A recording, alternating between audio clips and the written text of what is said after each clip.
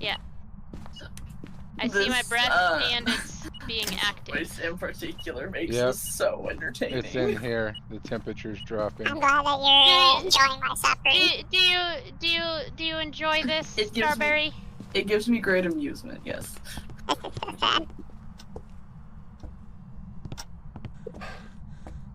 I'm very easy to amuse, okay? Wait, let's turn this hall light on in case it's a mare. And let's turn the bedroom light off. I don't know what Soldier's doing, but... And I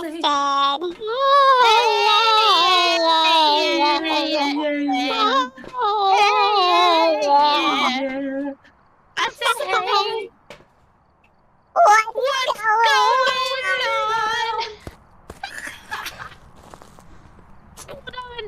on? Hold on. I gotta get that.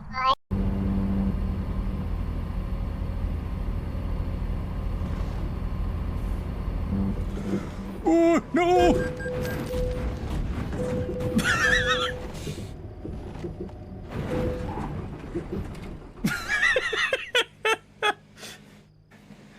I don't think that could have gone much worse. I did it. That's 3 times in a row it caught me. Alright, if you want to go press the button, do it. Stop. All of us just died. I was trying to run away. What happened? What the hell? That's a spot. What taps us? Do it. Oh my goodness, that's perfect. You have a wonderful rest of your night, baby. Oh my days. I missed! Oh, Oh, we lost someone. See, that's...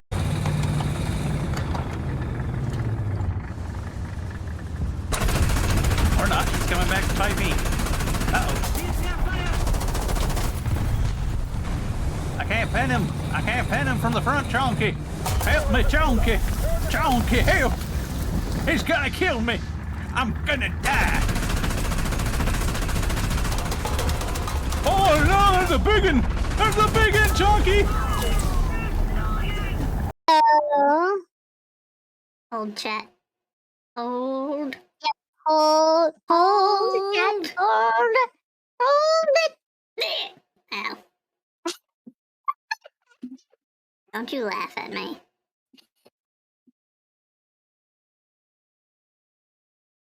Out here getting laughed at by a hamster.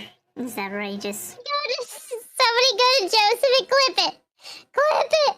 No, don't clip it, chat. I'm taking the vlog down. Clip it. Clip it.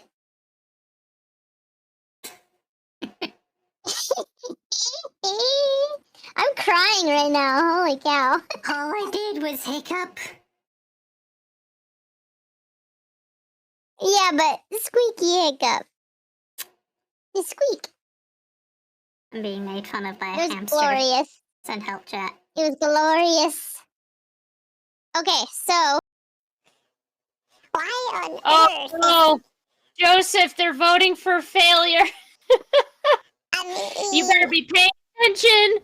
No more burning pizza. Okay, fine, Lord. What the heck? Duh. What the? This is outrageous. Mike. I mean, I'm always in favor of sausage.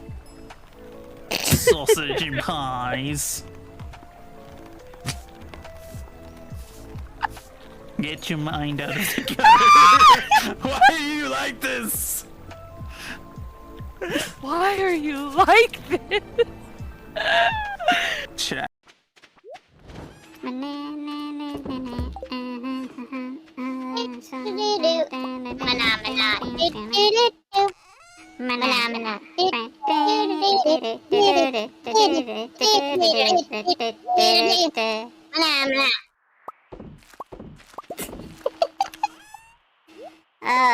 I hear something. Where are you?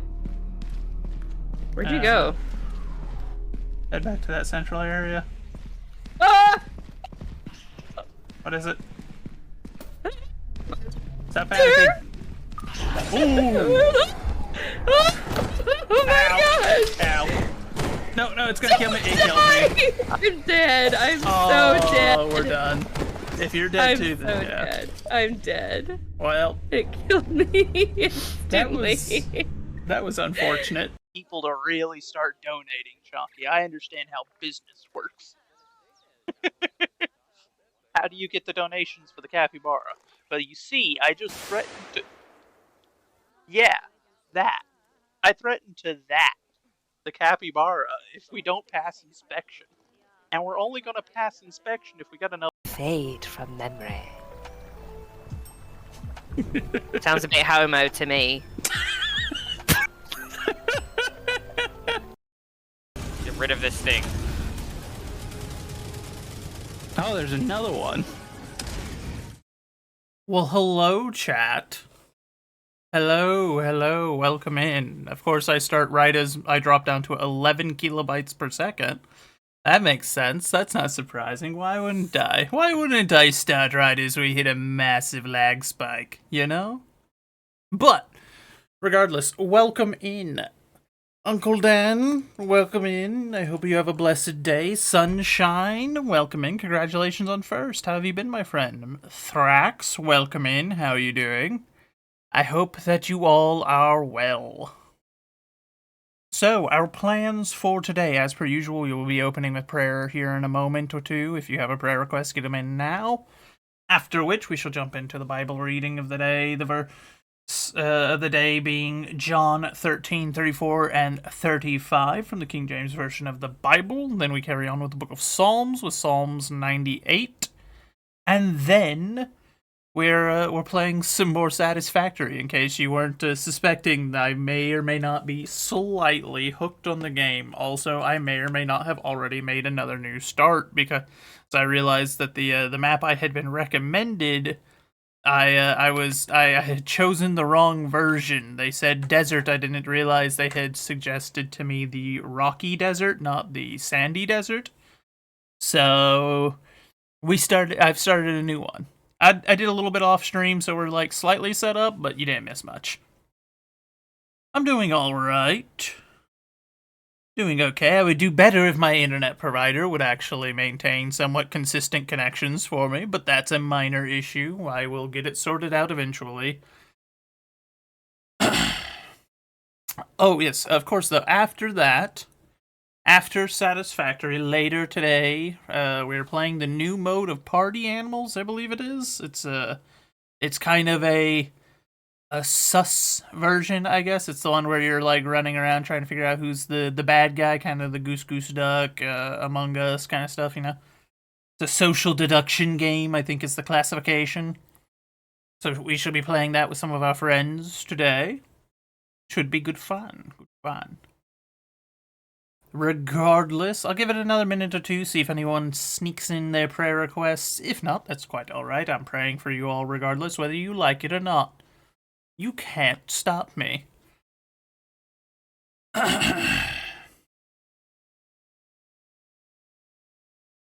As for why we abandoned the factory that we literally were just working on yesterday, I feel like I had already made some mistakes. I focused too much on the whole, like, I found that one pure iron vein and was like, well, gotta build the whole thing around accessing that. And that wasn't very smart. I wasn't quite clever enough for that yet, nor was I advanced enough.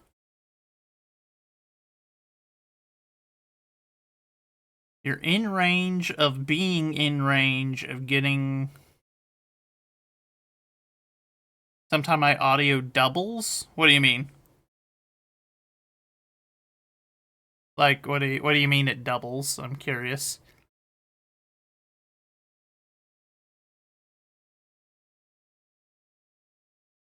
Please pray for guidance and encouragement in your life. You empty and alone feeling that won't go away. Will do, sunshine.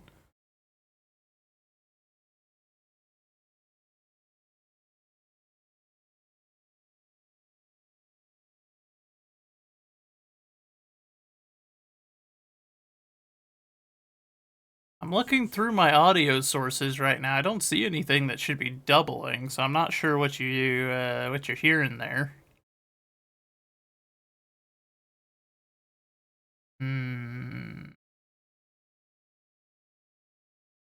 Yeah, no, looking through my stuff, it all looks normal.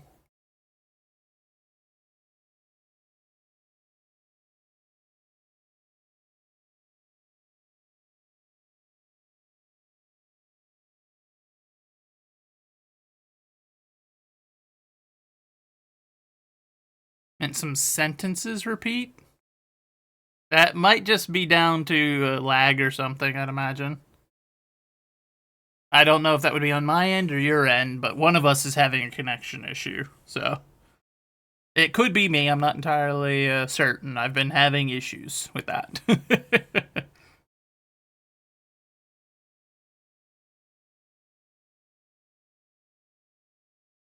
Regardless, though, I do believe we are ready to get the ball rolling. Then let's get started, shall we?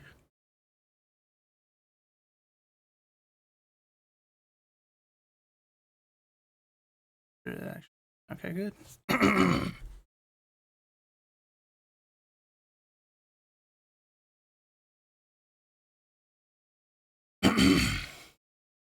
All right. Sorry about that. Let's get started then, shall we?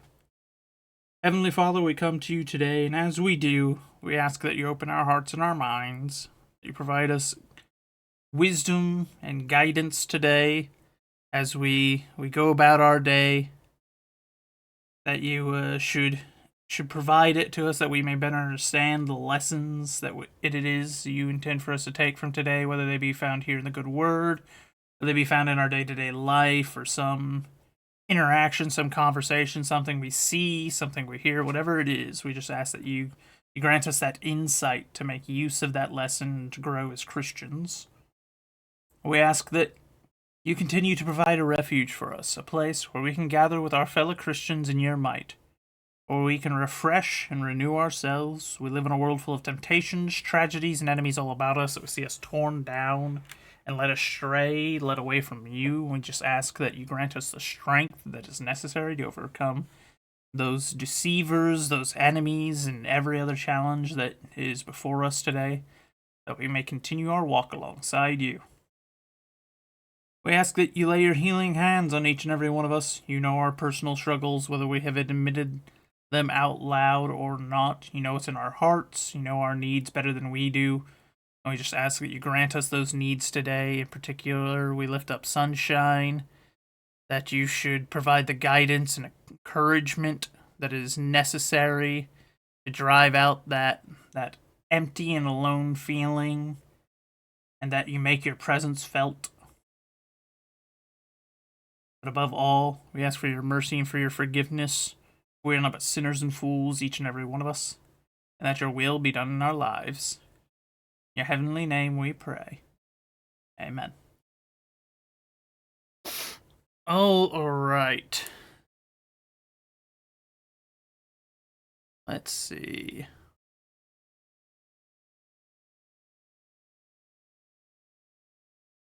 So, our verse of the day today, John 13:34 and 35 from the King James Version of the Bible. A new commandment I give unto you, that ye love one another, as I have loved you, that ye also love one another. By this shall all men know that ye are my disciples, if ye have love one to another. That is an often quoted one, especially by those that are against us. They like to try to stretch that interpretation there. Welcome in, Chonky.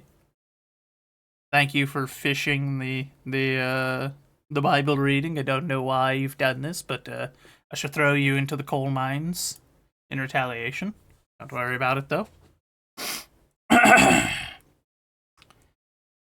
But that is one that you often do hear, as a lot of people like to try to misconstrue it as the modern interpretation, the modern liberal lefty kind of Oh, well, love means that you accept every evil thing that someone does. It's like, no,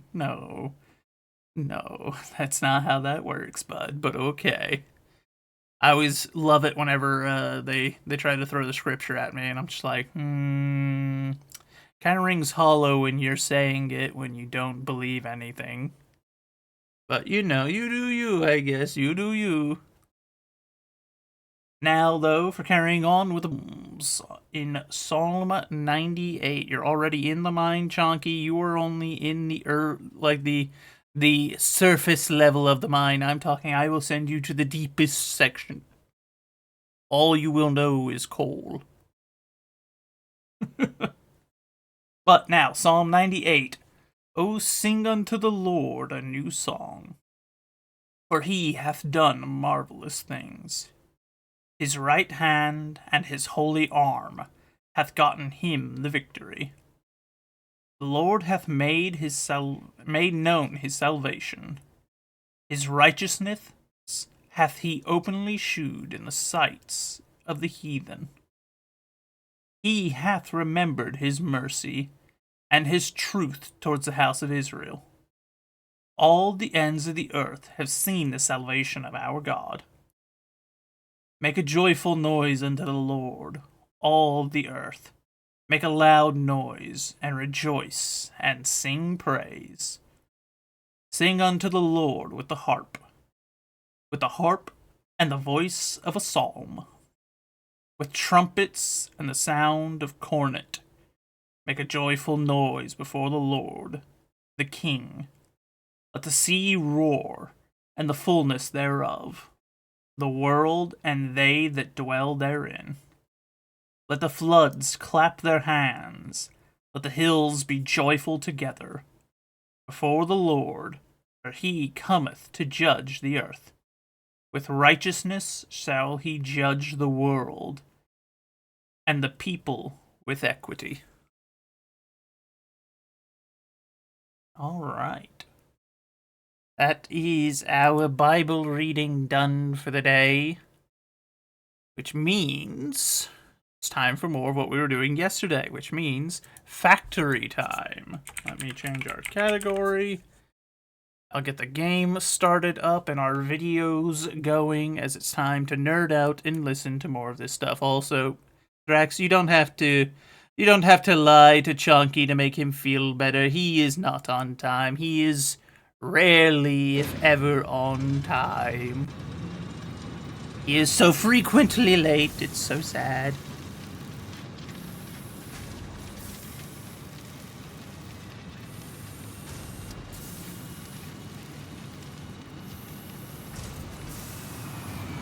You missed the verse that glitched for you? I am very sorry about that. I apologize. Unfortunately, I have very little control over that part. Oh, I said you don't need to lie to Chonky to make him feel better. He is late. He is always late. Court hearing in Houston that the company had approached more than 100 potential lenders.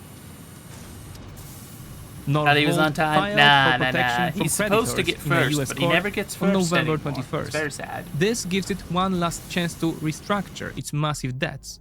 Let As me know reported how by that Reuters on volume December balance 20th, is. 2024, How loud is that Northvolt's video lawyer compared told to a me? court hearing in Houston It that the should company still had approached be more than a 100 reasonable potential volume, lenders but- and investors in search of new financing to enable Northvolt to complete its restructuring.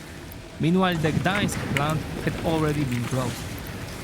Northvolt misdiagnosed the situation. They thought there would be a huge shortage of batteries because no one would be able to scale up to meet demand. Instead, China increased production to 5 times Northvolt's forecast, explains Michael Bernard, Strategic Director of Trace Intercept Limited. He adds that Northvolt's batteries were too expensive and that the company made no effort to reduce production costs. Well, In the current Thrax, I situation, still wish that Northvolt's you had best been chance able of to hear it. survival I lies with its always dislike subsidiary, whenever Northvolt North my America, internet fails which has out and already it moved to causes separate trouble. financing and is not subject to bankruptcy proceedings. It can therefore quietly complete the construction of a battery gigafactory in Quebec, Canada. Rebozo, welcome in. There is How no are you doubt, doing, my friend? therefore, How that could the you most fish me? valuable companies are finding Now, it at least you didn't increasingly fish difficult the to survive Bible on reading European like Johnny soil, did. to the extent that they prefer to undertake the complicated, costly and painful process of relocating to more fertile ground, the US. This affects the most important sectors of EU countries' economies. However, Alright. this migration is also accompanied by a second weakness: a massive outflow of capital Basically, from Europe we're just to the United States. picking up where we left off. In the So, we are watching a video from Good Times, Bad Times, talking about Europe's faltering economy and where the United States is kind of absorbing some of the zones that they're leaving open. Published by Le Figaro on October 29, 2024, special entitled fish emote The coming out United now. States, the new El Dorado for French companies. We can read, the Wi-Fi that United is States has never free been here more is attractive bad. to Yeah, I French mean, companies. most free Wi-Fi tends to be a Wendel, little bit on the Lactalis, subpar Amundi, end, so that's not Saint-Gobain, surprising. Sanofi, Thales. The list of French flagships that have recently attacked the US market is growing. Since the beginning of the year, they have spent $14 billion to establish or strengthen their position A fishy in Uncle emote. Sam's country. I don't know how In that her would article work, in but Le we Figaro, might have business to, journalist we'll probably Daniel hold Guinaud off on getting cites any new data showing emotes that just French now companies have been until investing we, more and more in the US over until we the get our past 3 years. redesign settled. In 2024, they have invested 50% more there than the year before. These companies are I still still in need to good find shape an artist and for are not that. I yet have planning not had to any move luck across the yet Atlantic. with finding an However, artist that what they earn in Europe we can and elsewhere commission is no to longer start invested working on in the our old new continent, model, but in the our new US. design. And the French are no exception. Foreign direct investment in the US totaled $290 billion in 2023. This made the US the most popular destination for FDI, accounting for around 26% of the total global investment pool. This was followed by the first quarter of 2024, when it was reported that $76 billion worth of FDI flowed into the US, 31% more than in the same period a year earlier. Until recently, the old continent appeared to be a more attractive place to invest than the US. 2 decades ago, EU countries attracted 33% of global FDI. Now the US has taken over. In 2023, the European Commission decided to monitor this process. This led to a report that tried to describe it, published in January 2024. Quote, in the period from 2013 to 2022, there have been around 12,800 merger and acquisition transactions by EU companies in third countries, corresponding to roughly 1.4 trillion euros, and 26,000 venture capital investment transactions, with an overall value of Fair enough, 408 Thrax. million So you're euros. out of your For both out of your categories, normal the top stomping 2 grounds. destinations were the So USA you're getting and the United slapped Kingdom, with it, but which yeah, fair represented enough. at least half the deals and approximately 70% of the capital. Given the size of the UK economy, it can be assumed that well over 50% of the capital went to the US. Except that the Commission looked at the period before the rapid acceleration that occurred in 2023. America's pull on the global debt and equity markets is stronger than ever. Messages so far and calls in are good though. 2024, Yeah, foreigners that's the have good poured thing. capital Most into US countries debt have at the an annual rate of $1 trillion. like I feel like most countries have almost largely double the flows sorted that part into out. the Eurozone. Ruchir Sharma, CEO of Rockefeller International, calculated in the Financial Times on December 2nd. Milestone reached. This is a Several new gigantic structures inflow are of now capital available to for the United improving States. factory organization. According to Ruchir Foundations Sharma, provide a the US building will grid, attract which more than makes it easier to manage 70% placement of the any structure. 13 trillion worth In the event of that private you are investment experiencing from the global amnesia for market all in events prior to 2024, planetfall, including be foreign direct reassured that investment. memories of beloved Securities humans and purchases or and animals would loans. have only been distractions This from your money goes important to Wall mission. Street or the Nasdaq stock market. It has reached the point where the market capitalization of stocks listed on the New York Stock Exchange is approaching $62 trillion, more than twice the nominal size of the US economy. As a result, the US now accounts for almost 70% of the world's leading stock market index, up to 30% in the 1980s. In the current global rankings, 2 American stock exchanges occupy the top positions by a wide margin, with no close competitors. And as capital has fled Let's Europe see, for so the we got USA, that, we got more that, and so more we need Europe's copper biggest companies wires, are so we're pulling working on out of the old continent's stock markets Satisfactory's a bit and loud though, listing is it? in the US. Among those who have done so are the German chemicals group Linde, Are you the talking Irish like building whenever materials group the what is it, when Ada talks, because she is quite loud. She's loud to me too, so thankfully she doesn't talk too often.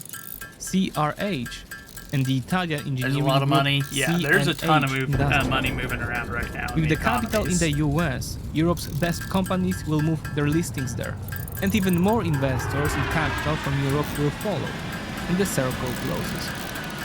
For the time being, the European Commission, in consultation ever heard with of the member secret states, have US decided that by the stash? summer It's of not exactly 2025, secret, but an yes, I have assessment heard. will be made of the risks that this process We've got poses quite to the a large EU, amount of it. and that countermeasures for outbound investment will be developed.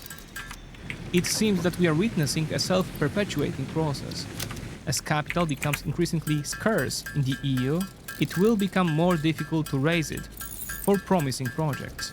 So Ada's startups loud that want to Satisfactory develop is good. Yeah, will Ada, have no she choice is but to move to the United States. the This is ADA, that already little happening. the lady that was According talking. to She an was analysis published by the Center for she is European always Policy quite Analysis, loud. That I Europe is unfortunately have experiencing little faster control over. year-on-year growth in new startups than I the could US. turn her down, I guess. Hold on, However, let me check. I wonder if they are have an increasingly audio willing to option move specifically for outside her. the EU after a Dialogue, few years maybe? of development.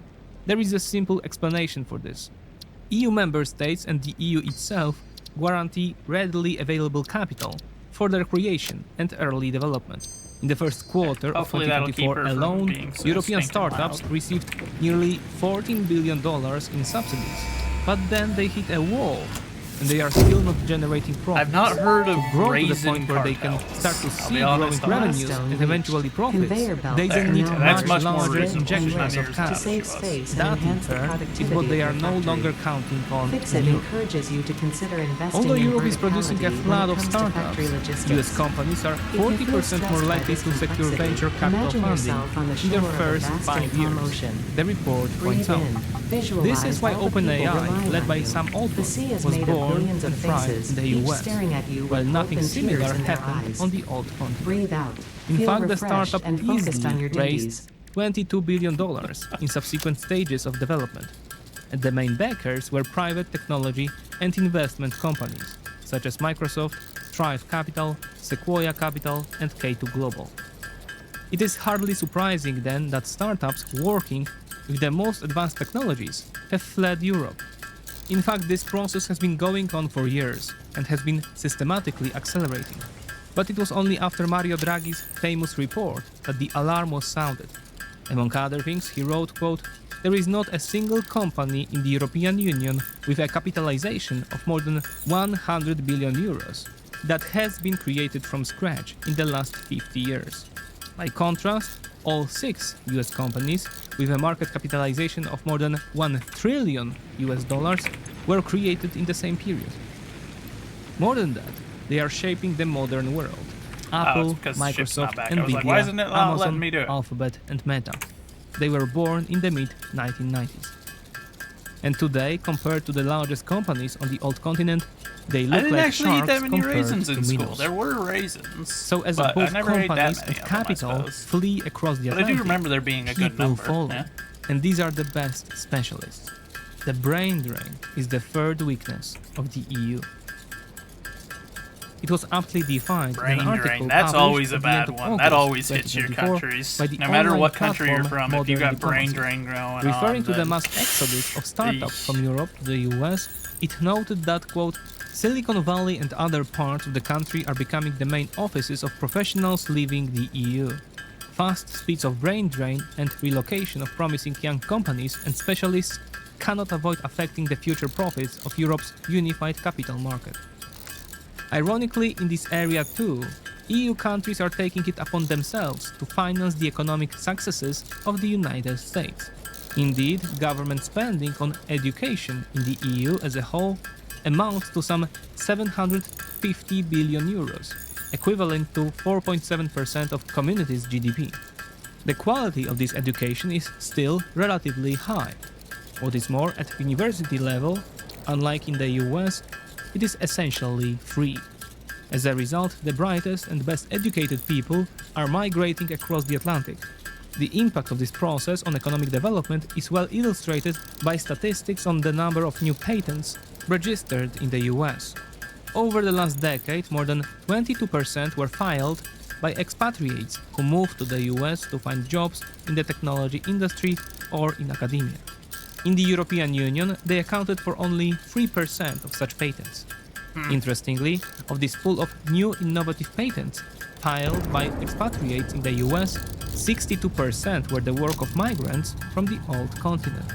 The intellectual property they create is also proving to be a gateway to material success. A look at the annual Fortune 500 list of the 500 largest US companies reveals that 44% That of the ship's about to firms on land it and I'm just were gonna founded by immediately pack it immigrants full of or their everything it needs children. and send it right back up again. The opportunities and salaries offered are enough to make the US a magnet for the most sought-after professionals from the old continent. Take for example the software engineers, who are so essential to modern economy. According to users of Glassdoor, an online platform that collects data on employers, the average salary for a software engineer in the US in 2023 will be 1/3 higher than in the EU countries. The gap is set to widen.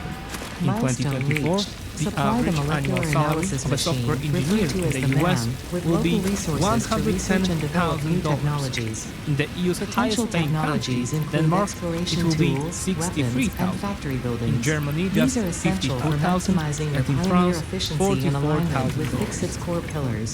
At the same time, this Automate, professional could explore, earn and exploit. $167,000 a year in San Jose in Silicon Valley, technology, or or other influence should be $133,000 investigated regardless if of he any or she perceived chose danger, New York. as stated in the So if pioneer a member of contract. the aforementioned professional group is an excellent software engineer and decides to move across the Atlantic, he or she can de facto expect to earn 2 or even 3 times more than on the old continent. A similar pattern applies to other occupational groups, most relevant to today's key industries. The relocation of industry from Europe to the US and the associated influx of investment and capital creates this wage gap. This in turn accelerates the brain drain from the old continent. These 3 types of flight of companies, capital and people leave Europe vulnerable, which the determined Chinese are particularly keen to exploit. Gameplay and YouTube running in the corner Helplessness in the give face of you Chinese those economic shorts, expansion but with is the red. union's Oh, are core you talking weakness. like the YouTube shorts or something? The video How China Conquers Europe I just via EU's Green so Deal. basically why I've got the videos playing right now while I'm playing this game is because this is what I would normally do off stream. If I'm not streaming, this is typically the same kind of thing I'm doing. I'm listening to videos that are talking about economics and technology and science and stuff because I like to know what's going on and I like to learn. But I also like these kind of games, so I've got both going at the same time. So that's why we're doing it this way. I'm just essentially giving you the same experience I normally have. It also means I can stream for longer because I'm just doing what I would do off stream.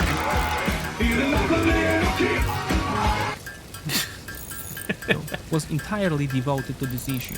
It told how the key economic flywheels of Europe's YouTube Green Shorts Deal vibes, plans, fair. the production of batteries, wind turbines, photovoltaic cells, electric Hopefully, cars, as compared to etc., most of were those, at dominated least you by might the learn middle something income, here. to the exclusion of European manufacturers. A further step in this process I know a could lot be of the to try time to the stuff dominate they other show during industries, those are just making absolute Europe the main dribble. market for Chinese products.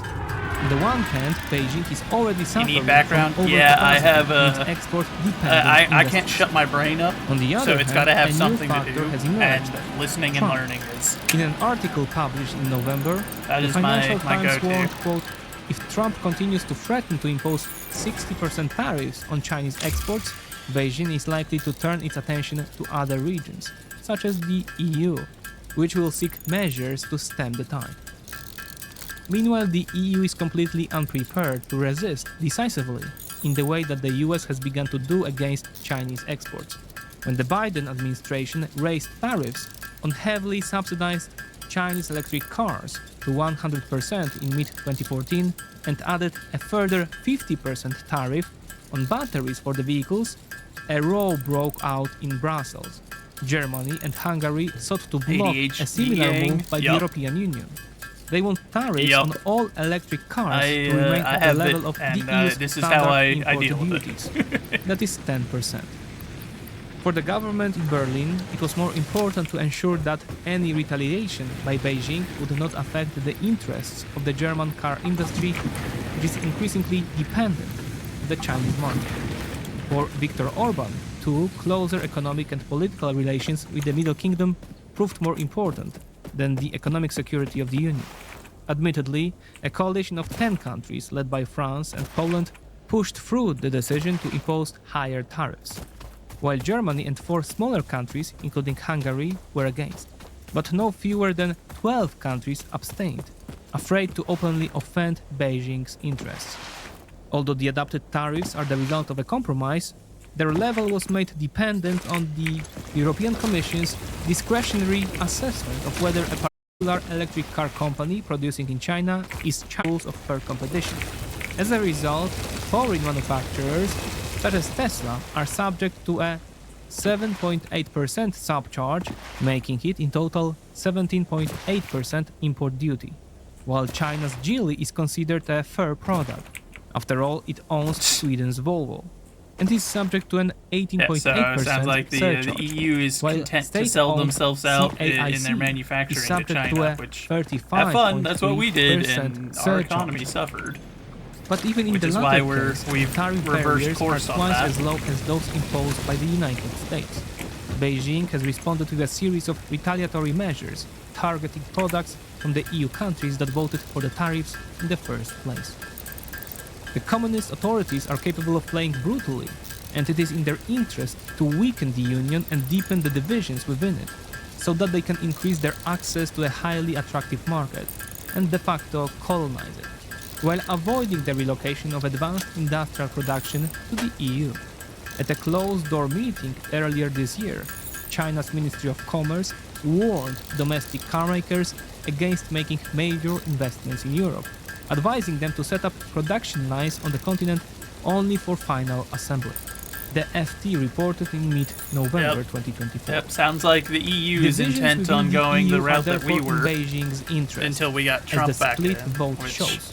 The growing Good luck to the contradiction EU. of interests within the EU, especially between 'Cause, Germany that, and France, that will not end its well. two The strongest Chinese states, are. is in fact the fifth. It's one of those things that has been interesting to me to watch because the EU has kind of portrayed the United States as like this evil overlord that wants to abuse the EU. And then in reality, it's like, okay, so you're trading us, who at least we're also a republic like most of you guys are, and we have a similar cultural background and political tendency as you. And you're gonna swap us out for the actual evil dictatorship that doesn't have a cultural background with you, doesn't have a political background with you, and has a proven track record with stuff like the Belt and Road Initiative, where essentially the US will give you money because we have money sometimes, and because a lot of it is also getting filtered through their systems and then coming back to our politicians, but we won't get into that.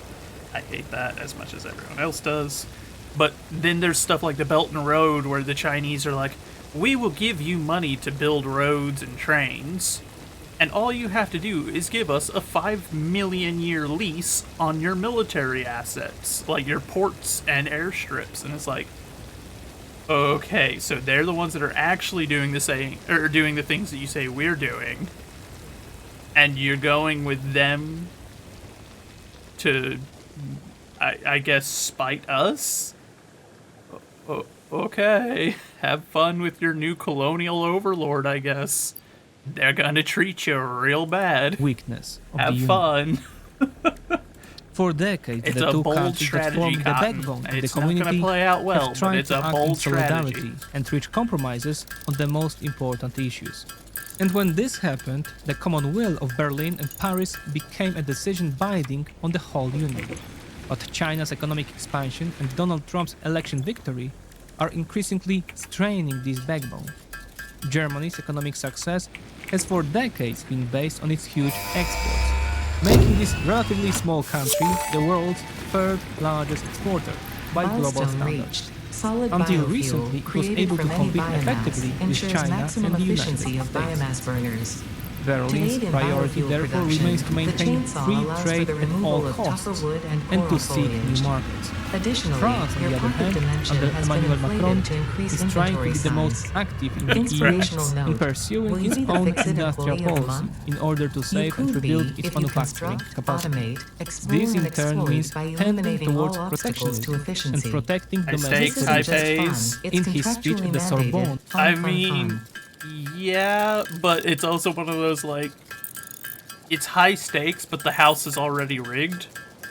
So, like, there's no way you're going to walk away with the high pays.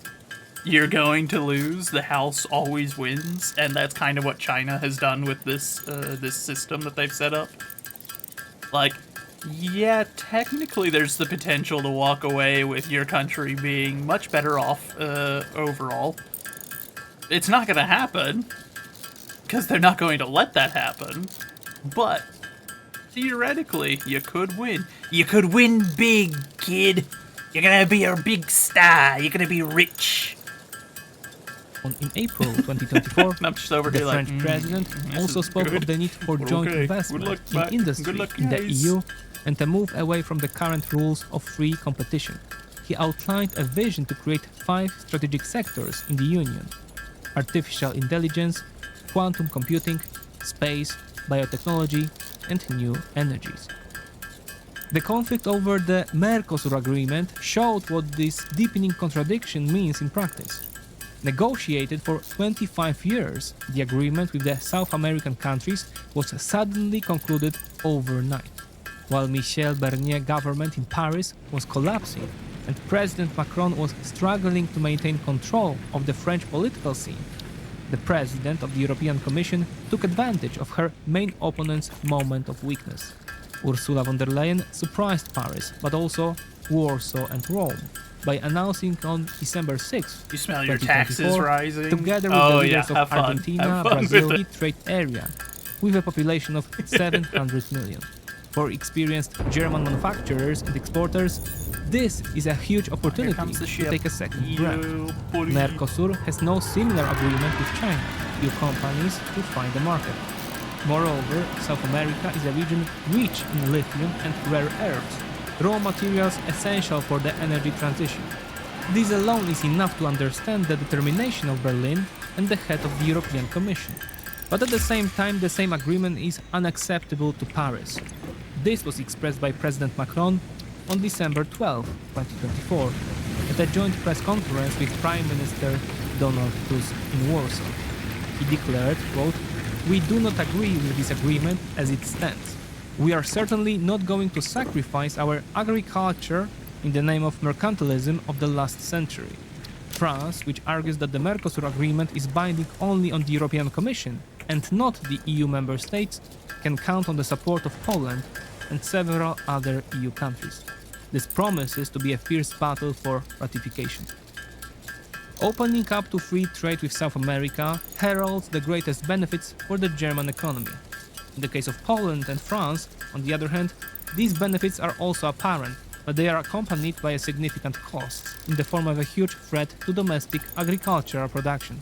This in turn will inevitably be accompanied. Well, there's also the fact that it's a bold strategy to try to essentially sidestep needing to trade with the United States to trade with South America, who is firmly in our political hemisphere, and who we can quite easily, is the United States, like, we could very easily kind of twist the arms of South American leadership to be like, hey, no, you're going to give us preferential treatment.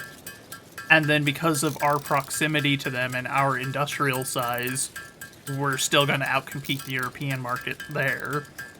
So it's like, it's a risky strategy to try to sidestep us. It's not, I don't know if I would bet on that. That's not a safe bet. By the outbreak of huge revolts by agricultural As essentially the only producers, South American countries probably you could on even expect larger to scale than at the beginning of deny the 2024. U.S. are going to be like, you On know, the other hand, the economic forecasts for countries Germany like in Venezuela, 2025 countries that are look hostile downright to the dramatic. U.S. At the end of December 2024, And the they are not director of the exactly German Economic safe Institute, trade Michael partners. Hitter, Yeah. said in an interview with the DPA agency, quote, We have seen many crises in the last 100 years, but none of them has been as complex and has as many causes as the one we are in today. So 2025 promises to be the third year in a row without significant economic growth for Germany, but with worsening difficulties. It is hardly surprising then that Berlin and Ursula von der Leyen has been so obstinate in pushing through an agreement with Mercosur in the EU. But when other contentious issues are added, such as the development of nuclear energy, which Berlin is still trying to block, it becomes clear that the rift between France and Germany Yeah, can I don't only understand that widen. either. Why would you The block Politico noted on December nuclear 6 energy that development? such a if you- scenario especially whenever threatens you're to shake the claiming to be, foundations like, on oh, which we the want European green Union was energy. built. And then that you're also trade trying to treaty block itself the will most trigger notable, widespread reliable anger one against that the exists. establishment and Just the like, EU. I don't know if I believe your claims. This, in turn, would open the floodgates to the European Union's sixth area of weakness, and perhaps its last, as it could lead to its end.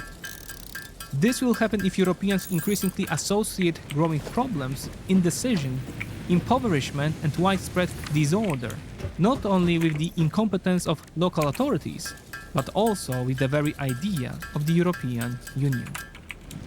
According to a Eurobarometer survey conducted in the autumn of 2024, 44% of EU citizens still have a positive view of the Union, 38% a neutral view, and 17% a negative one.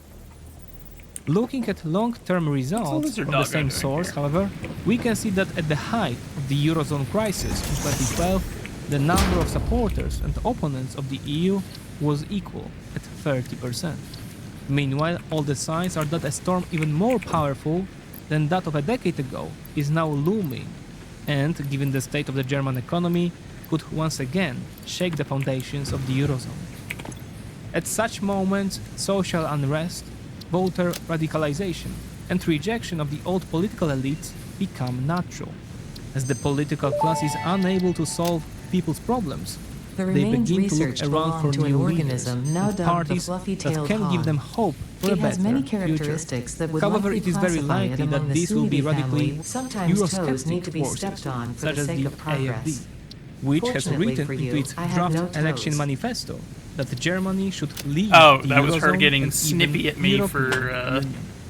for Looking at the community's six queuing so vulnerabilities many as of a those whole, and it cutting off we her can see that they conversation. overlap This fruit, and dubbed the reinforce barrel each nut other. after its These, in distinctive turn, are color, is toppling the compatible with the dominoes human of change. digestive system Nuclear and has energy is been the added best to one. objects European Acquiring Union were energy, that functioning movie was without great. the Yeah, virtual really economic is. competition with China and the United States, The the EU, process I'll be would not be so honest, rapid from and brutal. from the but outside splendid looking in, isolation it is feels impossible. like the EU has spent the last several years watching all the mistakes that the US has This made, semi-slug, now dubbed and power then was just slug, like, is early but in its what life if cycle and has we retained did only it? part of its potential And energy I'm just kind of storage over here like, capacity, oh, giving it its blue color. okay. Power slugs You are do capable you, of I extracting guess. latent I don't know energy why from you their would choose surroundings, to- including through to a form emulate of our mistakes photosynthesis, rather than and learn preserve from it in their them, but- porous semi-crystalline shell over their lifetime. But okay, This you know? explains why they rarely move after having found a suitable location.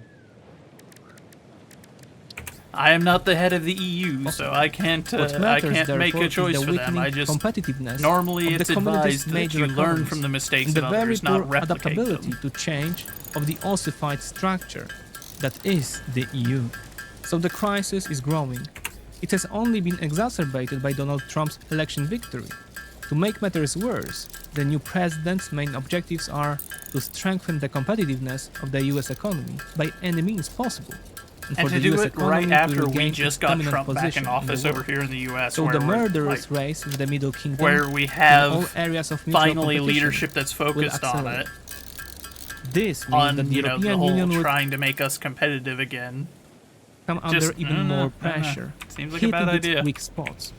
Even if Donald Trump does not intentionally harm the EU in his next steps, the seams that hold it together will start to creak badly, and in a way that has never been seen before.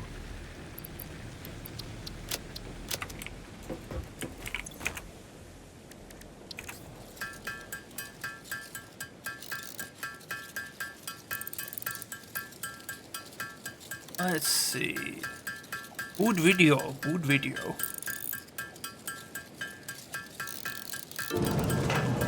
this dredging site was turned into a private island paradise.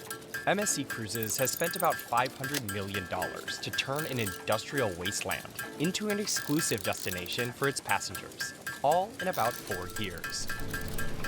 Nearly 13 million tourists went on Cracks, Caribbean I'll be honest, cruises in often 2023, but there are only so I find many that the ports they opinion can of the visit. working class tend to be the Established better ports like option Nassau anyway have than seen an influx of the visitors in the past opinions few of the years. political And because class, people don't want to deal with as crowds they don't like tend to this, know what's going on. New destinations like Ocean Key in the Bahamas have become increasingly important. But creating a private island for up to 5,000 guests per day poses some big challenges. We're not Here's like how those MSC has burger-eating, turned an environmental gun-shooting, wreck capital-raiding into a destination. Americans. I mean, I stand by almost everything Most that private you just islands run by listed off cruise there. lines Those in are the all Caribbean. positive It's the traits of world's the most United popular States. region for cruisers, and cruise lines see I significant room support for expansion, since I there are support this thousands of assessment of undeveloped us. islands that could potentially be Burgers, turned guns, into new travel and not destinations. dealing with tyranny very well. particular appeal because of the people here and the beautiful oceans that surround us. It's ideal holiday making. Cruise lines have been developing islands in the region since the 1980s, when Norwegian Cruise Lines purchased Great Seems Stirling like the in Bahamas. appropriate things to Now, do. several companies If have their anything, own like I private was saying islands yesterday throughout the when we were watching those videos about Japan, I think that we need to get the Japanese on with the whole Second Amendment, but I also think we need to get the Europeans on with the whole having a Second Amendment, because y'all would benefit immensely. The companies say it's a win for cruise lines to draw guests, so let's a win for passengers who don't want to deal with tens of thousands of other tourists going to the same beaches and restaurants, and a win for countries like the Bahamas that are paid to lease the land and collect additional port fees. Some critics argue that developing more ports risks over-tourism, but industry officials say these new destinations reduce the pressure on existing ports, and that cruise ships are scapegoated for the issues of the larger tourism industry. Most of these islands, though, were uninhabited for a reason. When MSC Cruises signed a 100-year lease on Ocean Key in 2015, it was covered in industrial waste. It was, to be honest with you, quite a mess. Ocean Key is a man-made island created in the 1960s. It was dredged from the sea by the Dillium Corporation to mine sand, not impress tourists. Sports Illustrated once called it the least lovely of the Bahamas' many islands. In the early 2000s, energy company AES tried to turn it into a natural gas plant. But That's such a strange idea. They made an island to mine plan sand. didn't materialize, and the island But I guess was it makes sense. Until It's more just than a weird decade later, concept in when my brain, MSC you know? saw an opportunity. The island was chosen primarily for its proximity to the US. We're only 65 miles away from the US, Florida, Miami, and Cape Canaveral. And that means that we can have overnight ships, double ship day calls. Ships typically stop at Ocean Key as the first or last stop because it's so close to Florida. But ships can also stop there if they're being rerouted due to weather. But before it could open for guests, MSC had to completely transform the 103-acre island, taking the island from this to this. Positive. I always try to be positive. It's an important trait, The currents and wind to determine where to place the especially beaches and with marinas. how things have been the lighthouse last few was placed years. on the west, so it could be part of the view at sunset. They decided to have ships dock on the south side of the island where the water is deep enough to have them enter directly, and the marina went to the east, which is protected from large waves by the Great Bahama Bank, an underwater limestone bed that makes the sea more shallow in that area. Then came the actual construction work.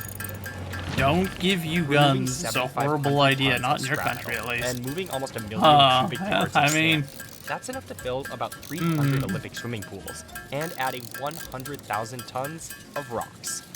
The company created a pier to support don't have the its mental largest health for ships, that. I mean, 2 we don't miles of exactly have beaches, great and mental 8 health over interior here either. lagoons Guns to might create shallow improve it, swimming actually. spaces for guests. And Nothing after is that, more it enjoyable had than to going to the build range. Having a good range day Utilities, does wonders for the mind. Sewage treatment plant, power generation plant, and we had to build housing.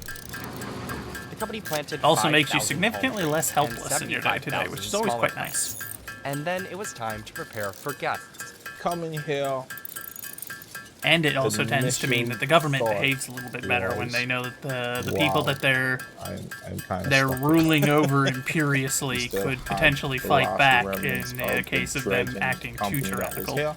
They were just moving the last bit of equipment. That's always a nice We had to bonus come as in, well. Do a bunch of training. Then we had to unpack the island. About 200 people live full-time on Ocean Key, most of them from the Bahamas. They do everything, from administrative and technical work to landscaping to making sure guests stay safe. The island needs to handle thousands of guests per day, with enough food, drinks, and other amenities to keep it feeling like a resort. It's quite a vast operation working in the background. I often get guests in, they come into the office there where I am with my team, and they say, "Do you really live here?" And people are surprised that everything that you see here has been developed by us and needs to be maintained and nourished. Running the island requires round-the-clock work, with staff doing 10-week shifts between breaks. Alright, They go also get have to deal with the weather. some more of like that in concrete. 2019, when Hurricane Dorian hit the Bahamas as a Category 5 storm. While the storm didn't cause any major damage to Ocean Key, it shut down work on the project and forced MSC to delay Ocean Key's opening. We have strong An winds, SMG? we're very remote, and we have I'd a be lot curious of, about that. salty Do you ocean, mean like an heavy actually rain. As it evolves automatic over the submachine years gun? and through the seasons, 'Cause that would be we have quite a bit of startling repair it. work But to if do. so, Our team what is hoops do sweeping you have to all jump the through to get it? beaches, I'm talking, resetting the when I island. talk I'm introducing the one of Second the Amendment, I'm not founding talking team like that, you know, having the ability to buy a firearm. I'm talking about it becoming a widespread, legally, easily attained thing to do, not being something, you know, like, I know there are lots of countries in the EU that technically can get guns, but the amount of hoops that you would have to jump through to get it for most people is so obscene that there's just no way they'll ever do it. And then that defeats the point. Be asking your government to do something like a Second Amendment. Well, yeah, you gotta get a Second Amendment. That's what I'm arguing, essentially. It's just, I think every country should have a Second Amendment, because when the government doesn't fear the people, then it rules like a tyrant. If your government isn't at least a little bit scared that there's the potential that your population will rise up and tear them apart for their tyrannical behavior, then they will become tyrannical. It's just a matter of time. That's why we added it into ours. That's why the Second Amendment is in our Constitution. It's there so that if it were to happen, if we get to a point where we're like, okay, you're being tyrannical, then we have the ability to resist them. Lots of hoops? Yeah, so then that's not sufficient. They've done that to us, unfortunately, over time as well. You can get automatic weapons in the United States. They're just the legal paperwork, the hoops that you have to jump through to get one make it near impossible for your average person. But hopefully, with some of the stuff that we're seeing here in the US right now, that might change. God willing. An island right now, and my hands actually. But yeah, no, if your government's not at least a little terrified of the idea of what happens if the population gets just a little bit too angry, then you're not doing it right. When it came to The government should always have a healthy healthy and respectful fear of the population. After If the it height doesn't, of the pandemic, then cruise what are you traffic doing? to the Caribbean hit an all-time high in 2023. MSC operates Ocean Key as a restoration project, which also helps distinguish it from its competitors' private islands that are In the more Army, you like don't need to get a parks. separate license. So it's put significant resources into rehabilitating the island and its waters, and trying to bring wildlife to its shores. But there are plans to expand the project. MSC recently enlarged Ocean Key's navigation channel to prepare for its latest ship, the World America. And it's using material and sand from that process to Other than extend that, a an lot of adjacent stuff. island. Yeah, The see, company so I know hasn't that shared that's a a similar timeline for the thing new for, like, island. I've had a British man try to argue against me that they have just as much rights to own firearms in Britain as we do here in the US. But then you take one look at the hoops that you have to jump through just to get something as simple as, like, an under-over shotgun in Britain, and it's like, okay, no, you don't. You don't have rights to a gun. You have limited exceptions to one. Unfortunately, we have trended that way for a long time here, but hopefully, like I said earlier, there's some stuff going on in the legal system right now for the US that might be indicating that that won't be a problem soon, and we will have far less gun laws over here, and thus will actually be able to acquire firearms without the government illegally imposing itself into our And lives said in a statement so frequently that it's still over it, considering how to use it. We're going to have premium experiences on that island for our guests. So we're busy with concept development at the moment, but nothing to share as yet. The cruise industry is also going through a huge growth period, and long may it last.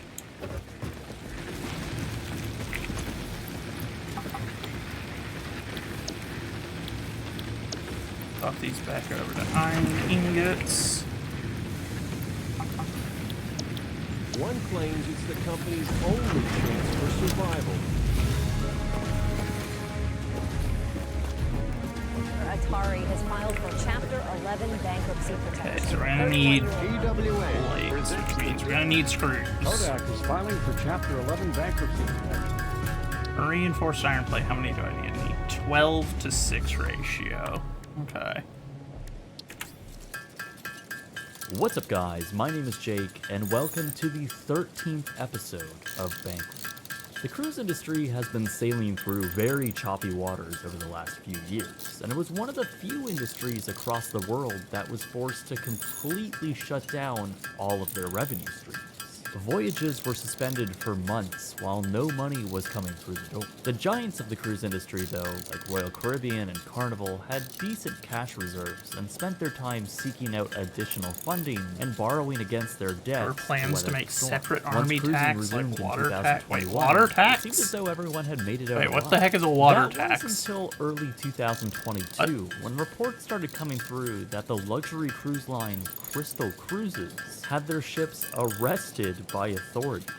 Prior to this, their parent Now I'm company concerned. declared What are you bankruptcy, taxing and the cruise line on was water? left in an What's going on unprecedented there? state of limbo. Let's find out how this beloved brand got to this point, and investigate how Crystal Cruises became the largest cruise line casualty of our modern time. This episode is sponsored by... Oh, I just noticed that this swapped videos without me paying attention. One claims it's the company's only chance for survival.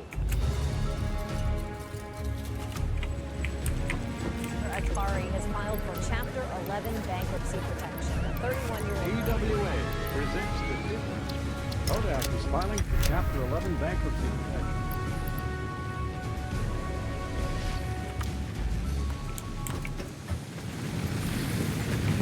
What's up, guys? My name is Jake, and welcome to the 19th episode of Bankrupt.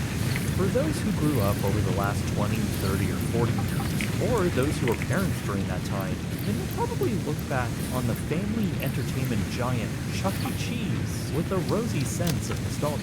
It was the place where a kid could be a kid, with their endless games, sky tubes, pizza, and slightly drinking off-putting water tax? animatronics. It was the quintessential indoor entertainment brand that reached across the world and occupied a presence What kind of in over dystopian 700 nightmare is going on where you're But taxing it's also been water a company that has being struggled drank? for decades. Born What? from a love of themed entertainment, which Eh. ultimately spawned copycats and fear. So like, wait, so okay. So if you, I'm assuming it's like a tap water situation, yeah. So if you have water come out of the sink and you put it in your glass of water and then you drink it, are you paying a bill on the water and taxing it on top? For showering, drinking, flushing. Okay, so yeah, tap water. So, do you pay a bill and get taxed on it, or is it just there's a general tax on it and you're not paying a bill and it's like you're paying it to the government, or what? Because here we have water bills, because we're buying the water from a service, but are you buying the water and getting taxed on it as well? Because if so, holy moly.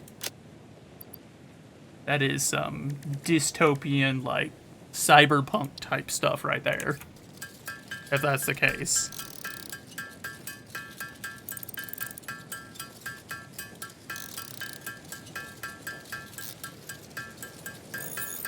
Not really. We have a water bill, but that's typically to the company or the city that you're buying it from, if you're buying it from a city or from like a service company. I don't think there's a tax, like just a straight tax on it. I'd have to check, I guess. I don't think there is, though. I've never noticed any.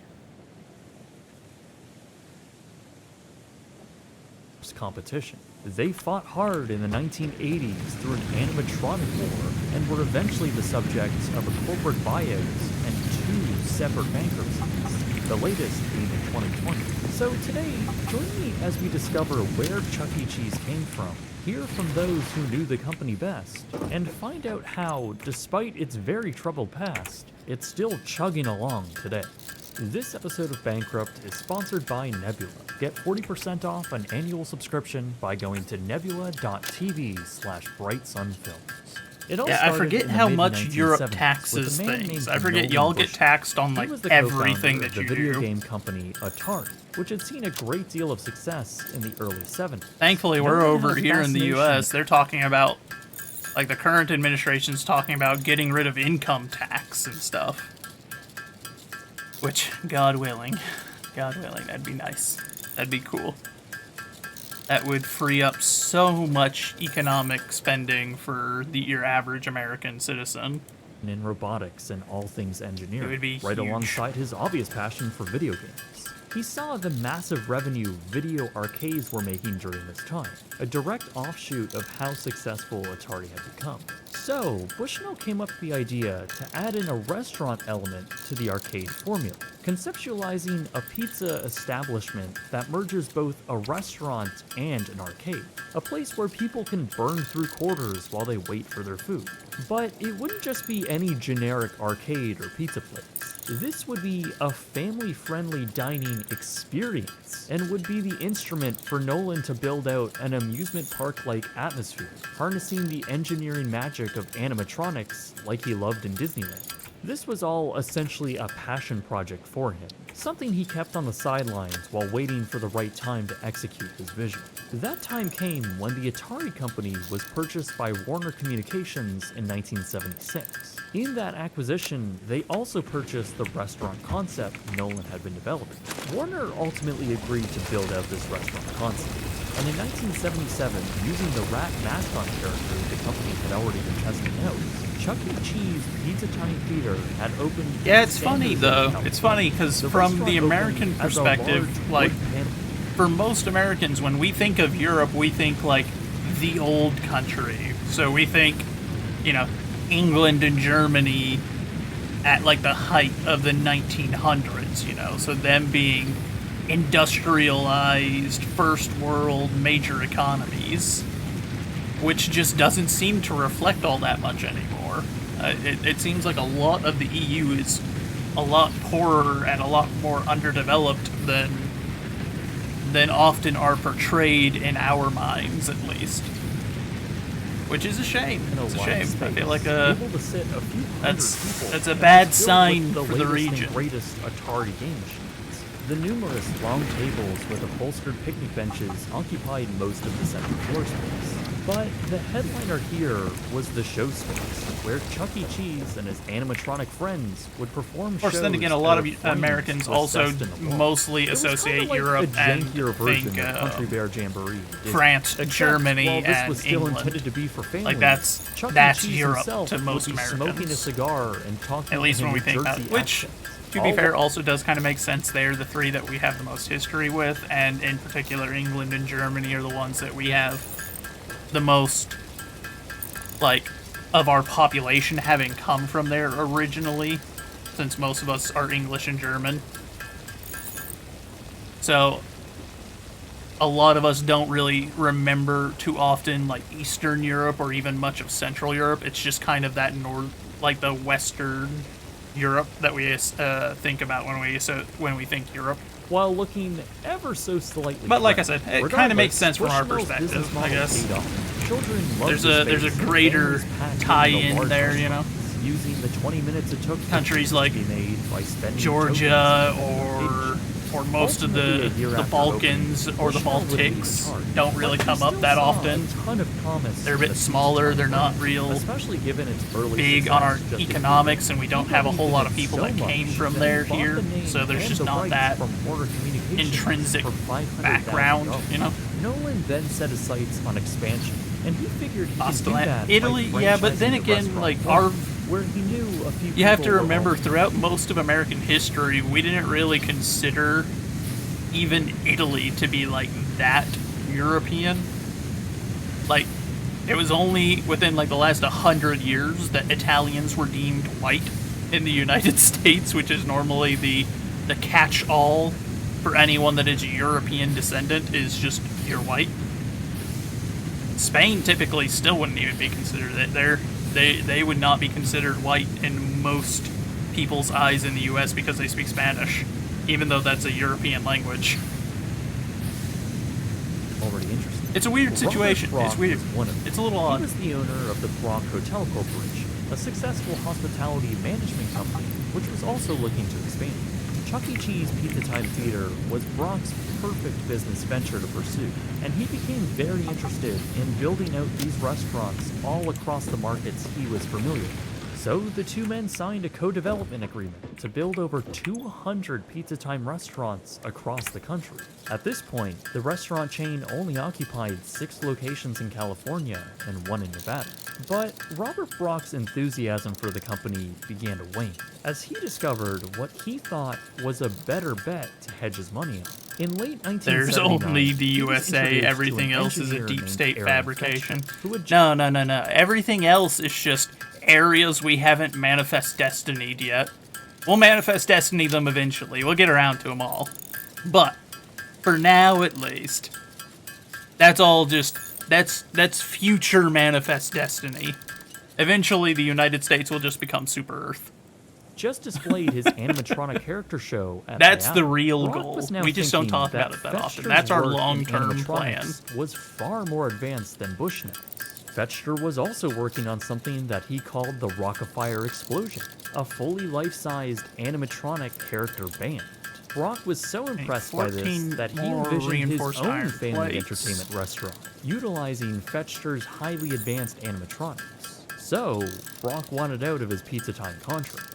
Following a 2-year-long legal battle, Brock eventually got his way, agreeing to breach their contract with the intent to build his own restaurants. The settlement they agreed on only stipulated that Brock would have to pay fees based on annual gross revenue for the use of the restaurant concept for a predetermined number of locations.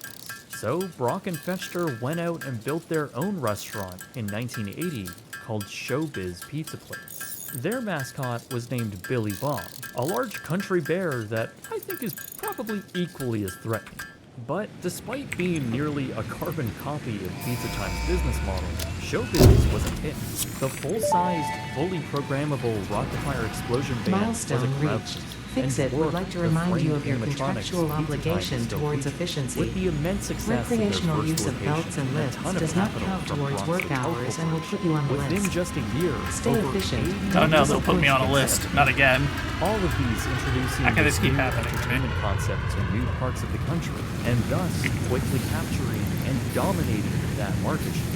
Chuck E. Cheese Pizza Time Theater, on the other hand, was in a losing battle. Fortune published an article in 1982 showcasing the revenue between both these companies, with Chuck E. Cheese's restaurants do I need? averaging 200K, $250,000 less than the average Showbiz restaurant. Though, interestingly, it also illustrated how lucrative these restaurants were, with Pizza Hut only making $320,000 per store. Chuck E. Cheese was even, on average, generating more revenue than the average McDonald's restaurant.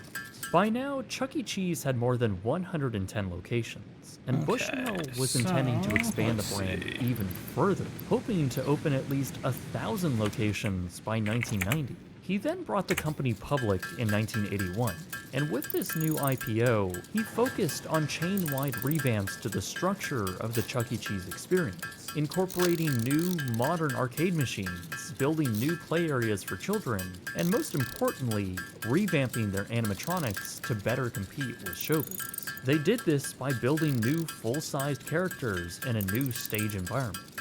We're growing because we've made it fun for the family to dine out together with wholesome food and entertainment in the most unique format this side of Disney World. This stock offering generated around $36 million in new cash. Though weirdly, the company claimed that around 30% of their stockholders were individual parents who purchased shares on behalf of their children. They even produced annual reports just for kids. Anyways, with new cash in hand, Chuck E. Cheese Pizza Time was in I don't think I've ever heard of a corporation that produces annual Showbiz. earning reports for So children. Bushnell continued to expand Chuck interesting. E. Cheese at breakneck speed, constructing and opening restaurants at a rate of nearly 2 a week.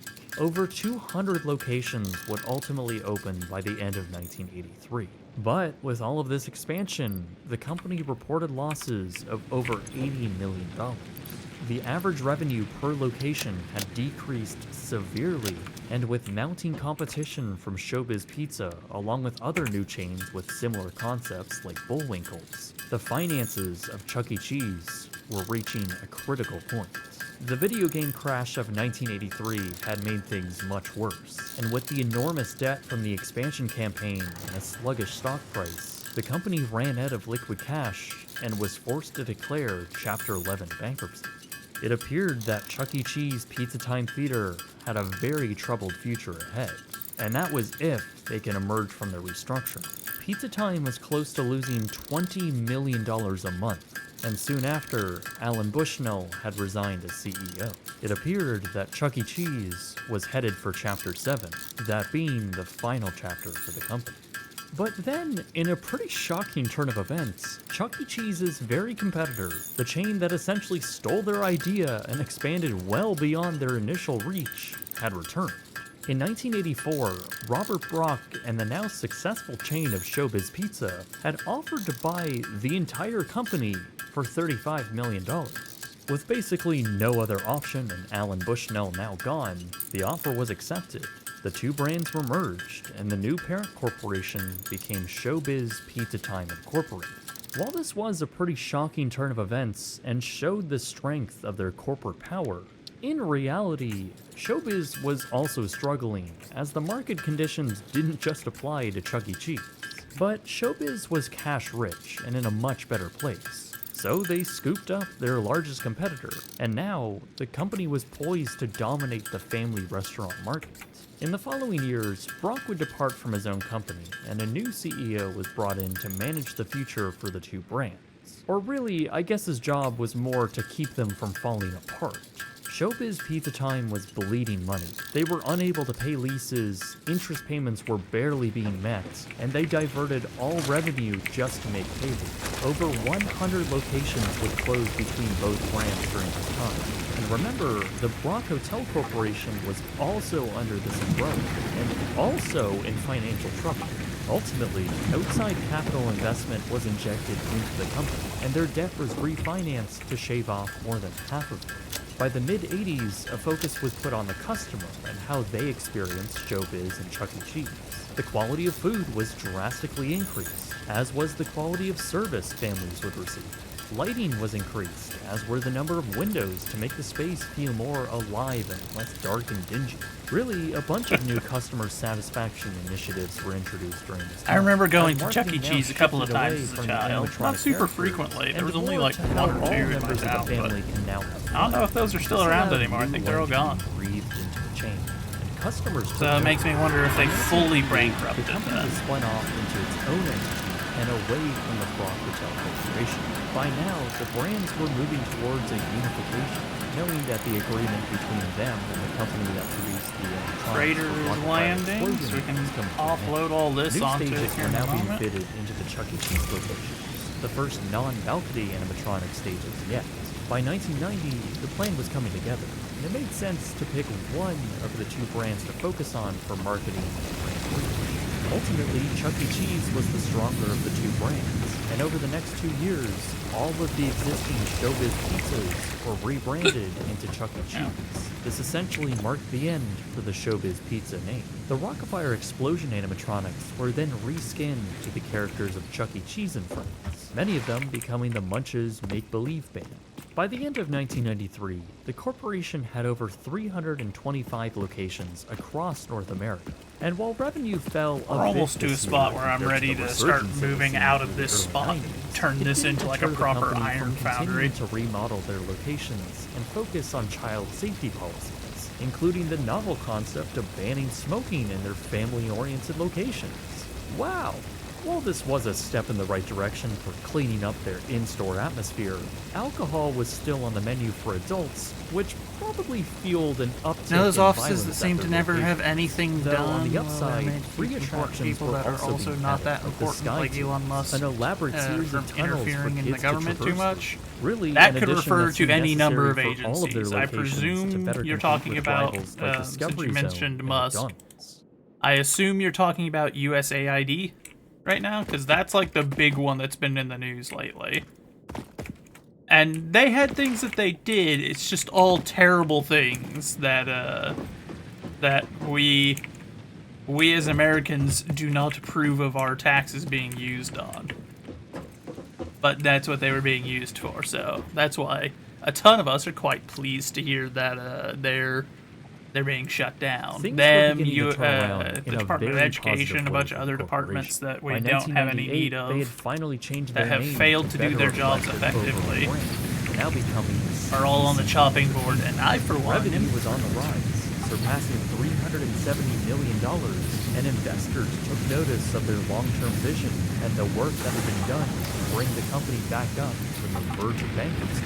Meanwhile, Discovery Zone had gone under, a story I've already covered in its own episode of Bankrupt. Iron always handy to have on. Yep.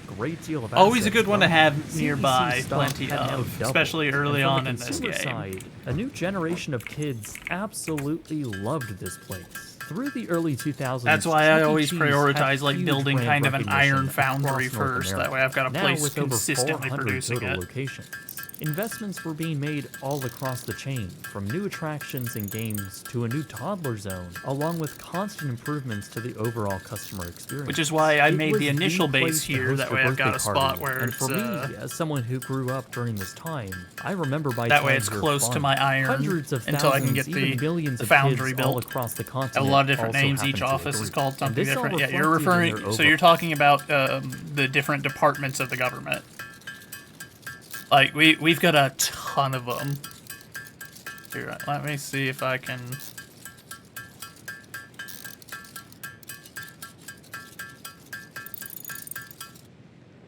Here, let me check, make sure that that's not tracking that one. That way I can go and do a Google search real quick. Cool.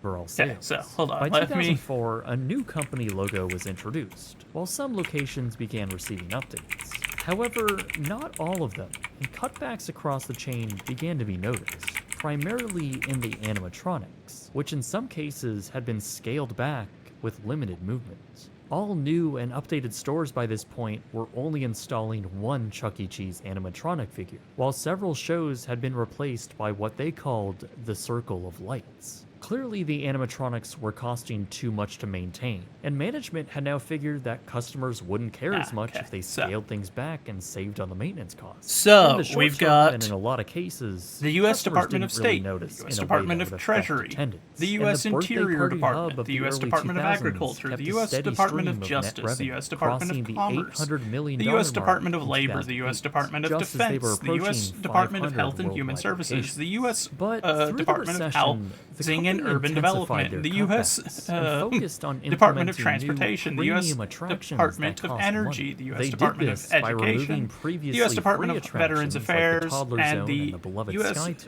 They were Department replaced by these of new attractions, Homeland ones Security. that cost tokens to play, like bumper cars. We also had By previously the 2012, Department of sales War, had the begun to Department of slump, Navy, losing Army, around Air 2% Force, of the Post sales Office, they had Commerce and boasted in Labor, the Health, prior. Education, and Corporate wanted to Welfare. make some changes, so they There's a decided ton to of 'em. rebrand. Things then got very You're talking flat. the actual A thinner buildings? wordmark was I introduced, don't along know with then. Chuck's So- mascot caricature becoming two-dimensional. He also became That a one I different cannot species. speak to While he on what retained a building he similar may or may not appearance, have he was acquired. now turned into As a that part I have not been CGI tracking on. Rockstar Mouse, which also included a voice change.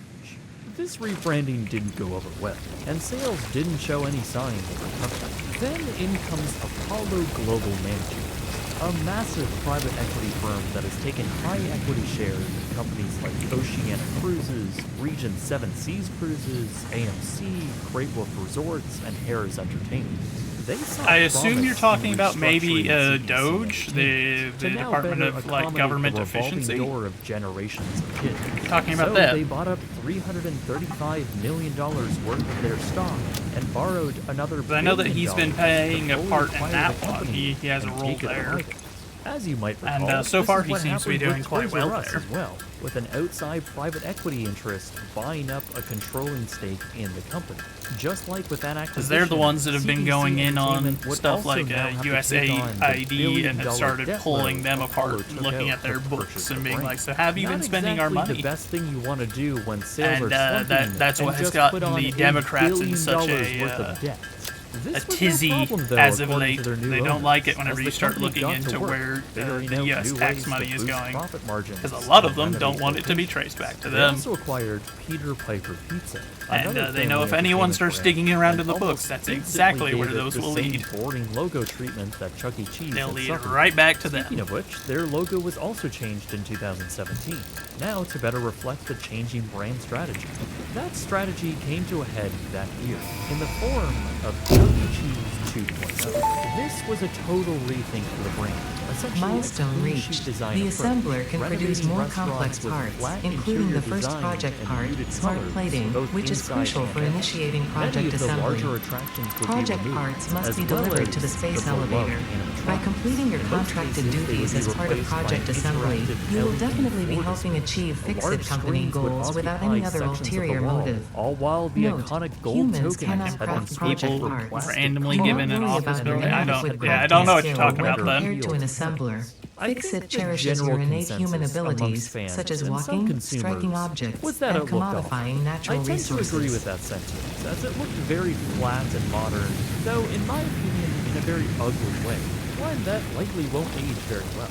It sucked the remaining quirkiness or fun out of the design for these locations, leaving behind a rather generic-looking family facility. And we all know kids love generic-looking family facilities. You know, it was definitely a disappointing thing for 2.0. I think it was ironically announced on their 40th anniversary. It was like, we're the anniversary, yay! And then here's our new way of what we're gonna do. And it just was kind of like a big slap in the face. From a consumer, I would probably like the 2.0, but from a fan point of view, disappointing to see what's happening. Despite the negative press this new approach was receiving, CEC doubled down on it, continuing to roll it out across America, spending as much as $570,000 per location. By this point, Chuck E. Cheese had failed to pay off any of its debts, merely just getting by in interest payments. The costly renovations and high expenses caused them to lose money every year apart from 2017. And as the decade was nearing a close in 2019, the company had managed to keep revenue somewhat steady, approaching the $1 billion mark across their now 743 stores. Despite all of this success, it also meant they failed to pay off any of that $1 billion worth of debt. In fact, they were only adding to it by investing in the 2.0 renovations. So, with their plans not exactly working out the way they had hoped, it seems that Apollo wanted to dilute their stake in the company and find new cash and new investors, all with the intention to bring CEC back to the public stock market. To do that, they made a deal with a British private equity firm who was going to merge CEC Entertainment into a shell corporation they had set up. The appraised value for the company was at $1.4 billion, just $100 million more than what Apollo had originally invested. However, by July 2019, the deal had been scrapped, and the hopes the company had for new cash to pay off debt had been erased, along with dreams of a new IPO. But even without all of these plans, the company was still hanging on. It would take a massive worldwide disaster to hinder the brand, and really, what were the odds of that?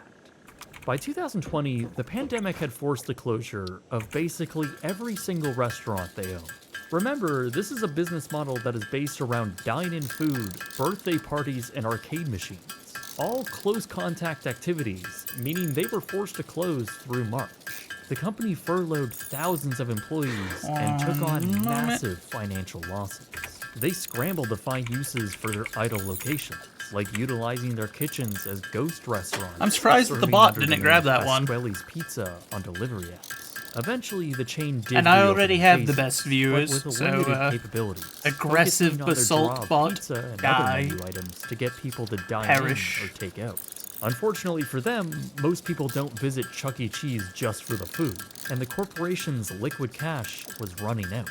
And then it was very quiet, very dead. We had maybe like a handful of people all day. It just felt really weird. It felt like post-apocalyptic weird if you went into it. With barely any revenue coming in, they had to meet payroll, make lease agreements, and make interest payments, among many other liabilities. They rushed to find outside funding and attempt to secure a large enough loan to keep enough cash on hand. But as they failed to do so, it became too late. On June 25th, 2020, CEC Entertainment had filed for Chapter 11 bankruptcy protection. Despite the company being almost an entirely different entity than it was in the 80s, this was the brand's second insolvency. Honestly, it kind of took all of us by shock. It sent the whole community, Chuck E. Cheese community, into frenzy. Everyone was like freaking out. Everyone was like, oh no, this is the end. Everyone was just panicking. For the next year, the company continued to reopen stores as they navigated their way through the Chapter 11 bankruptcy. By January of 2021, CEC actually made it through their bankruptcy as a new LLC entity, declaring they had successfully paid off over $700 million of their debt and had a stable $100 million in liquidity. This also meant that Apollo's majority stake in the company had been diluted, effectively making Monarch Alternative Capital the new owners of the company. With the dust settled from this bankruptcy and their restaurants all across America now open and once again generating income, the company continued with their store renovations. CEC had also set their focus on international expansion, opening new stores in the Caribbean with sites set on the Middle East and South America. Domestically, the company still continued to operate over 550 locations, as well as 120 Peter Piper pizza restaurants. Oh, that's the freighter coming back. I was like, what am I hearing? For the corporation, as they unveiled the Peter Piper Pizzeria, a more mature and modern take on the same formula. Only this is more focused on the food and has a fraction of the gaming space inside.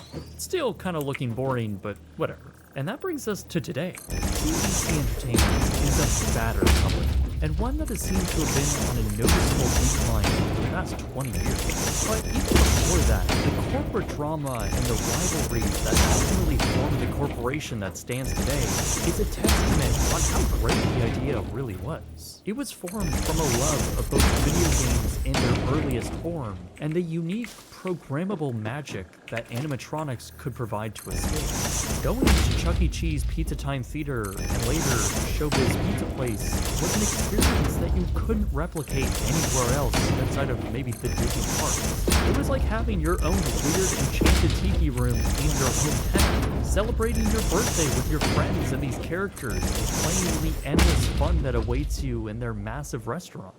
Children and parents were both impressed and very often satisfied with the whole experience. So even after the corporate battles and takeovers, once all the dust was settled and the two competitors became one, through the 90s and early 2000s, the bots inside Chuck E. Cheese were still a unique and novel show to go see for millions of kids across the country. They became beloved by many and garnered huge fan bases who remember them fondly, some sharing their experiences and boasting praise for the brand, while others archiving, restoring, and tinkering with retired animatronics and getting them going once again.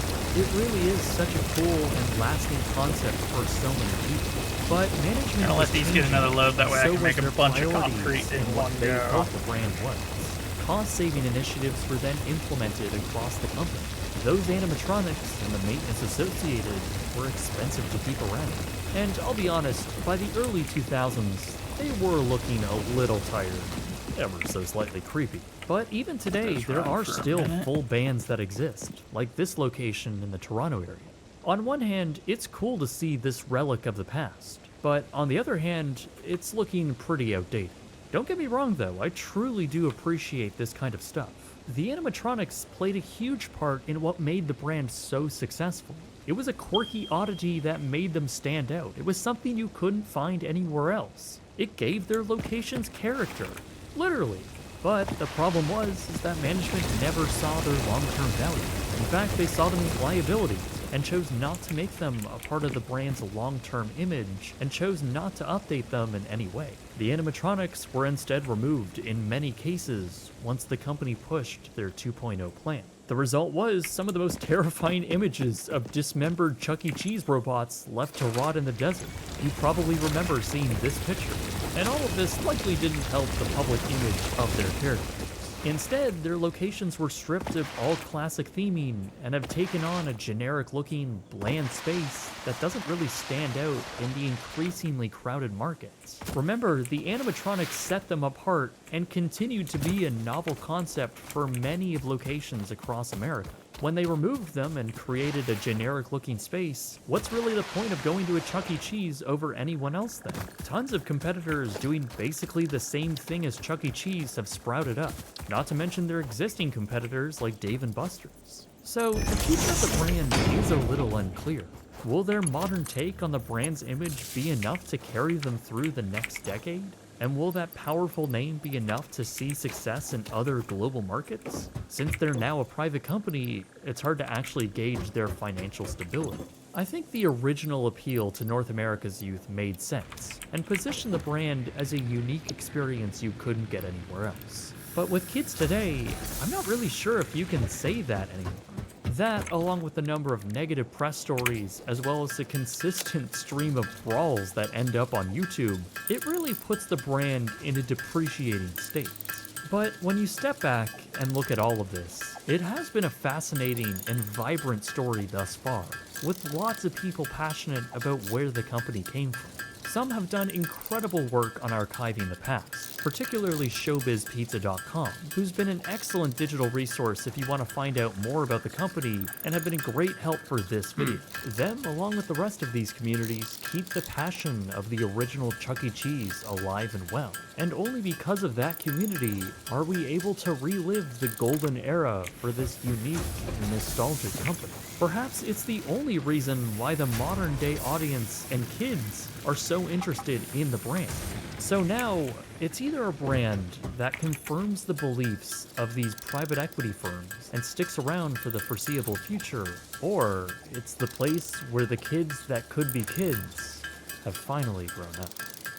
If you follow my personal account on Twitter, then you'll know that I'm a big fan of walkable and master planned cities. Almost to an annoying point. I love...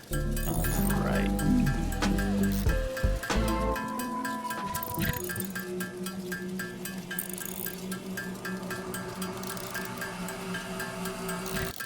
What's up guys, my name is Jake, and welcome to Abandoned, episode 71. In my last episode of Abandoned, I covered the quintessential pavilions for Disney's Epcot Center, and their slow decline over the years. Adjacent to Communicore and later Interventions East was another, even more beloved Epcot pavilion. In fact, this ride might be one of, if not the most adored and sorely missed theme park attractions in history. But how could something so revered by fans ultimately close, then later be left abandoned for a short time until it was replaced altogether? Well, let's answer that today in this updated episode of Epcot's Horizon. Today's video is going to be accompanied by a very special project I've been working on for months now. We've created miniature 3D models of 3 of some of my favorite closed, never built, and just awesome Disney.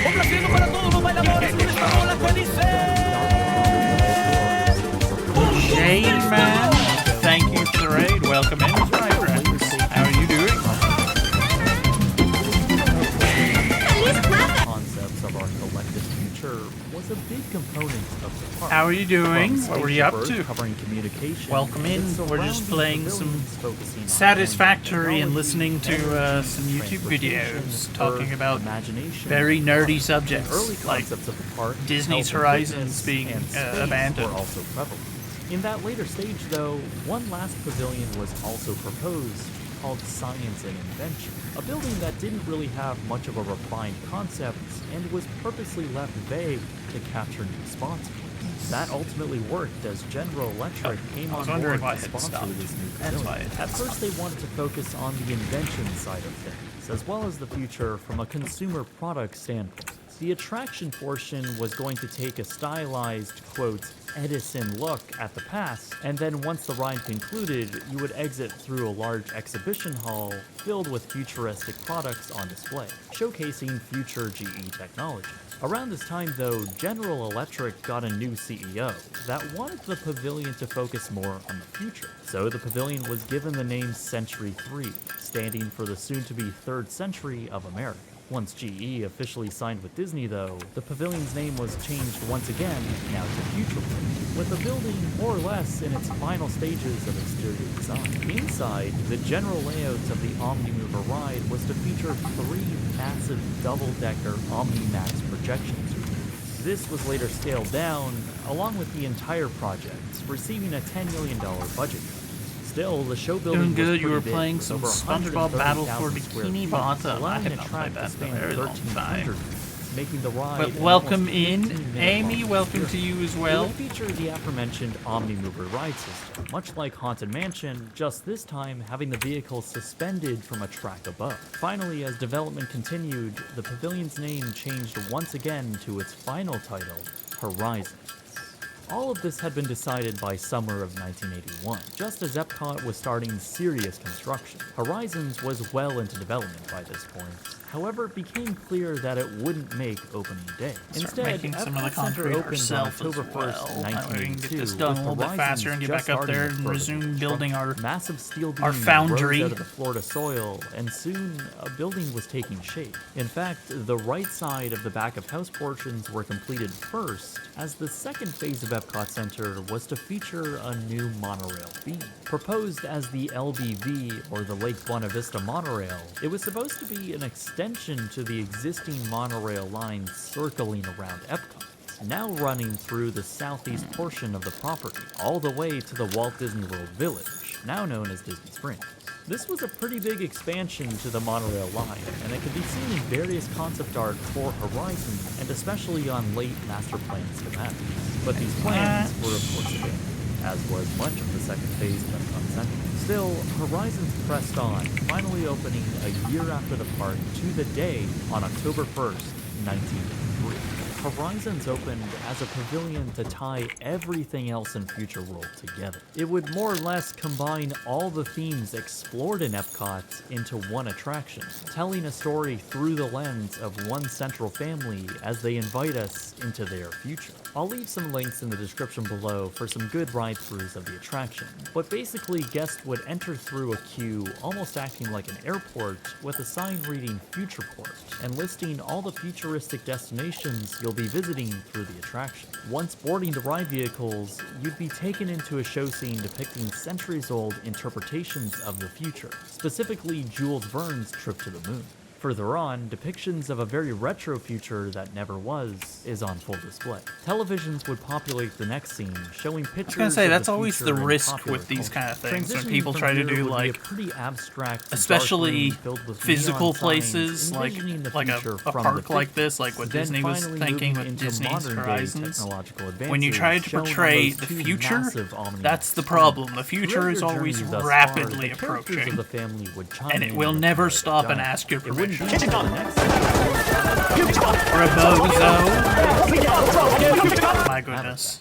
You'd be You entering fish through me. the How daily dare. lives of the family as they go about living in the distant. I'm not future. surprised, we but then still, visit how the dare. daughter as she How could you works do as this? a harvesting controller in Outrageous. Mesa Verde, a former Outrageous, I said. desert now turned into a frost-filled But lake. thank you for We then resubscribing, submerge my friend. underwater as we find the boyfriend in Sea Castle, an underwater expedition facility.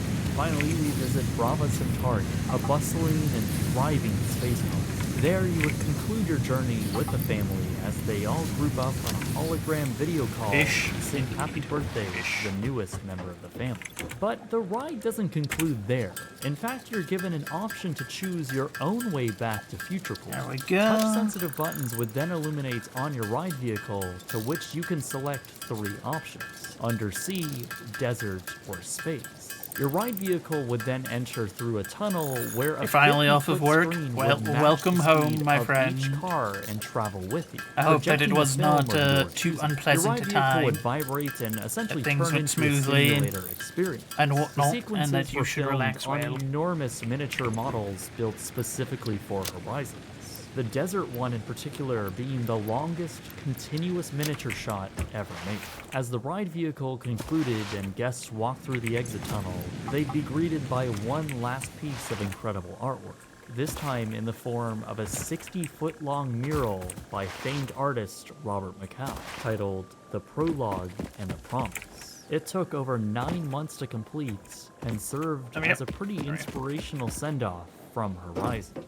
Like all pavilions in Future World, a theme song was also given to the pavilion. At first, the Sherman brothers wrote a song for it, since they had done the same for the Carousel of Progress, which Horizons was essentially the spiritual successor of. It was called Reaching New Horizons, but ultimately was deemed not to fit with the futuristic, mature themes of the attraction. So 60 George ore per Wilkins, minute along from with cues these, from so we'll John have Debney, wrote much of the new score 120, for the pavilion, 180 which honestly production is up a here. brilliant piece of music that tied the whole That'll do. experience That'll together. do. Horizons operated through the 80s and early 90s with minimal changes.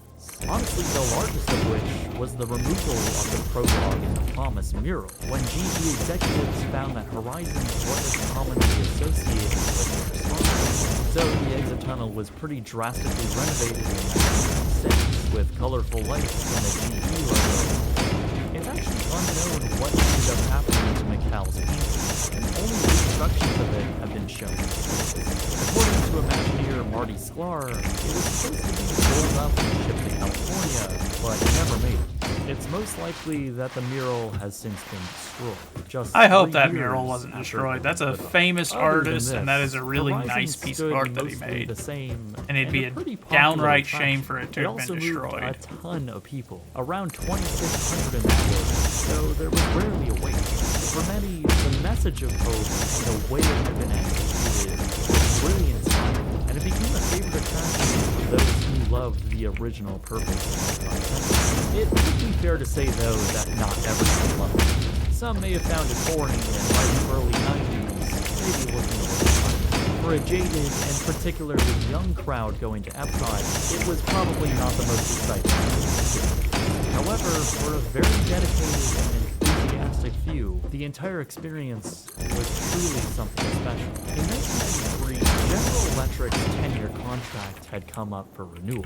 Despite the estimated $50 million GE had already spent on the attraction over their tenure, they decided not to renew as Horizon's sponsor. According to the Orlando Sentinel, a GE spokesperson claimed the pavilion, quote, does not meet our current needs.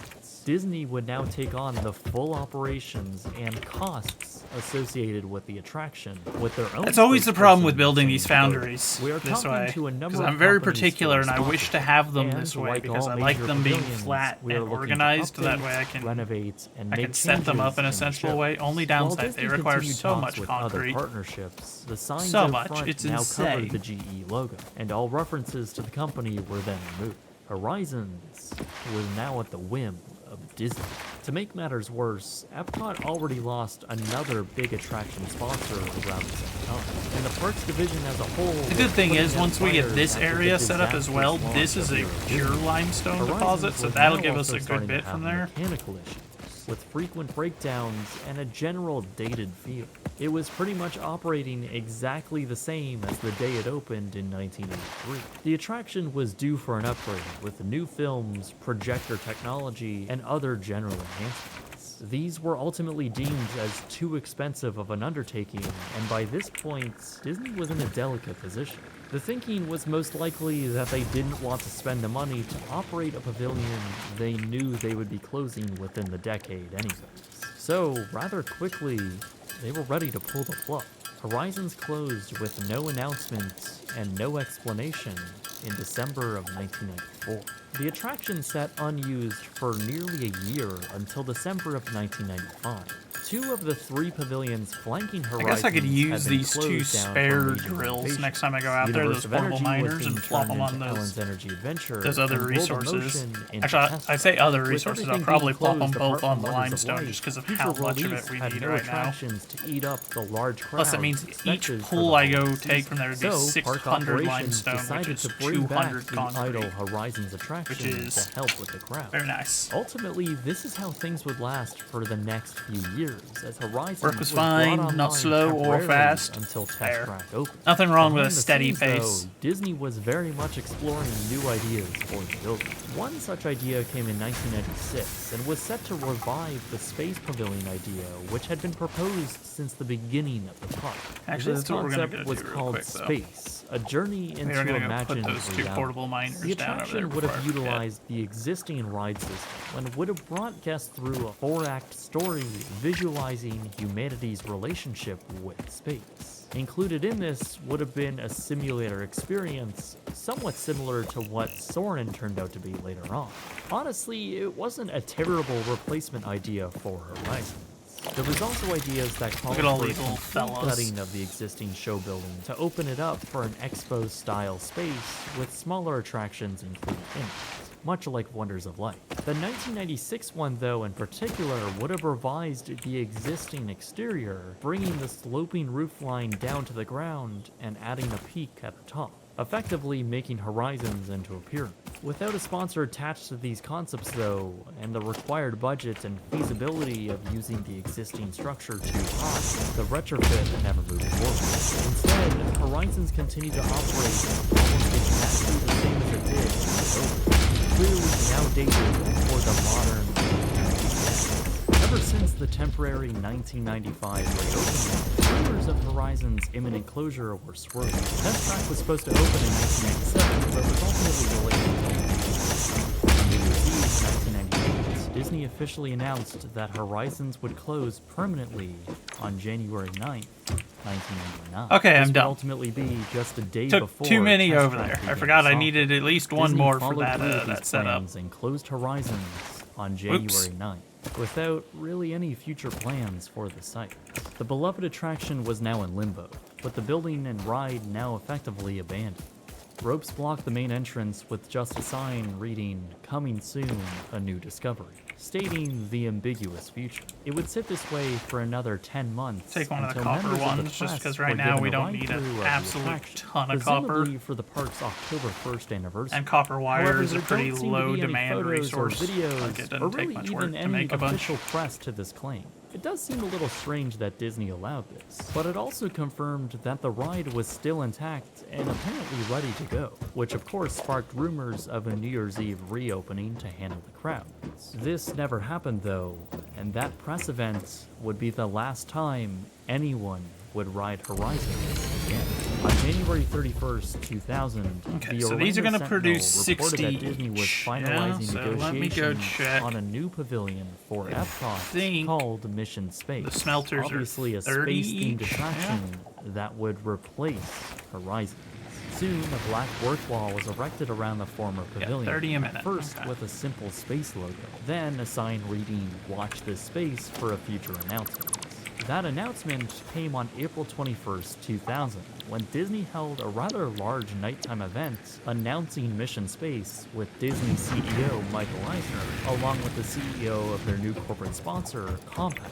The whole event was pretty weird, actually, with Michael Eisner unveiling a massive Compaq keyboard for some reason, giving little detail of the new pavilion, and Compaq CEO stating, "In fact, it's going to be so big that the current building won't hold it."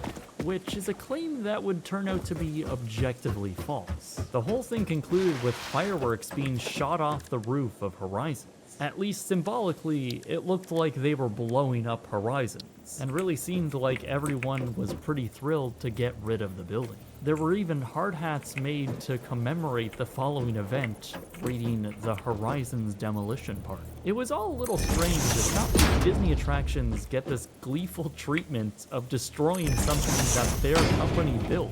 Anyways, that day finally came as demolition soon began in late April of that same year.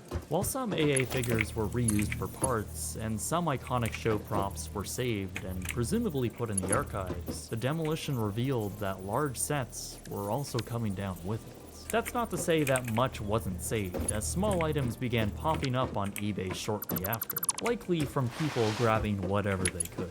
The ride vehicles were seen being transported off-site and were actually sold to a theme park ride reseller called PRI. They actually popped up on their website in 2002 as a complete set of 175 ride cars and their control systems, all for just $350,000. They didn't come with the track, however, and it's unknown what ultimately happened to the bulk of them. They were likely all destroyed. Some, though, did survive and made it into private hands. By May, visible demolition could be seen from guest areas, and soon, the entire structure was brought down. The site was cleared by August of 2000, and work on Mission Space started up soon after. Just over 3 years later, Mission Space opened on August 13th, 2003. It opened as basically a centrifuge ride system, which is similar to the training vehicles used at NASA. Guests would enter a somewhat claustrophobic pod and would experience high G-forces as they simulated a rocket takeoff. Prior to the opening, HP, which merged with Compaq, became the new sponsor, and the first reviews started to come out. The general consensus, I think, was that while thrilling, there was little substance to the whole experience. For some, that intensity mixed with close quarters and speeding proved to be too much of a deterrent, and forced the park to open a less intense version of the ride. Still, lots of people got sick, and some even ended up dying. Regardless, Disney went on a massive marketing campaign with the attraction. At the end of the day, Mission Space is a fine pavilion. It was updated in 2017 with a new film. I really wish that there was Space 220 was added in late 2021. There was a better The restaurant's program actually for really like cool. getting these At to this line point, though, up because the I ride has hate been that around this much longer than is showing that Horizons it's was. aligned. And that fact is kind of But sad. then in total, Horizons the was splitter only open isn't, and for I'm just like, collectively please. 14 years. Please, I beg An of you. attraction that cost the equivalent of $200 million adjusted for inflation only lasted for 14 years. And let's be honest, Disney was pretty enthusiastic on getting rid of it. If it wasn't for certain circumstances, it would have been closed a lot earlier than that. Like, I don't like think it that became that clear is that nobody at the company like- really wanted to spend like the that. money to keep it I- around. I am not a Especially fan. when the direction of Epcot was no longer an education It's mixed gonna with drive me entertainment, insane, in instead moving fact. primarily towards thrill and then eventually IP. Once General Electric decided they would not front the cost for an upgrade, Horizons tack on rumors of unstable ground, constant maintenance, and building repairs. A new corporate sponsor would want an entirely new, shiny attraction. Disney was going through their own hardships at the time and were not going to spend the money on an aging attraction. And that's essentially what happened. Mission Space is a very 2000s ride, with nowhere near the amount of charm or even story behind it. It's a ride and a thrilling simulator, but that's about it. What it replaces, though, was genuinely something special. Epcot Center had already wrapped up development, which meant the best Imagineering had to offer spent time on Horizons. People like Marty Sklar, George McGinnis, Claude Coates, John Hench, and many more. The unbelievable artistry, creativity, and genuine care shows so well in the end product. Perhaps it wasn't something everyone appreciated at the time, but really shines now juxtaposed to the attraction that replaced it, or really all of Epcot's future work. Maybe it's a bit nihilistic for me to say, but Disney would never build something like Horizons again. Not for a lack of creativity or money, but a lack of drive to do so. It's a fundamental and philosophical shift, and because of that, I think it's why so many miss Horizons. It was a vision of hope and optimism shown not through the instruments of a brand or intellectual property, but through the human spirit. It had a genuine story to tell, and was something that made Epcot so special. Marty Sklar said, quote, "Horizons is the type of pavilion that I think Walt had in mind when he visualized Epcot." This really makes a lot of sense, since Horizons is pretty much the 80s version of the Carousel of Progress. For that reason, it will always be one of the most authentic modern-day Disney attractions ever. Probably one of the last ever to be made. This iconic manifestation of all the best parts of the Epcot vision will forever go down as one of the most beloved attractions that was ultimately abandoned. Horizons was very much a product of the 1980s, and you can obviously see that in the ride itself, but also in its architecture. George McGinnis and architect Bill Norton designed the building to look modern, yet ambiguous to what's inside. The distinctive lines lead your eyes upward, and the careful slopes all come together to make it look like a horizon. So I wanted to do something special and tangible just for this video. Between myself, my partners at Standard and Nebula, and a small team of designers, we have created 3 models of some of the interesting architecture that I really love around Disney. There's of course Horizons, then there's the Spaceship Earth entrance plaza, and very uniquely, the never-built Asian Resort, which was supposed to go on the 7th season.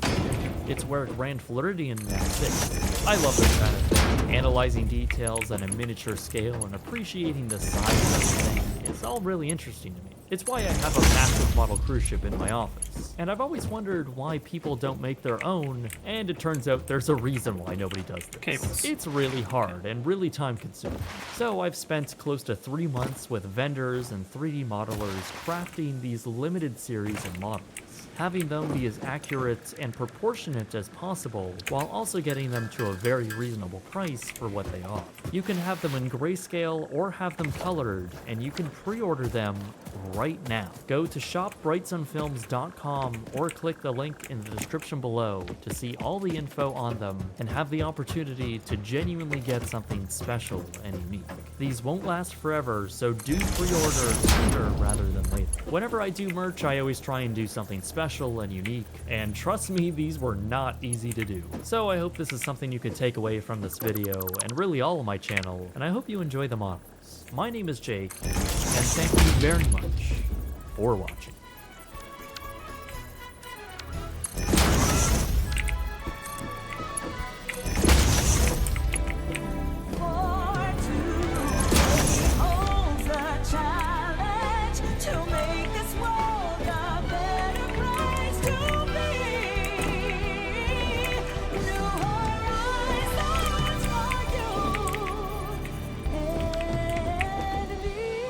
Okay, so that gets that part of the foundry set up.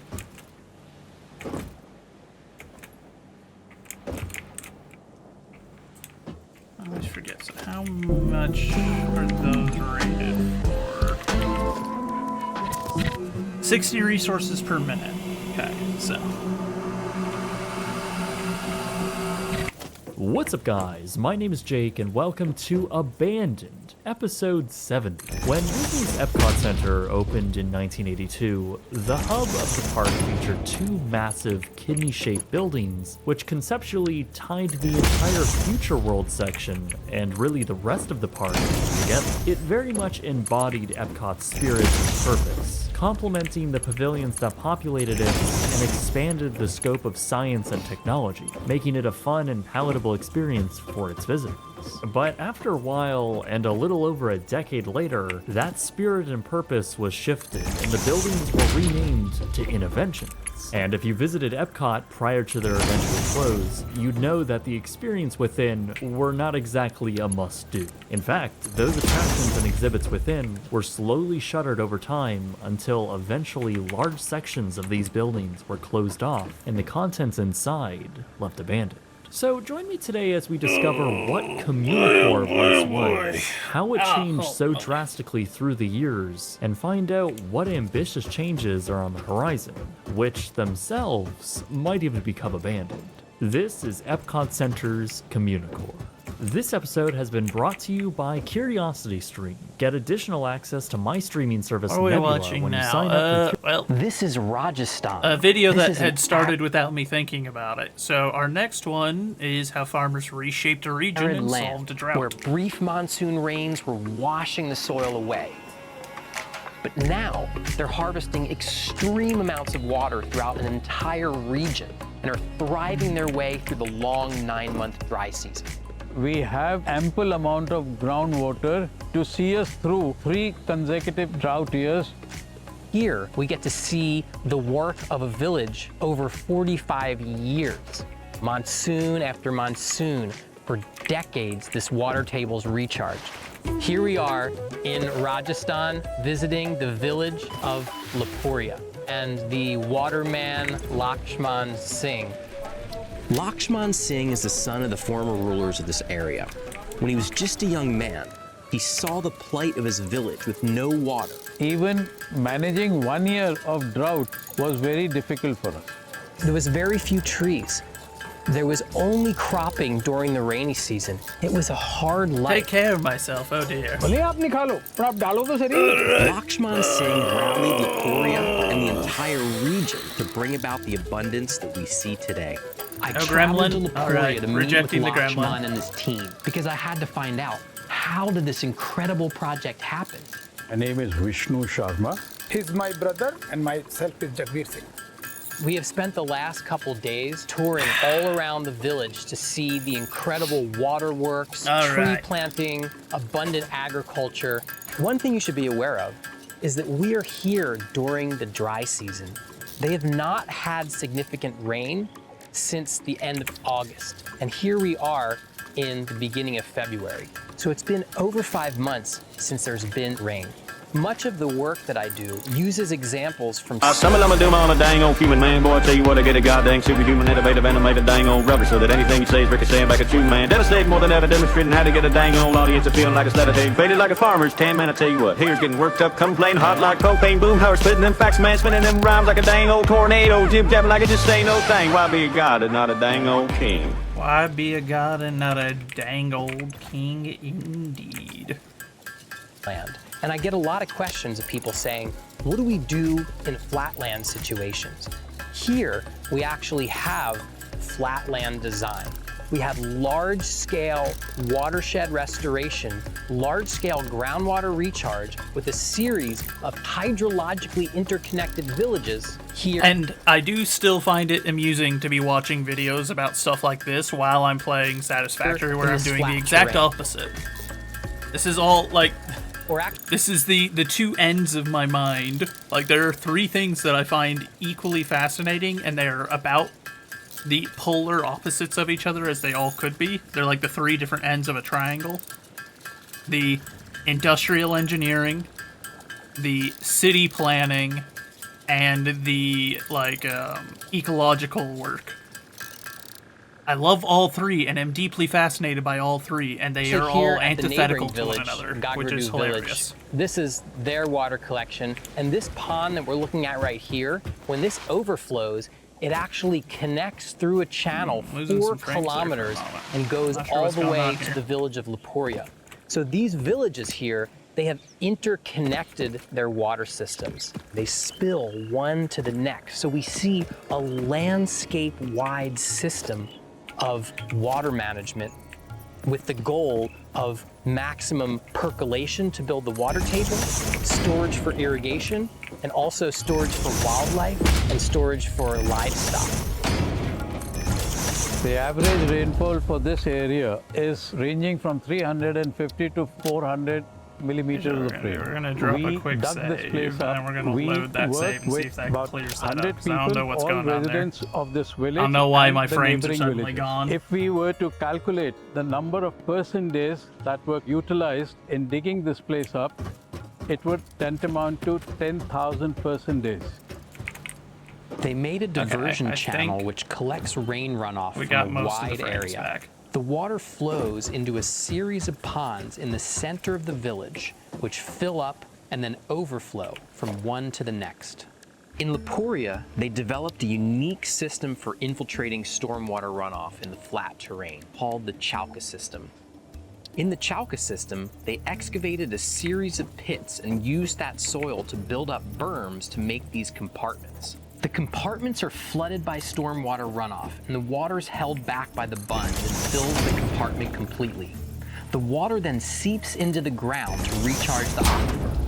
Once the water soaks in, it leaves the soil surface moist in a pattern like we see here. This causes grasses to grow in abundance, and so this area is used for grazing animals. Each compartment overflows one to the next, and finally, the whole Chalka system overflows into a larger water body. prior to the interventions we did in terms of the Chokka system, this drainage line would only take runoff during the monsoon. You see, water has been retained resulting from infiltration percolation effect of the Chokka system. We're seeing water here. How long ago did this water fall as rain? In response to your question, water that you see today is not the heavy rainfall that got collected at the end of August. This is stagnating water now here, which is a result of our efforts of soil water conservation, including the Chokka system that we have done in the last 20 years. You see the two pumping sets? They have been lifting water from this one and irrigating their wheat fields. But the level doesn't seem to be going down despite the pumping that is taking place. Over the years, the infiltration percolation effect that has taken place ensures already enough water has been stored underground, and that will be lifted from the wells to help irrigate the crops. We are very sure that we have ample amount of groundwater to see us through for 3 consecutive drought years. Prior to that, even managing 1 year of drought was very difficult for us. This is Dev Sagar. Before they dug up this water body, the groundwater had gone down to a depth of 60 to 70 odd feet from the ground level. That was the depth to water. Over the years, with recharge, infiltration, what's the percolation rate devious improved, laugh for? the What's recharge going in the on here? wells, the levels have come up. And even if this year one was to go and measure in some of the open wells, you will notice that the water level is in the range of 5 to 10 feet from the ground level. During the monsoon, these open dug wells are almost at the level where it's about to spill over from its parapet, which means you can just bend a little from your waist, you put your 2 hands there and lift the water and drink it. That is the situation during the monsoon month. He says,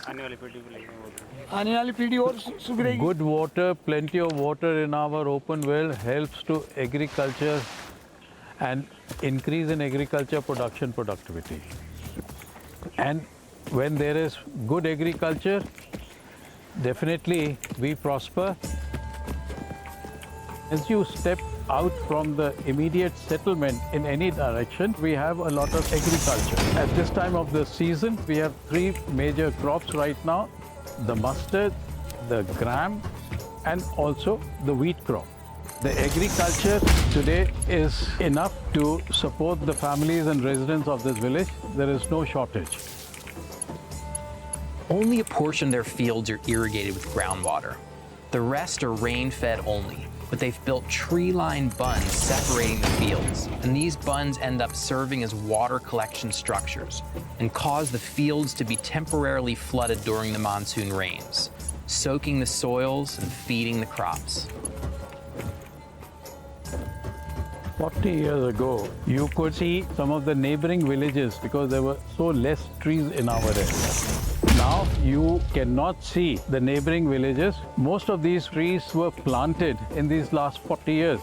Our efforts have yielded some change in the local weather conditions and the climate. It is no longer that hot as it used to be some 40 years ago, because now with the tree cover in our area, it helps to bring down the temperature. Our village is one of the most green village in this whole area, and you see the greenery is a result of the efforts that were put in by the village community. The population of Lapuria is about 3,000 people, and the area of the village is 1,500 hectares. So 5 years ago, I came and I toured this village, and I've seen visible changes. First off, I've seen new houses popping up. It's really a visible sign of the prosperity of this village. How could they not have increasing prosperity when in a dry area like this, they have stable and increasing water tables, and they put in the infrastructure for large-scale irrigation? As we made some headway and progress, we started to work in neighboring villages Today, in the still immediate seeing those vicinity of frames are Laponia, kinda we are chugging. working I in don't know almost what's going 60 on. villages. I feel And unfortunately, a lot of I don't have an gratitude. FPS counter. It's just been really right now incredible to check spend a and couple see days with what we're Lakshman working with, Singh but it's definitely and not tour where the it should exceptional be work right in this now for village. this game. People love and respect this man. Everywhere we go, people greet him with such warmth, and it was really a pleasure just to experience the love between Lakshman and the people that he's served in the last 45 years. You have to understand that the physical work of Laporia is the product of nearly half a century of community social work. This was not a top-down development process. It was, and still is, a participatory process that has bonded the villagers deeply in the collective health of their village and their region.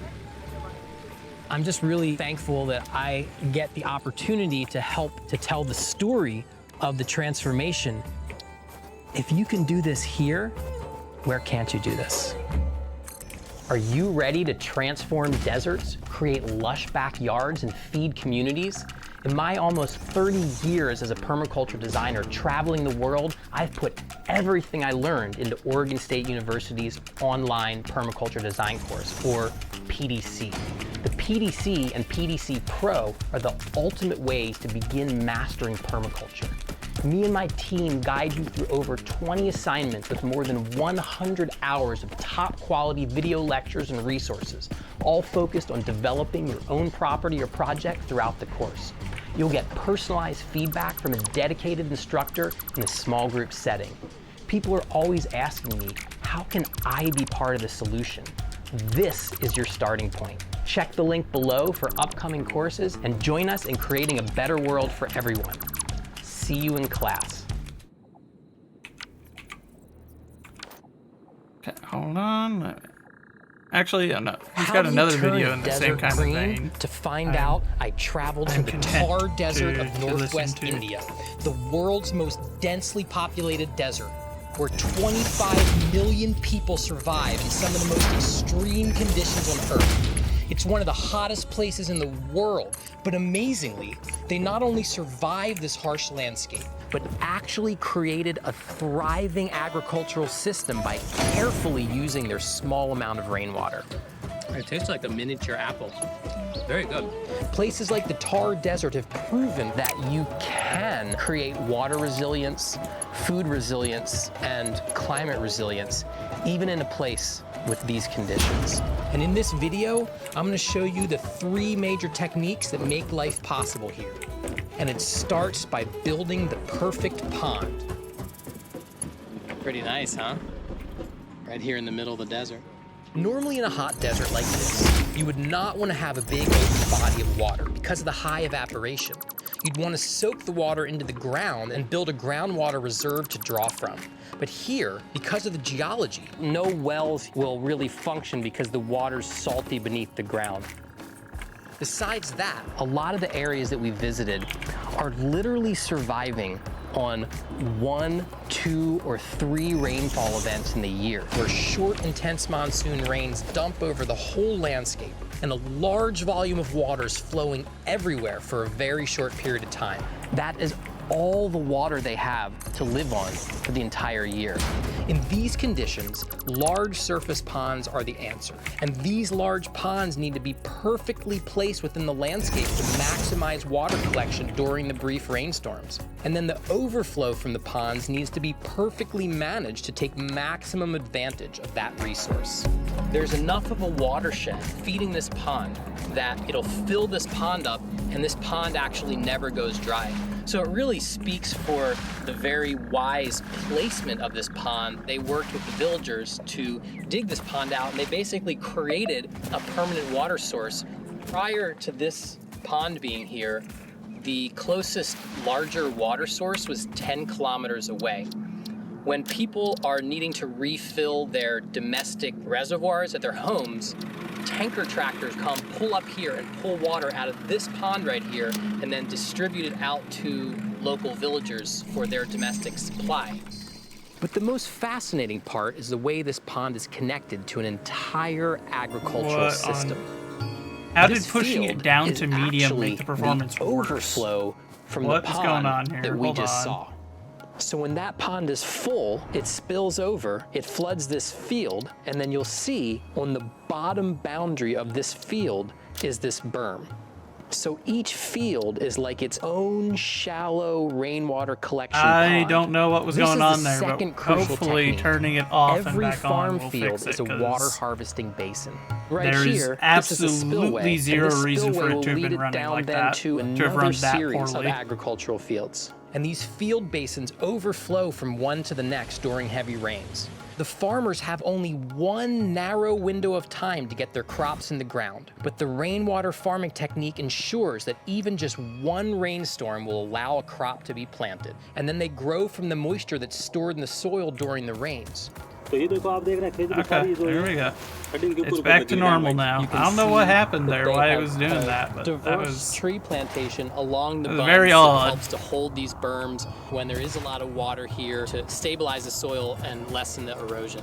It's really interesting, actually, in a desert climate, seeing the integration of field cropping and tree cropping. It's sort of like a low-key agroforestry system. So this we have kedgeree and we have bear. Both of these have a food component to them that people can eat, but they are also for fodder, wind protection, erosion control, firewood, shade.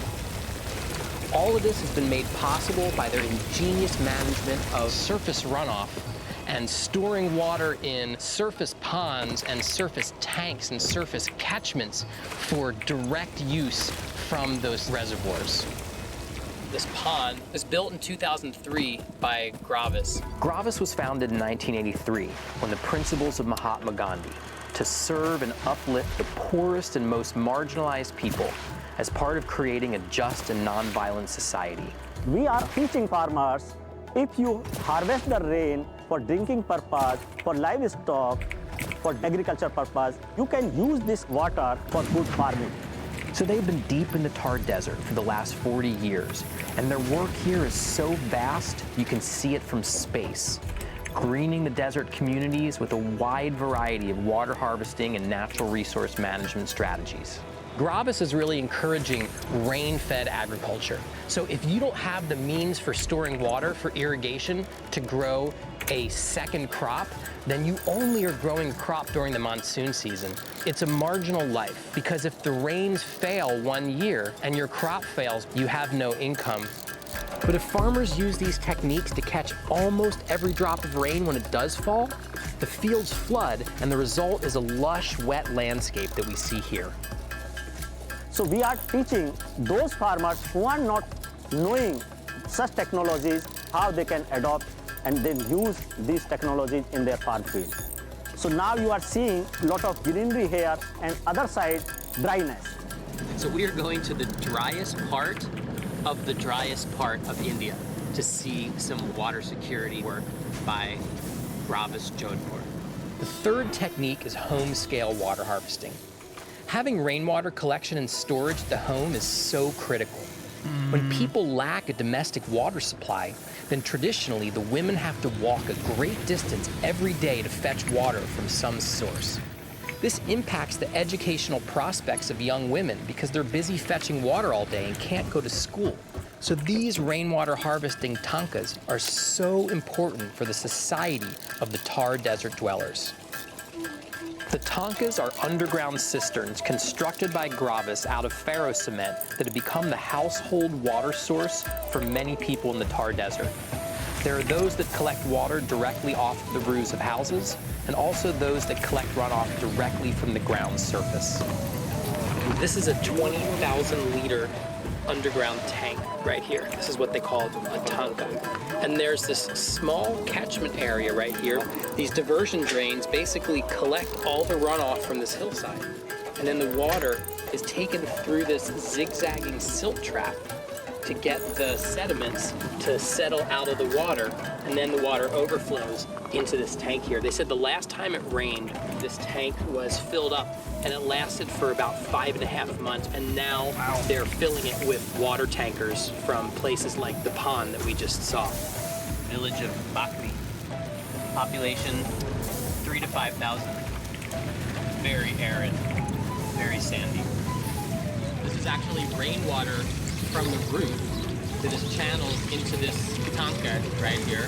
I am curious about their face coverings, if that's a cultural thing or if that's a practical thing. I am inclined to think it's a practical thing, because as compared to the Muslims who choose deliberately a black material for their women, which attracts heat and is almost a way to discourage them from even going outside because it's really hot, and black attracts that heat from the sun, making it hotter.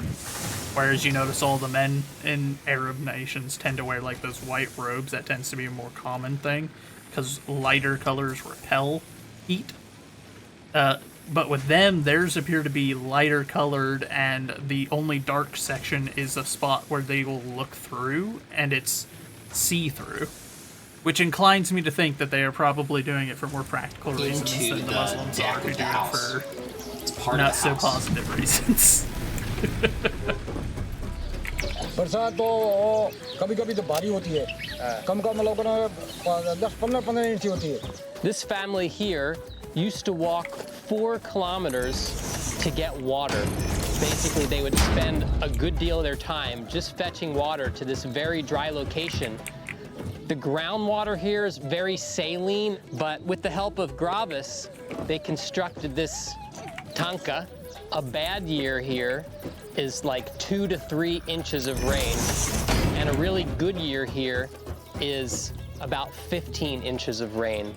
So basically, given the roof surface here and this 20,000 liters, they're hoping for a good year to fill this tank up to last them through half the year. When they get water from tanker trucks, they've had situations in the past where the water had poor quality. It was high in minerals, so it gave them joint pain. Now they put in this sand filter here, so when a tanker truck comes, the water's actually filtered before it goes into the tank. The last structure we visited was like an ancient version of the tanka, where a well had been carved into the bedrock. But the well was not reaching the groundwater table. It was just collecting surface runoff and storing it in the excavated hole. Most places that you see a well like this, it is to reach the groundwater table, but here it is just to store surface runoff into a deep underground reservoir. It's not really a well that accesses the groundwater, it's an excavated tank into the rock. Your grandfather built this, and it's been here for 60 years. It holds 300,000 liters of water here, and Gravis came and put in the silt trap and made the structure more whole. But this is an example of a successful ancient technology. This supplies water to 2 families that lasts all year round. So we are creating pastures, we are creating farming dikes, we are creating underground drinking water storage tank, we are creating seepage wells, we are renovating and regenerating the community rainwater harvesting ponds, and we are also creating so many village level institutions. Visiting the work of Gravis, who's been working here for nearly 40 years, we visited many sites and saw so much work that they've done and how they have changed the livelihoods of the people here that I get some inspiration and hope. Because what Gravis has shown here is that you can actually make an area that is this harsh, this hot, with this marginal rainfall, you can make it inhabitable for people. You can create water resilience, food resilience, and climate resilience. So I know I moved that stuff over there earlier for these conditions. The increased concrete mining, which is nice, but I'm hoping maybe I can ready go to plop transform one of those deserts, back down onto backyards and feed communities? iron In my without almost it causing 30 an issue. years as a permaculture designer traveling the world, I've put everything I learned into Oregon State University's online permaculture design course, or PDC. The PDC and PDC Pro are the ultimate ways to begin mastering permaculture.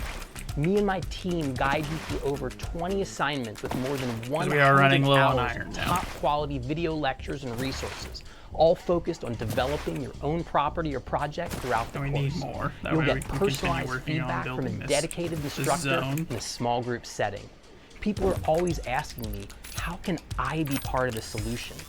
This is your starting point. Check the link below for upcoming courses and join us in creating a better world for everyone. See you in class. We'll repatch the floor here later.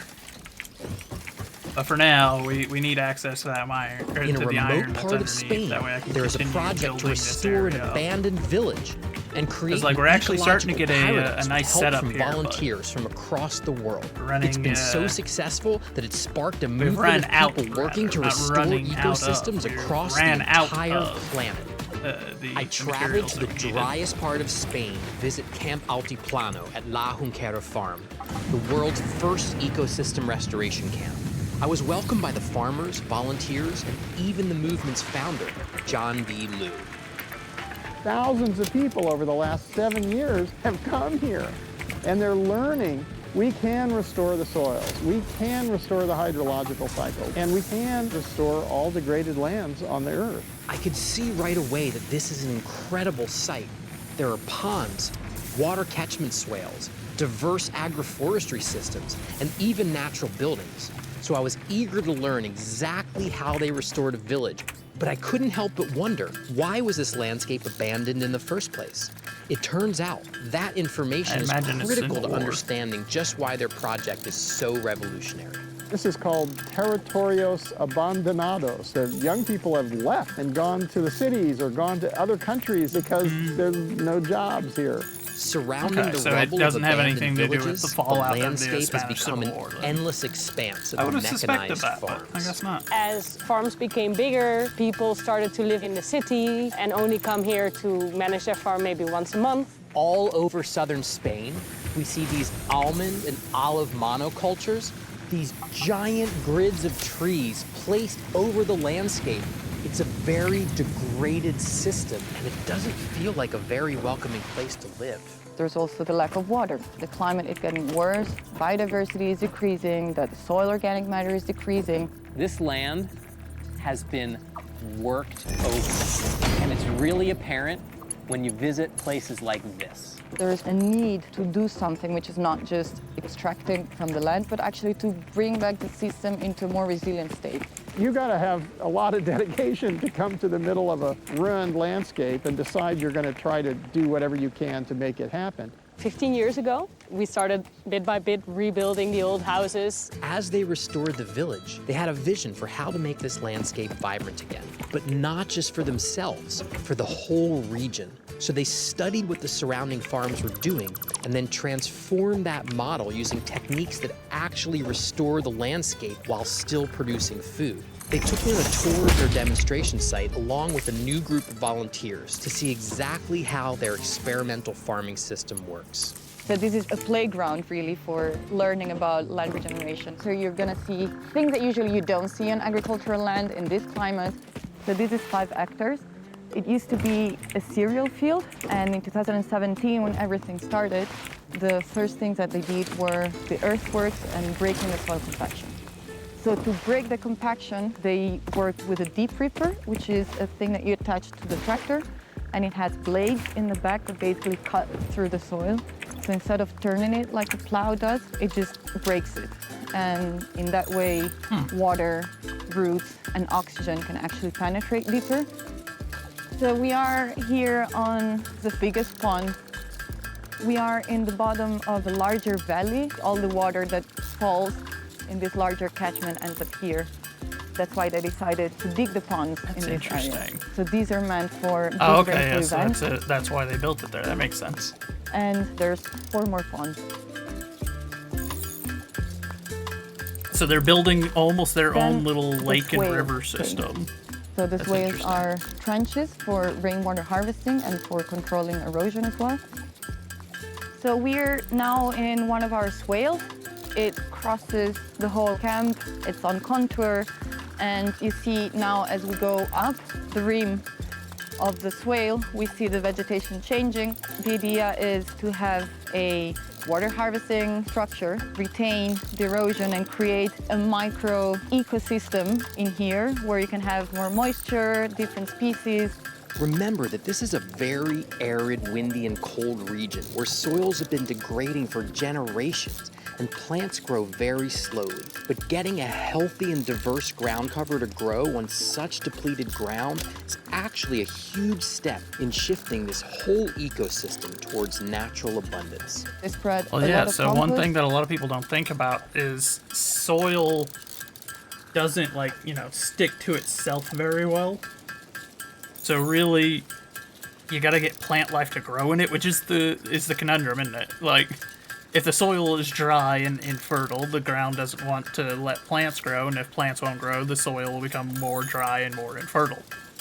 So it ends up being this, like, that's how desertification happens, and we have to intervene to do the inverse, to make it organic matter, to where change the they'll soil start to structure, grow like that. And then once the a plants mix start of growing again, 30 you got different seeds for ground trees are cover. the big one. And If then you can we get have trees the in there, So we have mainly Good almond stuff. trees because the system was designed to basically take the most common agricultural system you find in the area, but to add layers to that.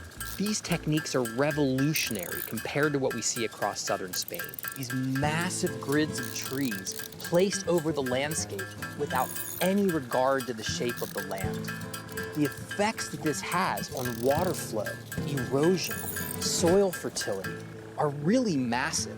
It's a very degraded system that washes soils down below, which ultimately pollutes all the way to the Mediterranean Sea. Now, I understand why they do this. Economics. This is an exportable cash crop. But having such a massive area of a monoculture like this really creates yeah. a So that, vulnerable. I know I said trees, and now he's showing trees that are actually causing the problem. When I'm saying trees help, I don't mean a monoculture plant like this, where it's just miles of the exact same tree type. You gotta add back in the biodiversity and mix it in with ground coverage, otherwise it's not gonna actually When you do have anything. just one crop, you're not very flexible to the greater fluctuations of economics, of climate, of insects, of diseases. Monoculture is vulnerability. Biodiversity is security. And what we see at Camp Altiplano is that there's another way to produce these same crops that's more diverse and actually regenerates the landscape. The goal on this plot was always to increase organic matter in the soil, the water retention, the biodiversity, while reaching this productive stage. So we are here in quite a special part of the plot. And the way it was designed was to think of a possibility to mechanize the system. So we have the line of almond trees, and we have rosemary, lavender, and thyme. So they're alternated, which means that if, for example, you want to bring in a harvesting machine, you can do that and harvest all the almond trees without actually touching the aromatics. So these trees have been planted on keyline. Keyline design is a water management farming system that uses the natural contours of a landscape to improve soil fertility, control erosion, and much more. The keyline is redistributing the water over the land. It's bringing the water from the spots where it would naturally concentrate the most and moving it to the spots where it would be least available. This is such an interesting place to learn. I'm standing on a water harvesting swale. Here, we have a native ecosystem. Here, we have an experimental agroforestry system. And then in the background, we can see industrial almond production. All here in the same point.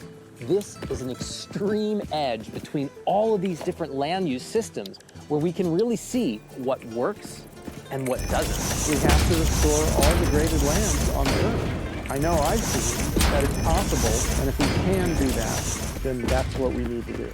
What does that look like? And if it looks like people having fun and working with nature and having dinner a lot and playing music and finding meaning and purpose, that seems to me like what it is that we need to be doing.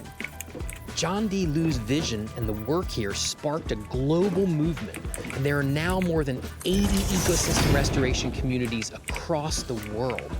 It's just people going out to the land, camping out, and working together to learn and practice land restoration.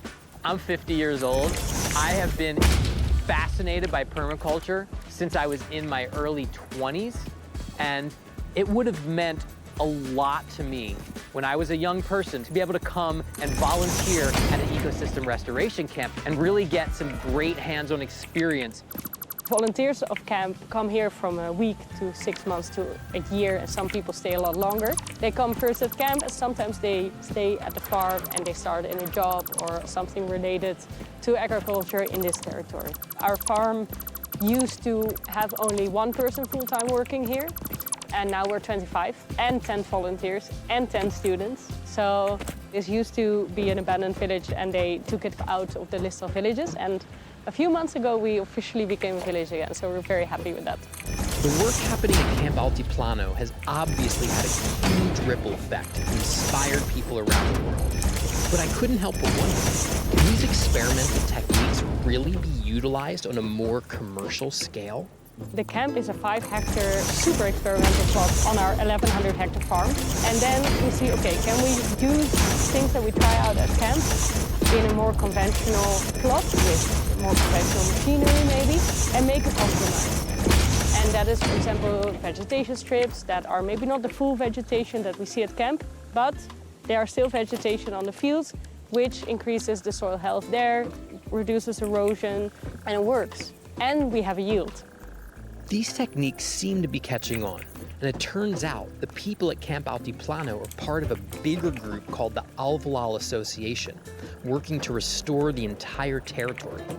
And they took me to a very special almond orchard in a village at the foot of the Sierra Nevada mountains to show me how this work is expanding across the region. This is my family farm of my father and my grandfather. After driving all around and seeing all of the almond orchards with the desert ground, it's so great to come here and see the green cover underneath these almond orchards. With tillage, we lost the water of the rain and the soil.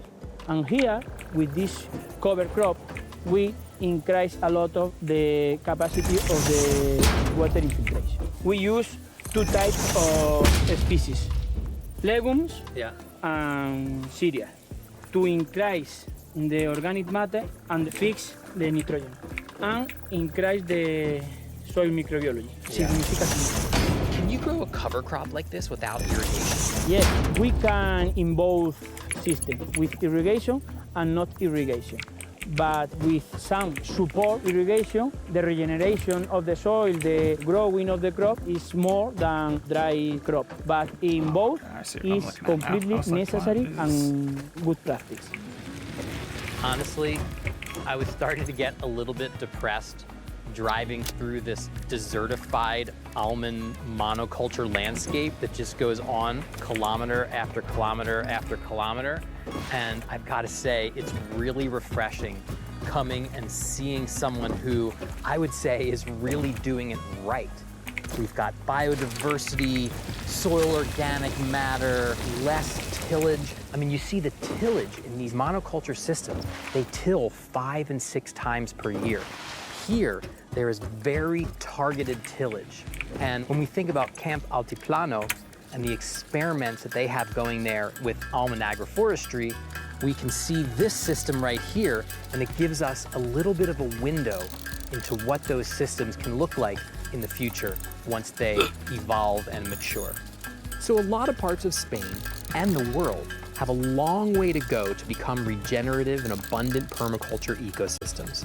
But with pioneer sites like Camp Altiplano and other ecosystem restoration camps, and pioneer regional visions like the Alvalal territory, we can see the models emerging that can guide us into a better future. I think if you don't know where to start, it's super helpful to just start working, you know? Go to a farm, go to a camp, do some volunteering somewhere, and see that you do have a role. Every little thing that you do has an impact. Are you ready to transform deserts, create lush backyards, and feed communities? In my almost 30 years as a permaculture designer traveling the world. These are America's inland waterways, the lifeblood of the nation. From Virginia to Mississippi, it's a massive network of rivers, canals and lakes that's been critical to moving cargo around the US and beyond since before the Great Depression. And it's all thanks to these, the hundreds of locks and dams that allow goods to pass through, control water levels and create energy. Structures which have stood firm for almost a century. Well, not all of them. A major waterway used to ship goods across the world is shut down in West Alabama. The Demopolis Lock is closed after a concrete failure forced the Army Corps of Engineers to shut it down January 16. A large piece of concrete broke away from the structure, creating a gaping hole in the dam. A lot of these systems are now in need of a serious overhaul. That is, if they haven't already reached the point of critical failure. Many have been operating for much longer than they were designed to, and if the ones at risk aren't fixed soon, the consequences could be disastrous. That's why the US Army Corps of Engineers is now working to bring these historic barricades up to modern standards before it's too late.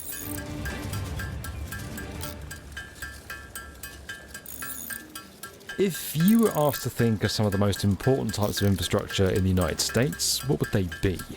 Well, you'd probably go with roads, airports, power stations, or even the systems that provide us with the internet.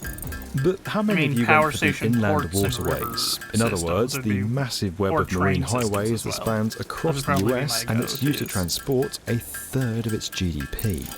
This incredible system, and the more than 200 miles of locks and dams built along it, stretches for 12,000 miles across 28 states. In 2021, around 500 million tons of cargo, worth more than $158 billion in total, were sent via these channels. They're not just vital to the economy. Industry and agriculture rely heavily on them. They keep water levels in check, generate hydropower. Basically, they're a lot more than just rivers, so ensuring they continue to operate is crucial.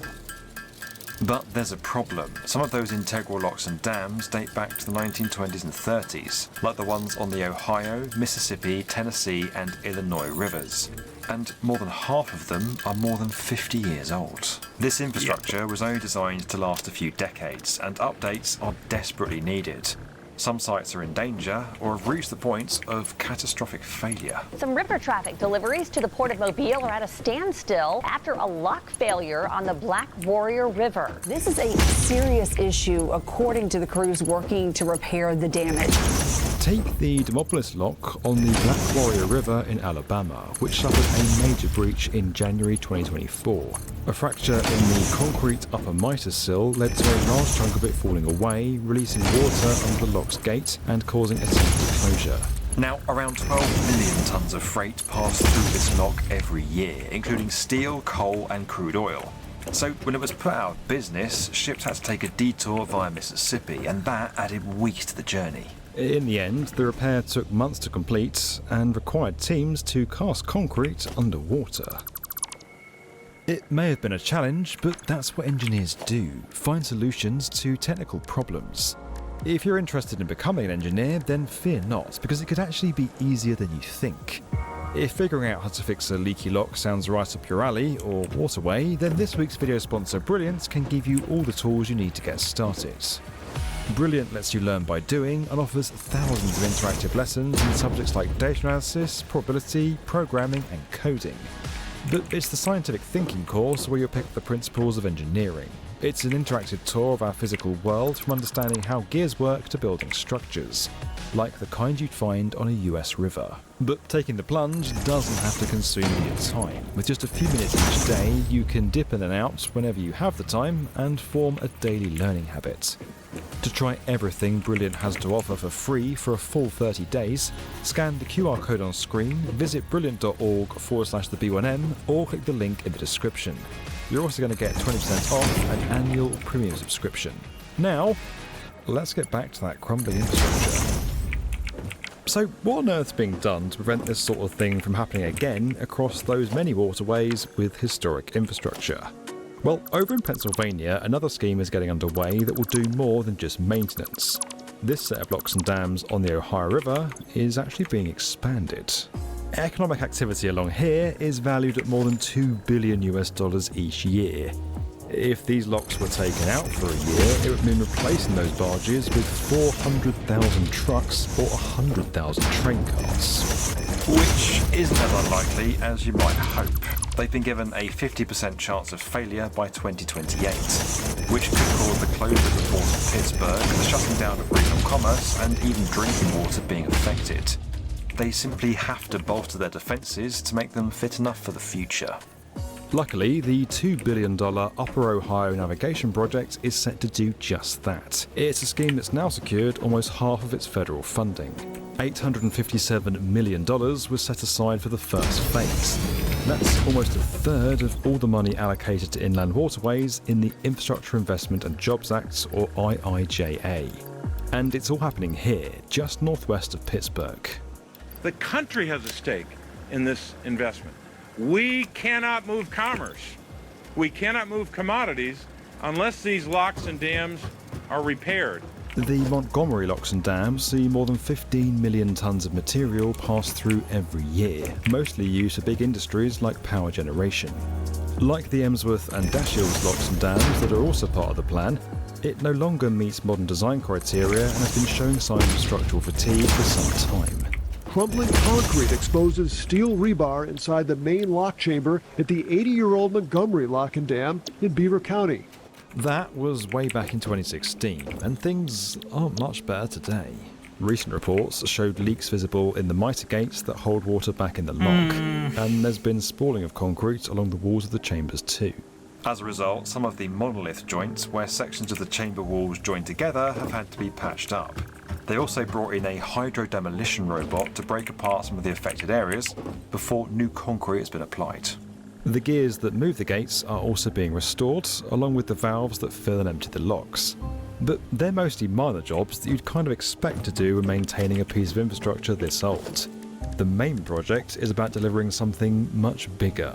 You see, there's another issue at play here. These locks are no longer big enough for modern river traffic. To get the vast quantities of cargo that come into these locks out the other side, barges have to be broken down into smaller groups to fit through, and that wastes precious time. But not much longer. The auxiliary chamber, 17 metres wide and 110 metres long, is being replaced with a new set of locks that'll be almost twice the size. That's not a perfect setup, but at least that'll that'll boost get us freight capacity along the waterway significantly. Now, over 300,000 cubic meters of concrete is going to be needed for the new chamber, which is why a batch plant for making that material is being built right next to the site. A massive area of land was cleared away for its construction, and a new retaining wall was built to create a boundary between the plant and the locks. And while the main build is yet to properly begin, one critical bit of preparation has already been completed. Giant drills were used to make what's called a secant wall. It's where a series of vertical piles are buried deep in the ground, interlocking with each other to form a sealed barrier. It may only be small, consisting of 17 piles and a 15-metre length, but it's 12 metres deep and had to be done entirely underwater, which is why it took 8 months. With this now in place, contractors will have a platform to build the new chamber wall from. And if it all goes to plan, work on that should get underway in 2025. Overall, the project is expected to take 8 years. As for those other locks and dams further up the river, they're due to be expanded in a similar way as well, but they're both a bit further behind. The Emsworth locks and dam also received $77 million from the infrastructure bill, enough to complete the design and allow construction to begin in the future. As for Dashiell's, it's not yet clear when that project will get underway. But financing these schemes could be about to get a lot easier. In late 2024, Congress will decide whether to allow waterway upgrades covered by the IIJA to be 100% federal funded. They could also choose to give smaller projects a greater share of federal funding, up from 65% to 75%. The rest is going to come from the Inland Waterways Trust Fund, which gets its money from taxing businesses that use the system. Even if that bill doesn't pass, the fact that big money is now being spent on this infrastructure at last is surely a step in the right direction. America's crumbling infrastructure is hardly a secret anymore, but the sorry state of these structures does seem to be somewhat ignored. When you consider what they actually do and what would happen if they were left to deteriorate further, their importance really can't be overstated. The project in Pennsylvania is a really promising start, but with time running out to make similar moves across the country, let's hope there's more to come. This video was sponsored by Brilliant. You can learn more about that at the link below. Don't forget that we're inspiring the next generation of builders through our investment into BrickBorrow, a fantastic LEGO subscription service. You can learn more and get started today over at brickborrow.com. And as always guys, if you enjoyed this video and you want to get more from the definitive video channel for...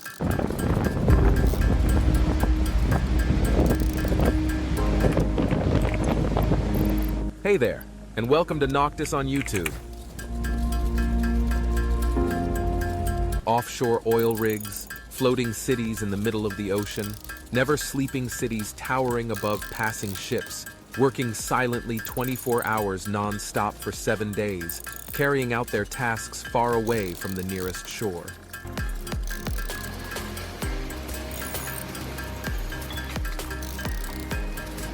Billions of barrels of oil and gas are produced in these oil refineries and gas wells to meet the energy demands of the world's population. The oil industry is the center of the world's economy, and even a slight change in crude oil prices can have a significant impact on all countries. But have you ever wondered about the lifestyle and daily routine of the people who live and work on offshore oil rigs? While you may have heard that life on these amazing floating platforms is fascinating, there are several things you might not know. First of all, it's important to note that life on an oil rig is not luxurious. In fact, it's a place where people's lives are at stake every day they work.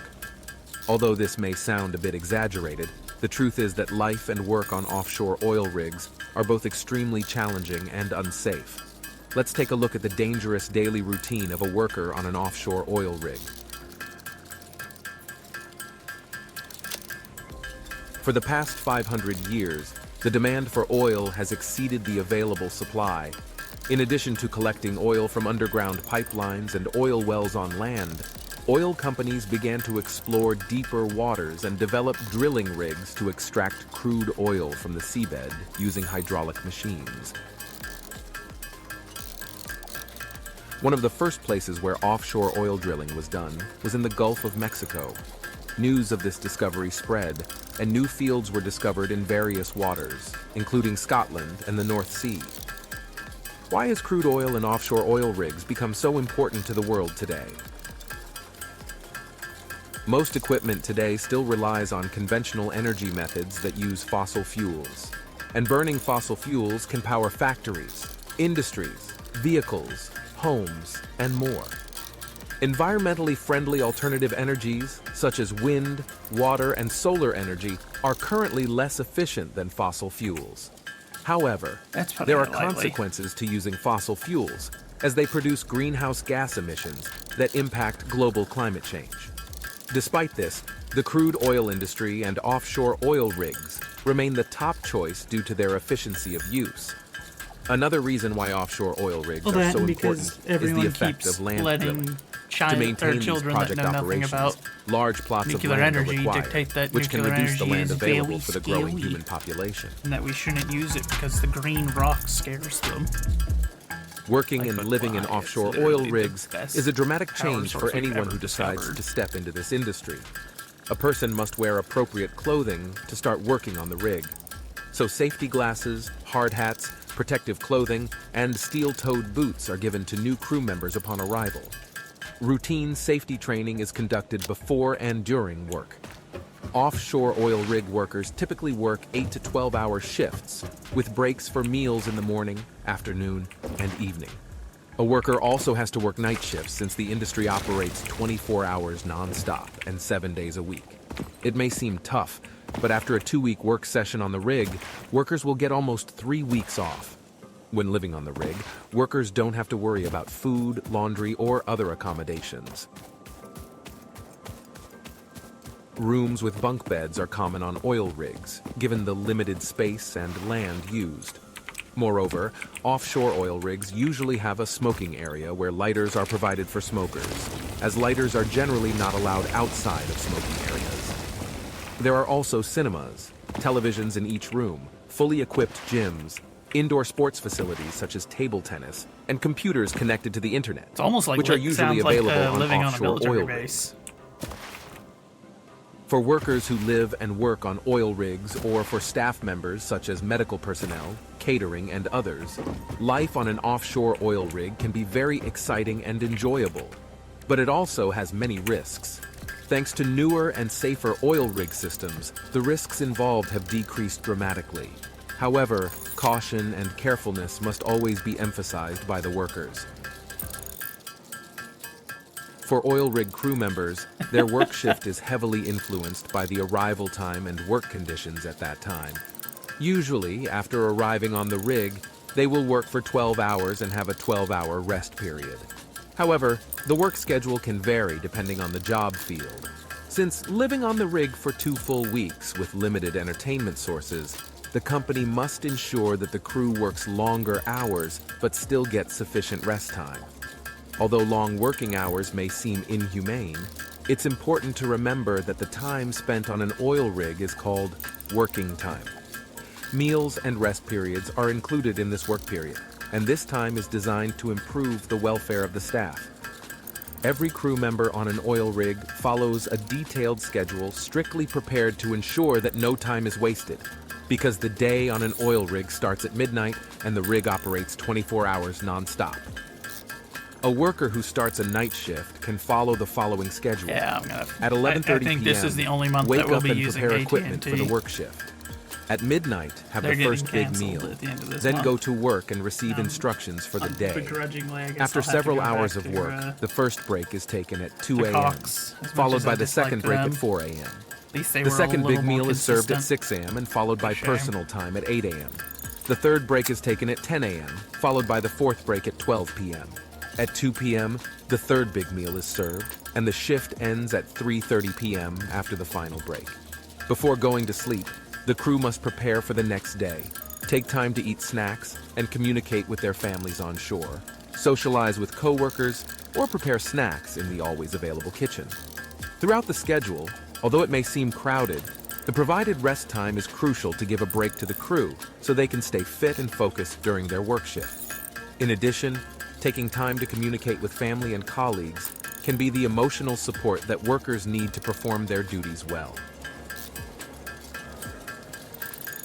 On offshore oil rigs, there are also training and education courses available, because working on an oil rig is not a job that just anyone can do.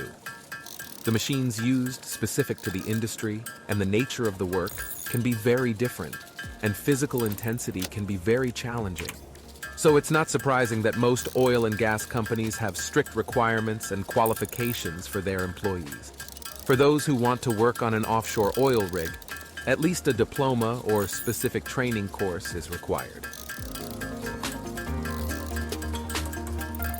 Salaries for oil rig workers vary depending on their position and level of experience.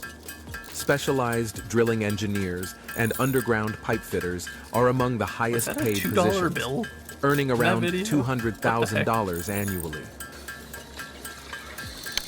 Even entry-level positions such as roughnecks and roustabouts can make a decent living, with salaries ranging from $40,000 to $60,000 per year. Overall, the pay and benefits for workers on an oil rig can be very attractive. Hello, tinnitus. But it's important to remember that What the did I do job this also time? comes with unique challenges and risks. Companies also provide accommodation and benefits for families of workers, including complete insurance coverage. For adventurous types, working on an oil rig is a dream come true, as it offers a dynamic field that rewards hard work and dedication.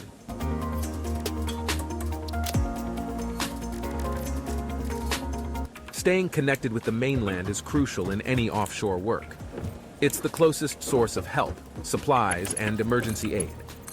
That's why companies in this industry give a lot of thought to how they organize logistics for mainland transportation.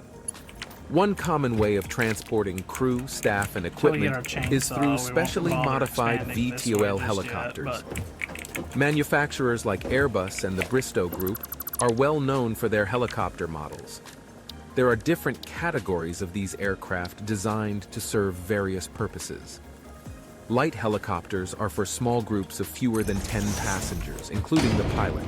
They're used for shuttling small teams to and from the shore or inspecting offshore pipelines with a small crew. They can carry essential supplies, but no hanging loads. Medium helicopters come in two types, passenger and cargo variants. The passenger variant can handle larger groups of up to 15 people and is often used for shift change operations. The cargo variant can carry larger loads, including mid-sized hanging loads. Working on an oil rig may be tough, but the perks and salary are worth it.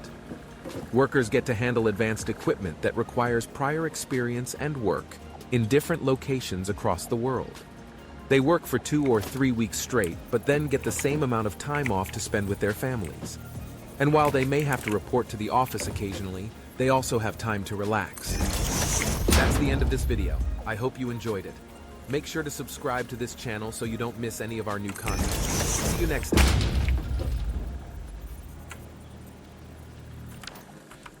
Because we don't have the materials. Most people don't want to spend more time in an airport than they have to. That makes efficiency the #1 job for airport design. But for the time you do spend there, you want it to be pleasant, comfortable, and maybe even beautiful.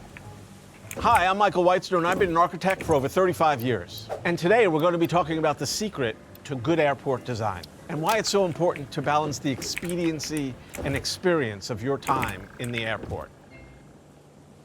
First of all, airports originally were designed primarily just for function. They started as military and government facilities, which were just hangars and sheds and dirt landing strips in a field. As flight became more accessible and more people traveled by plane, airports needed to be much larger to accommodate the demands for all these new passenger flights. They now needed to include spaces for check-in, baggage claim, gates for waiting at, and food service and other retail. I mean, the idea of a large airport was a totally new typology. They could have made them look like train stations, but they didn't.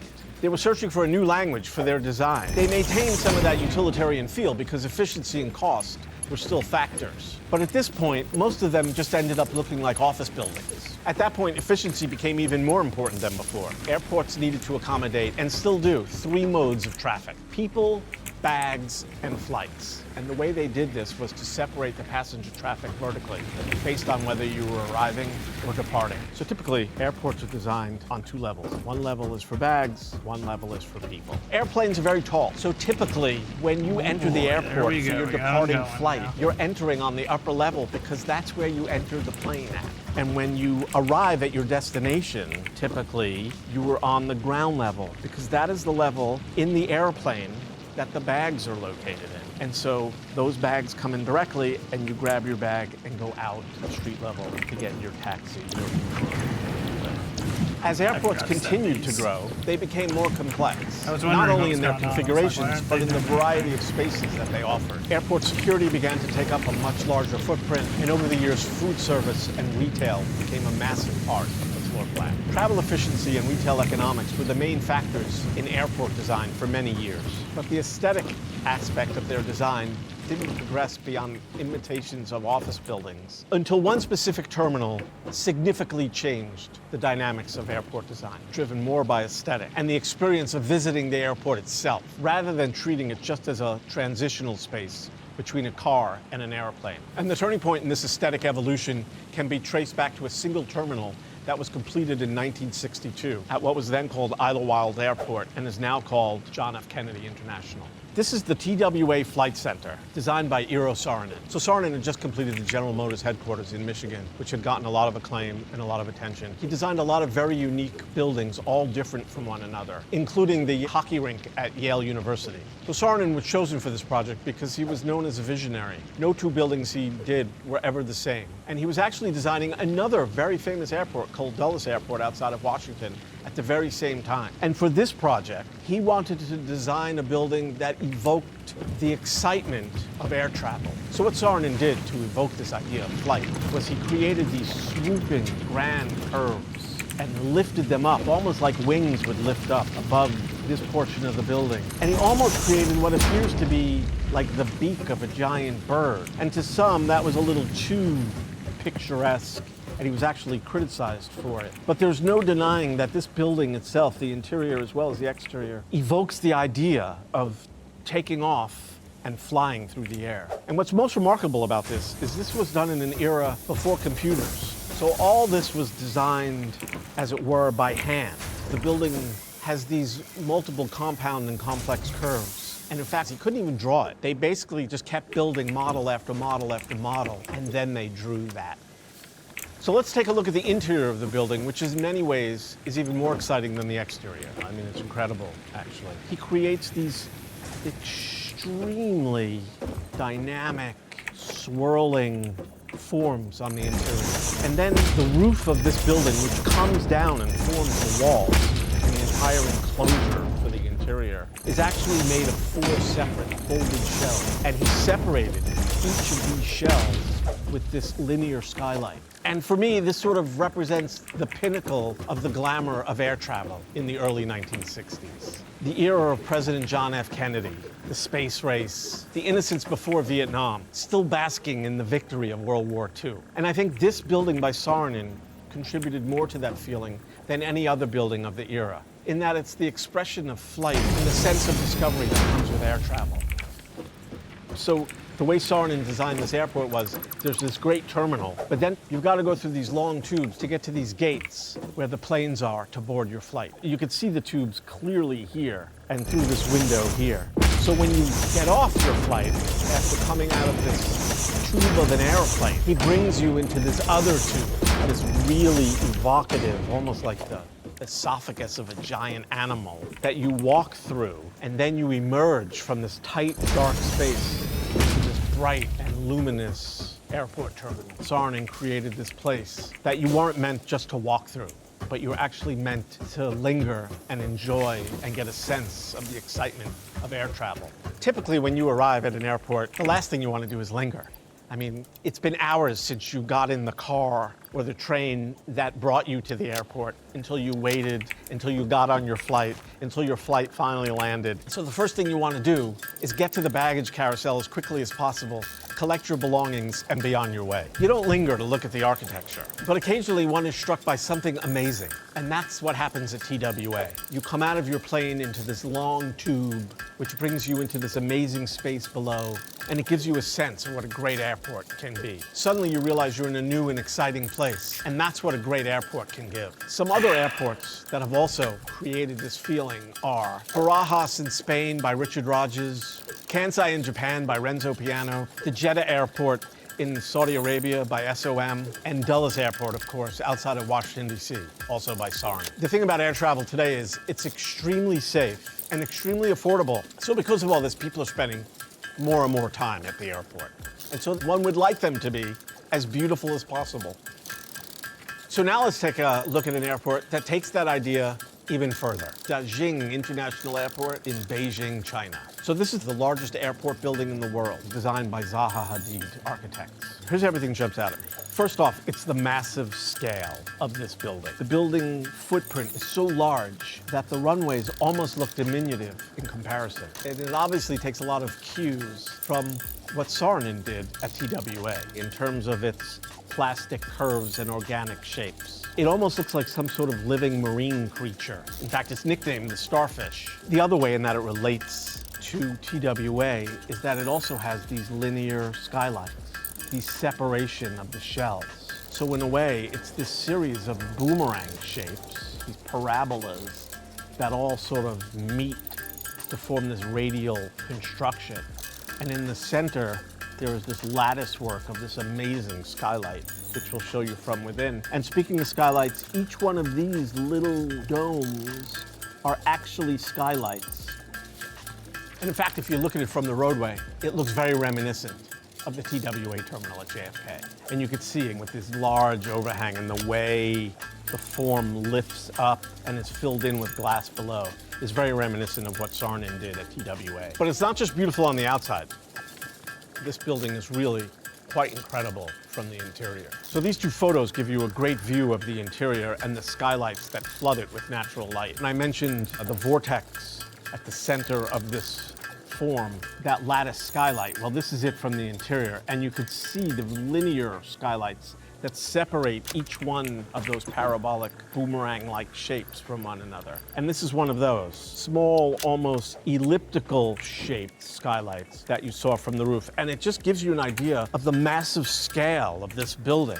That tiny little oval that we saw on the roof is actually, compared to a person, is an enormous size. And you can see the excitement on the interior. I mean, this actually, you know you're at an airport. Here's the check-in counters, here's baggage, and then here you see all these amazing shapes, and I love that she did this suspended arch, which looks like it's just floating in midair, and then she suspends the bridge from it. It's this dynamic, amazing environment that totally envelops you, where it's hard to distinguish between floor, wall, and ceiling. One thing grows out of the other. So clearly the experience of being here was forefront in the designer's minds. The idea was, let's create an amazing place to be. Okay, so let's talk about Zaha Hadid, truly one of the great architects of the late 20th and early 21st century. She was hugely influenced by a group of artists known as the Supremacists, who were Kazimir Malevich, El Lissitzky, and Lyubov Popova. They were called that because they were interested in the supremacy of pure artistic feeling as opposed to just the visual depiction of objects. And Zaha was also a painter. Through her paintings, she explores spaces that architecture hasn't considered before. So these paintings foreshadow her early built work, such as the Vitra Fire Station in Switzerland and the Rosenthal Center for Contemporary Art in Cincinnati, which are all very hard-edged and rectilinear and don't employ those soft curves yet. At the Maxim Museum in Rome, she starts to soften her form and creates more curvilinear shapes, which over the years leads to the astonishing forms that she employs at Dagen. Sadly, she died in 2016 before its completion, but her stamp is all over it. And truly, she's one of the great architects of the 21st century. But Dagen is not just beautiful, it's also extremely efficient. So this aerial view really shows the efficiency of this radial hub and spoke concept of which this airport is designed. So basically what this hub and spoke concept means is that no gate is too far away from the center. In fact, it's only an 8-minute walk to the farthest end of each one of these piers. So this concept is incredibly pedestrian friendly because it means you don't have to walk all these great distances like you do at other airports. For instance, at Dallas-Fort Worth, it's over 2 miles to the furthest gate, which is 40 minutes of walking time. So this radial concept also means you don't need other forms of transportation to get around the airport. You don't require buses, shuttles, or trains. Of course, this shape, which is so efficient for passengers, is actually a somewhat common arrangement for terminals. So Dagen, although it's radial, is actually based on the pier concept. And the pier concept, when arranging an airport terminal, is basically just a linear pier like you would find at a marina with boats. But in this case, it contains planes, and the planes just all, you know, sit here like this. So at one end is the terminal, and a string of gates come off it along this pier concept. And then the jetway goes to each one. So what happens at Dagen, they take this pier concept and they just do 5 of them coming off the same terminal, which again makes this extremely efficient for people inside the airport to get to where they're going. Of course, there are other common configurations, and probably the earliest configuration was just the linear concept, where you have an airport, and here's your terminal, and then your gates are here, and then you have a plane here, and a plane here, and a plane here, and they're all just arranged in one linear row. Then, of course, there's another configuration which is known as the satellite configuration. And the satellite configuration is essentially a total separation from the terminal. So you have your terminal here, and then you have your gates out here. So the advantage of the satellite configuration is that the tarmac is uninterrupted, and the planes are closer to the taxiways and the runways. The other advantage of it is it's more efficient, and you can get more planes along the perimeter of the building. So while it's more efficient for the airplanes, it's less efficient for the passengers. And actually, the next airport we're going to look at combines 2 of these ideas to really maximize the efficiency for the planes. This is Hartsfield-Jackson International Airport in Atlanta, Georgia. And it's actually the busiest airport in the world. In fact, it's the only airport that has ever served over 100 million passengers in 1 year. One of the reasons why this is the busiest airport in the world is that 80% of the US population lives within a 2-hour flight of this airport. And if designing an airport is a series of decisions between aesthetics and efficiency, every decision they made here at Hartsfield is the complete opposite of what they did at Dagen.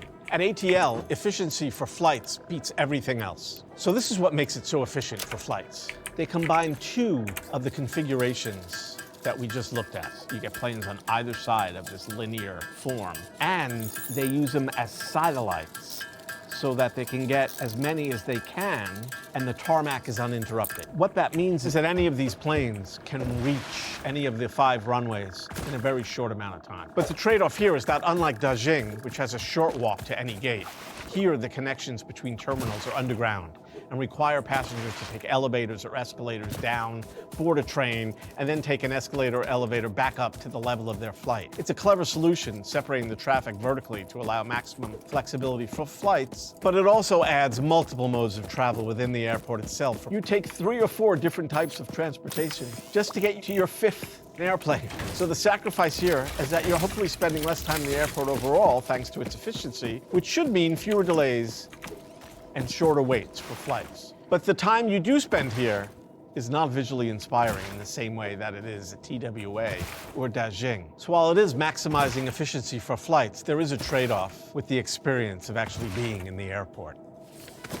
So let's take a closer look at the terminals. So this design really harkens back to the original ideas of airports, when they were just these very efficient, utilitarian spaces made to get people on and off their airplanes. And you could actually see the planes, the jetways, and the actual terminal building right here. And that terminal building is here in this photograph. And you can see there's really not much to it. It's just basically an aluminum box with corrugated metal along the outside, the occasional window, and that's it. There's very little natural light. It couldn't be more mundane if it tried, and the interiors are exactly the same way. So what I love about this is the terminal looks like the warehouse buildings that you see surrounding airports, in that they're built for completely utilitarian and efficient reasons and nothing else. This airport is built entirely for function, and that function is getting airplanes in and getting airplanes out. Unfortunately, one pays an aesthetic price for that efficiency. So what is the secret to good airport design? I think it's about striking a balance between efficiency and an aesthetic experience. The reality is the nature of air travel now means that you're going to spend more time in the airport than you really want to. So you might as well be in as nice a building as you can be in. But no matter how nice that building is, you still want the airport to run efficiently, and you don't want to spend more time there than you have to. So there has to be a sweet spot.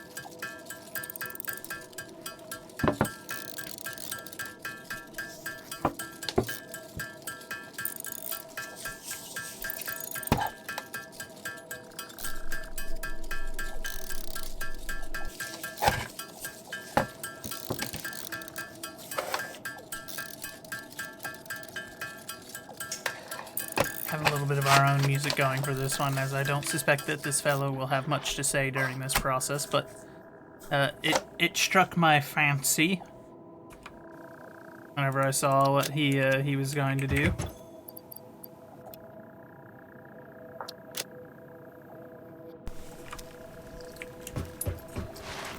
What did it say I needed for a chainsaw? Okay.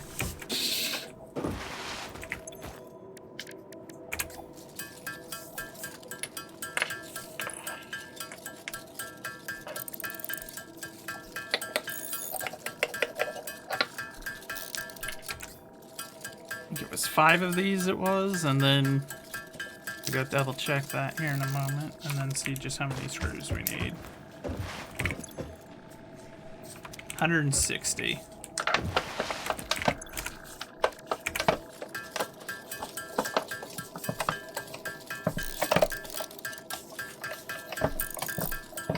Hello there.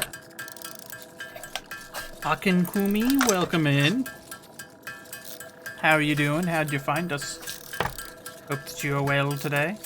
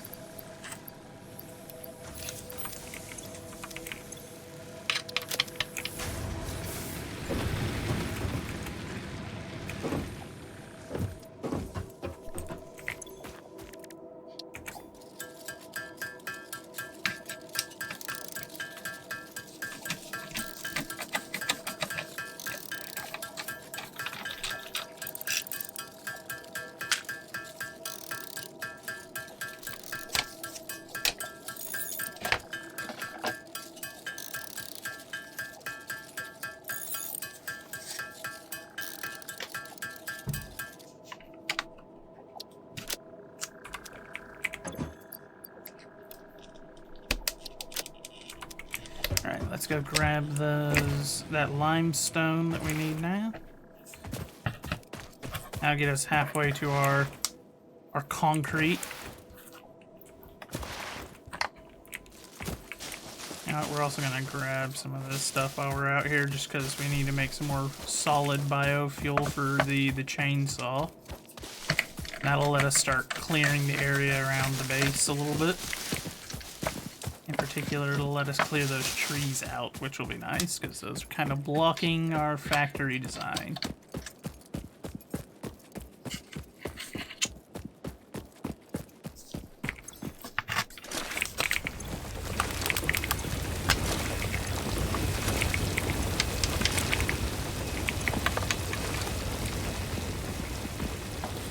Let's wait for a minute, let these refill. While they do that, let's see what we can find. Okay.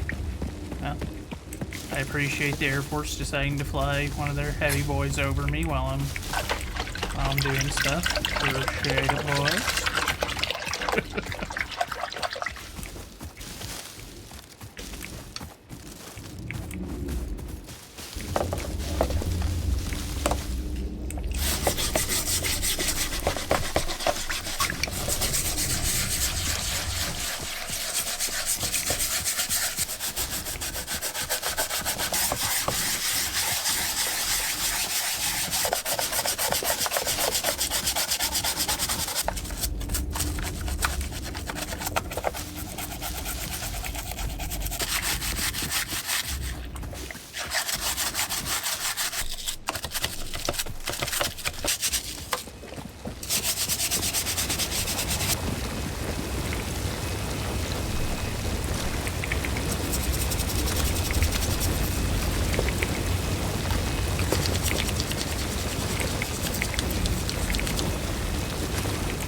They're just like loitering out there with that heavy mover too. That sucker was taking his time.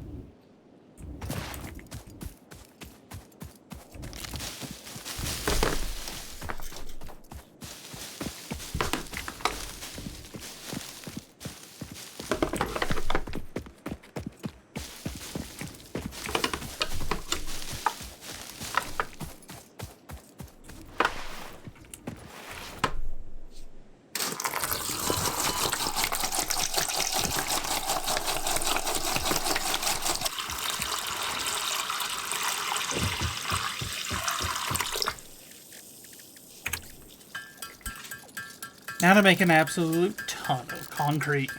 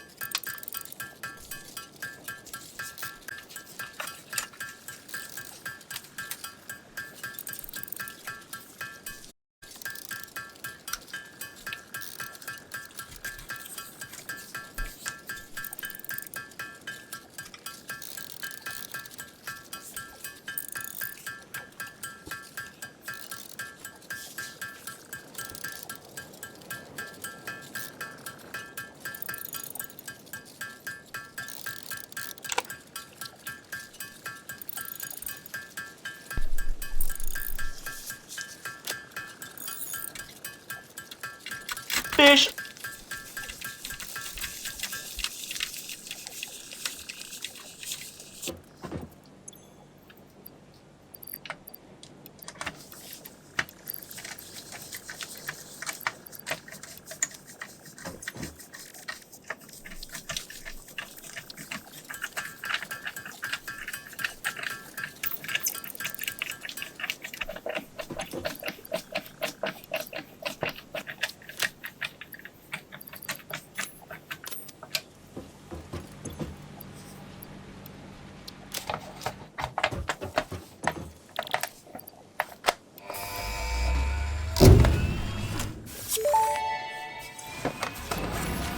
Milestone reached. You have been given access to the anti-waste effort for stress testing of materials on Exoplanet's bonus program, also known as AWESOME.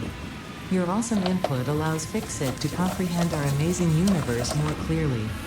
In appreciation of this, we have generously set up an internal, closed economy with exclusive rewards in currency. Directing parts of varying quantity and complexity into the awesome resource sink will grant Fixit coupons. These coupons can be redeemed in the Awesome Shop for highly desirable items such as new foundations, walls, factory attachments, cosmetics, parts, and more. Next time you have additional resources, just remember to go that extra kilometer. Go awesome.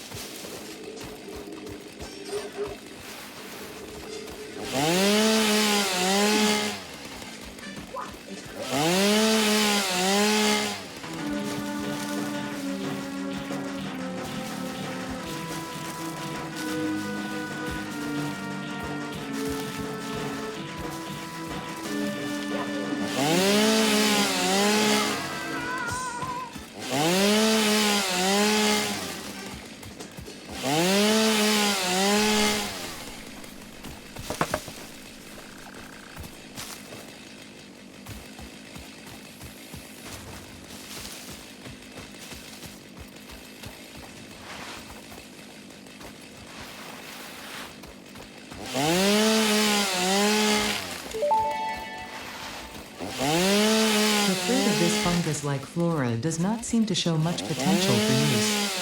However, its mycelial network is worth further investigation. Research it in the NAM to establish classification and potential application.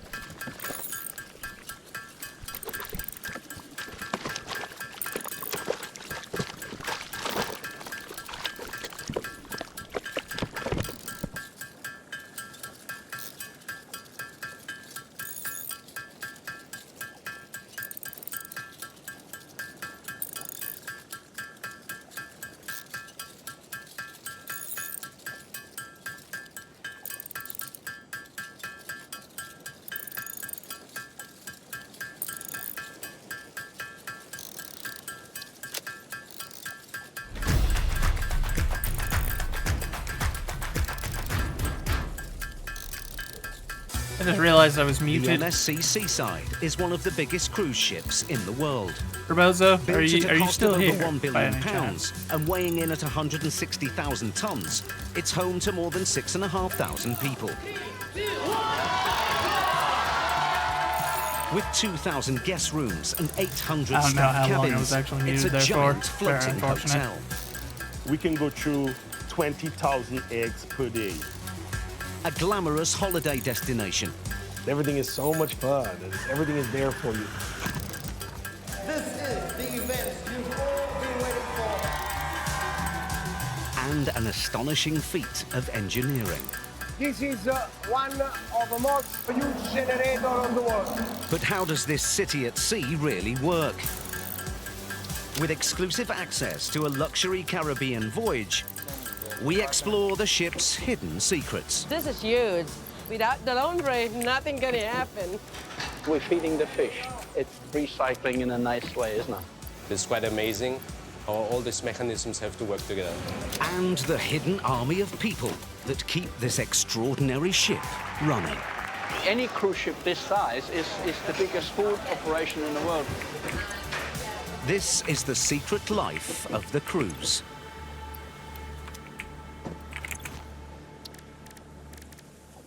It's 7 a.m. on Saturday, and the gigantic MSC Seaside has just docked in Port Miami, the biggest cruise ship terminal in the world. In just 12 hours' time, this floating city is heading off for a week-long cruise, traveling more than 2,000 miles across the Caribbean. But before then, it needs to be transformed. There are over 2,000 rooms to clean, 5,000 passengers to disembark, and 15,000 pieces of luggage to come off in just a few hours. Then the ship needs to be refueled, restocked, and refilled with passengers all over again. In the cruise business, it's known as turnaround day, and the clock is ticking. Many people think that we're coming in the day before, we stay overnight, we take a rest, and then the next morning they come on and they see the ship. So many people ask me, when did you arrive? And we say, we arrived this morning. But how can the crew do so much in so little time? Of course, our turnaround day is very hectic, but this is a dance, because everything has its timing, and it's like a choreography. The day is a complicated ballet, where every crew member needs to remember their moves. But this complex dance relies on something a bit more mundane. One very long corridor. Down on deck 4, a secret crew passage runs the entire length of the ship. It's known as the I-95. It's the only way to move people and cargo quickly around the ship, and it's crucial to the entire operation. How many elevators we're using? Only one? Guys, hold on the elevator. First thing in the morning, the I-95 is packed, as a hidden army of workers take 15,000 bags off the ship through just 2 doors in less than 2 hours. Good Lord Almighty. Of course, you see that we have our pool attendants helping us with the luggage, because on turnaround days, all hands on deck, we need all the manpower available. Please align all the people right now, please. And it's just as busy port side, where a separate team of dock workers have to work in tandem with the ship's crew. We normally have about 13 forklifts and 57 porters working on a given day. It's extremely hectic. It isn't just luggage coming ashore. Over the last week, the ship has accumulated some unpleasant cargo. 50,000 gallons of human waste. Today, 5 tanker loads of poo will be removed for disposal.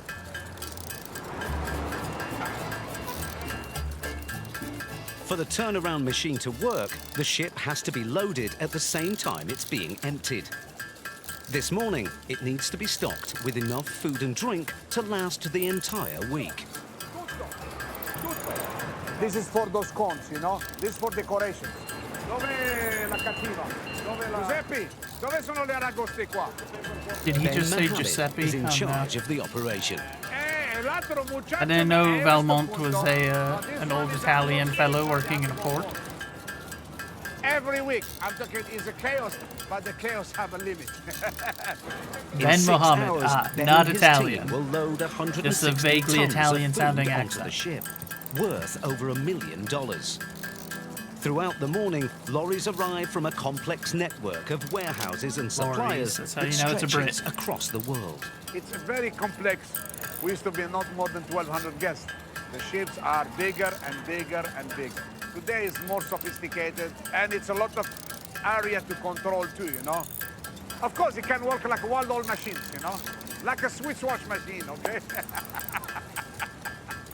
All of this food needs to be loaded onto the ship. Maybe through he a is single Italian, door. just with a To terribly prevent a unfortunate backlog, name. It's delivered immediately to one of 48 separate food stores.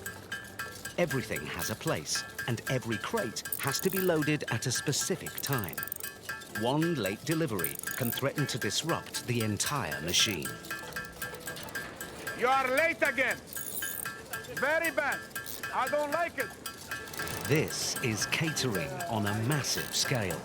In 1 week, the ship's passengers will consume 70,000 eggs, 15 tons of meat, and 47 tons of fruit and veg. Every item must be checked rigorously before it goes on board. Nothing can go back on board without the sticker of K9. If the Coast Guard comes and it goes on board without the K9, that's trouble. As well as That's safety, trouble. Ben and his team have to check every item for quality. This is halibut. That's come from Alaska. Salmon. For the sushi, look how beautiful. This is a ribeye steak, a 20 ounce. This is our biggest protein product. Blackberry. This is for pastries. Then the strawberry, we don't want them big, we don't want them small. Every week, the checks throw up some surprises. You see what's happened to the pineapple? This is a freezer bird. And what's happened is softness and ruined the product. Oh, Even if wow. in one case, we send the whole lot, you have to give me a new product. In the next 2 hours, you have to bring me pineapple. I will call the vendors now, and I will tell him that all the pineapple have to be returned. Wow. That's gotta hurt as a company, like as a food company, to get luggage an and entire food is shipment only back half because the one battle. failed. The most important job on turnaround And now you got day 2 is hours to to get move a people. replacement shipment to them. That is rough. All passengers have to be off the ship by 11:30 a.m. This moment is known as the zero count. If any guests are still on board, it means that none of the new passengers can get on. What's the 10:30 count, if you have it for me, please? On board 500, 500 on board at 10:30. Thank you very much, Miss Ruby. Let's get them out quickly. New passengers are already arriving at Terminal F, where the Seaside is docked. Built specifically to handle this ship, it's the biggest terminal at Miami Port. And it's already getting busy. We're actually about 120 people left on board, and we already have about 200 people checked in. This is probably the most nerve-wracking point of the day, when you're right between getting people off and getting people on. At this point, I mean, it we makes start sense. It's the searching point people, of the looking day for where them they've in got the rooms, narrowest around margin. The pool, the open bars, and just making sure we get down to 0 people as quickly as possible. Portside Provisions Master Ben has had some good news. In less than 2 hours, his network of suppliers have come through. As you can see, I showed you this morning the pineapple return. By 11 o'clock, the replacement was here. The vendors here, we have a good relation with them That to was supply quick. us what we need. Giorgio, listen, and thank you very much. You just arrived now. I see the pineapple coming out. Thanks, Giorgio. Thanks. Have a good day. I can't tell if the guy's Italian or The an ship Arab. is also Can't being tell. stocked with everything else it Between the needs for accent and the following name week. and the From way he, like, 7,000 carries rolls of himself. toilet paper to Hard to replacement tell. engine parts. The technical part, the medical part, just name it, you know. For a 7-day trip, the ship also needs more than 1,000 tons of fuel. Back above deck, the last of the passengers are finally making their way out. All crew, 0 count. You have a 0 count. Start the embarkation, 0 count. Brilliant!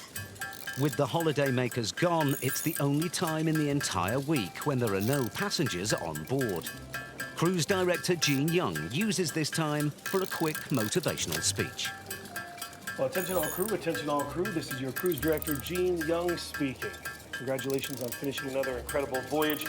I put the challenge out to you, my friends, my family members. This cruise, let us say hello to each other. Let us be the best that we can be, because you are the best. You are wonderful, and our guests love you. Let us do it. Let us do it great, and let us do it again. Thank you. The Sounds like respite some doesn't corporate last mumbo for long. jumbo, but 5 minutes later, it's time for boarding. So stand by for boarding. And the week starts all over again. By midday, the front desk is checking in up to 1,000 passengers an hour. The holidaymakers are already exploring the ship. Oh, wow. Hello. How you doing? Such a best impression, eh? Wow, just wow. Wow, yeah. Shiny, bright. Can't wait to go have a look around. So we're about to go into our room. Oh, it's open. It's open. I know. Oh, you're hiding. Oh my gosh. This is nice. Oh, wow. What a massive mirror. Downstairs on the I-95, another group of people are getting their first glimpse of the ship. And things look very different down here. You in China? Yeah? Where are you coming from? Honduras. Philippines. How are you? Welcome on board. that part is a On shame. every The cruise, fact there that are they up to can 200 new essentially members of staff. so many of As up these to a companies tenth of could the be crew hiring receive a Americans, holiday but or to work on other ships. they've been This hiring room is that we foreigners receive our crew members. We're gonna make all the paperwork for immigration. We're gonna sign them on. They get their cabin assignments. At the onboard uniform store, they have to keep uniforms for every job, in every size. Just one tiny part of a hidden world, but crucial for keeping this ship running. On turnaround day, everything has to be perfectly choreographed. But there's one factor that's out of anyone's control. Guys, ooh, that was not fun. There's a bad thunder coming. At the cruise terminal, bad weather can have major consequences. The storm means planes aren't able to land at Miami Airport. And many of these planes are carrying passengers bound for the cruise. Hey, that American Airlines flight that was scheduled for Boston was diverted to Fort Lauderdale, 39 passengers.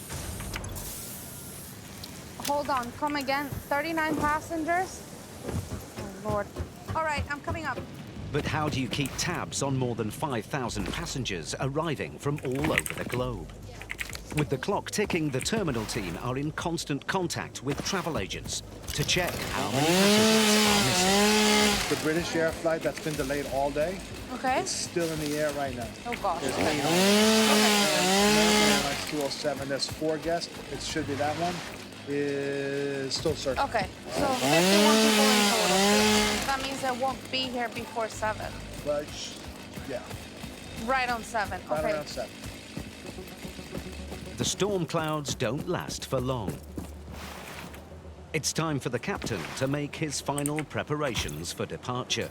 He's always there inside, being common with such huge more you. But how do you even begin to move a vessel of this size? Okay, after the session, advise when you are ready. The key lies downstairs in the engine room. Before departure, the ship's engineers have to ready the ship's 4 giant engines.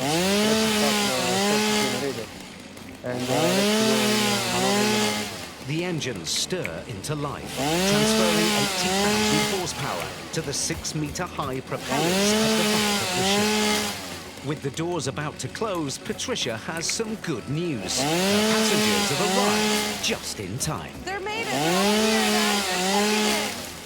Ah, how exciting. Green light, we are all good. Madame will be reading in 15 minutes, around 5 minutes. With all passengers on board, the ship is ready for the final act of turnaround day. Even if you do exactly the same maneuvers, they are always different usually. Every single day is different. Okay, pulse side clear, very good. Hidden beneath the waterline, the ship engages its thrusters. Smaller propellers built into the side of the ship. All 7 thrusters are in operation. We can advise the bridge now.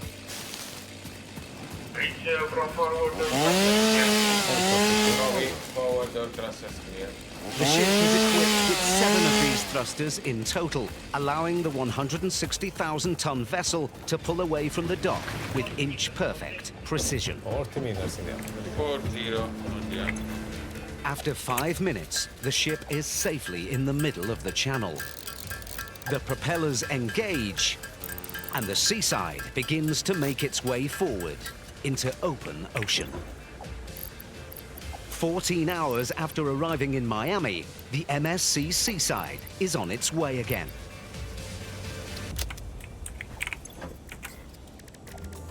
For most of the next week, the ship will be at sea, with 6,500 people on board. But what keeps this sea-bound city afloat 24/7? This is one of the most huge generators on the world.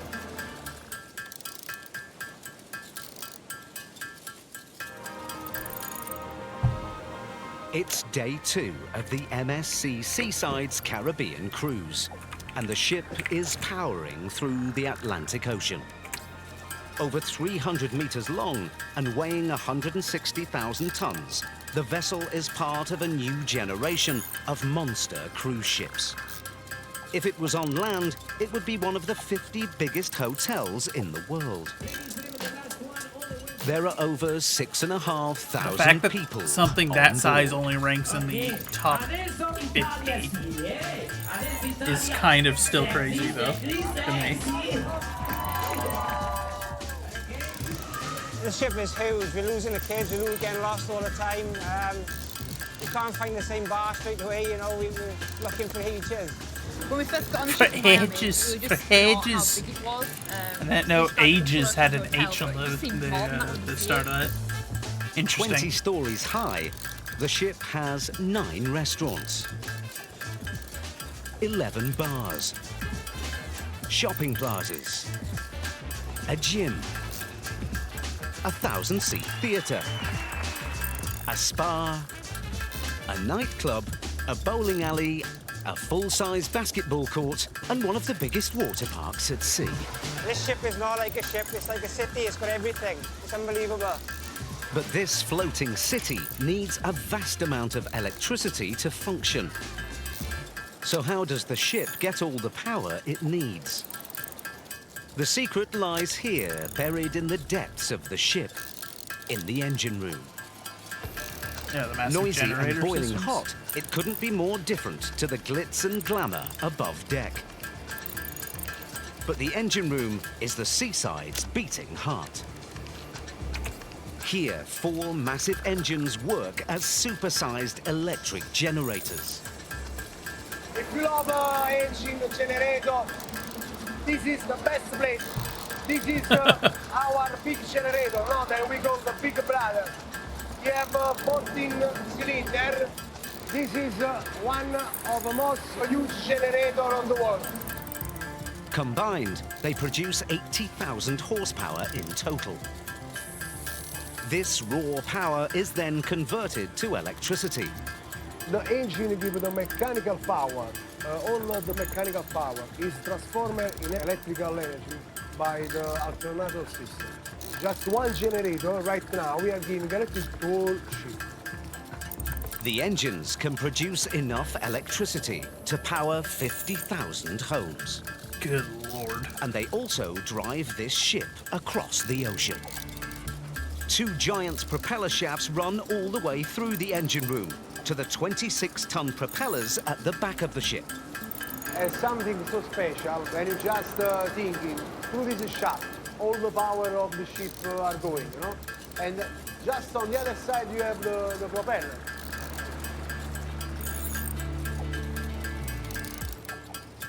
The engine room is also the key to another vital commodity that the ship needs in bucket loads: water. On board, there are 30 swimming pools and jacuzzis, and more than 3,000 showers and taps. And every department on the ship, from the galleys to the engine, requires a constant supply of clean, fresh water. Ready to go. 3, 2,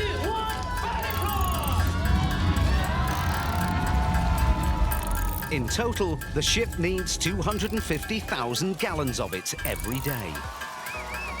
Yeah, I'll be honest, I don't So see the how appeal. does it quench this thirst? But that's just me, I suppose.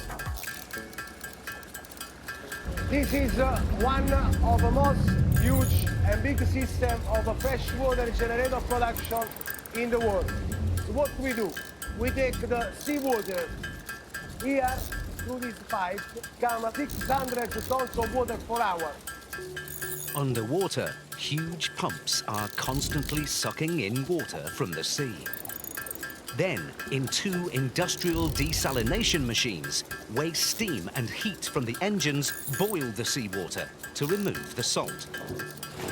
Once treated, the distillated seawater is clean enough to drink. It's pumped throughout the ship. This water comes out from our shower or from our hand wash. And for swimming, pool, jacuzzi, everywhere, you see water, it comes from this system. The system can produce 3,000 tons of fresh water a day, enough to fill 400 of these swimming pools. But this floating hotel doesn't just rely on secret systems. It also depends on a hidden army of people. Every day, 60 cleaners are constantly at work, cleaning the ship's 20 stories of staircases and 10 kilometers of corridors. Meanwhile, a team of 112 cabin stewards have to strip and make more than 2,000 beds. 1,000 of these linen bags are filled every day. But how does the ship deal with so much laundry? Hidden away on Deck 3, another department is absolutely crucial to the smooth running of the ship. Oh, this is huge. Without the laundry, the ship is not operational. Everybody thinks the housekeeping and the dining room without the food cannot be operational. No, without the laundry, nothing gonna happen. Almost everybody on board relies on regular deliveries of clean laundry. In one day, they have to process 14,000 pool towels, 10,000 sheets, and 60,000 napkins. Lord. Everything come down here. If you're looking at the hotel in Las Vegas, they have 2,000 rooms as well. The difference is, in the hotel, they have different laundry operations that they bring it to them every day, and they collect the dirty ones. In here, everything is in-house, and so everything needs to be connected within your operation. If one machine broke down, I'm already on a crunch time because the restaurant cannot operate without the tablecloth and the napkins. To get through this never-ending deluge of linen, the laundry is staffed round the clock by a team of 28 people.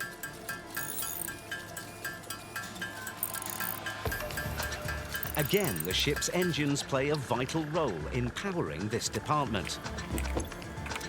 They produce huge amounts of waste heat and steam, which is harvested before being piped here to the massive machines.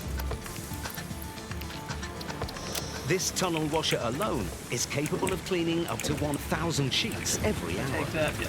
These are all full. After the wow, washing we've cycle, actually a managed to get robotic our arm moves power the supply material back to up for one now. of 4 huge dryers. Those are usage. Maximum consumption can be 47. Our capacity This is is the only 90. thing that can accommodate You the love to needs see it. of the ship. Without this, we can never meet the expectation. Once the laundry is washed and dried, another machine presses and folds it into perfect squares. Make sure you get the end to end like this, then you have a quality linen coming out on the other side. See, well pressed. See that? Okay, continue what you're doing, and you need to be faster. The next person just have to collect the finished product and goes into the storage place. Very, very impressive how this machine is designed. It's very beautiful. With a turnaround time of 1 hour, the newly cleaned, dried and pressed laundry is ready to go. I'm very proud to manage this huge operation. I am just as proud as a cow. What did I say? Upstairs, Proud the as a ship's army of cow, cleaners is that have what she another said? important role to play. I'll be honest, Every I've never day heard they that need one. to dispose of all the rubbish. With 6,500 passengers and crew living on board, you can imagine that how much garbage being generated on a daily basis. So how does the seaside deal with this growing mountain of waste? Down in the ship's onboard garbage room, an army of sorters have to painstakingly separate it all by hand. When the crew member come on board, I take a class, each person being trained how we need to separate the waste on board, and it is their responsibility. Only after it's been meticulously sorted can the waste be processed. Every day, this room receives 10 tons of garbage, including 2,000 cans and 3,000 glass bottles. We do not want to pollute the sea. We don't want to discharge to the sea. This is one of the most eco-friendly ships in the world. 80% of the waste generated on the ship can be recycled. The rest is taken back to Miami. Just keeping this ship afloat takes an army of people. But perhaps the biggest task is keeping everyone on board fed. You're dishing up too many at a time, okay? And dealing with the consequences.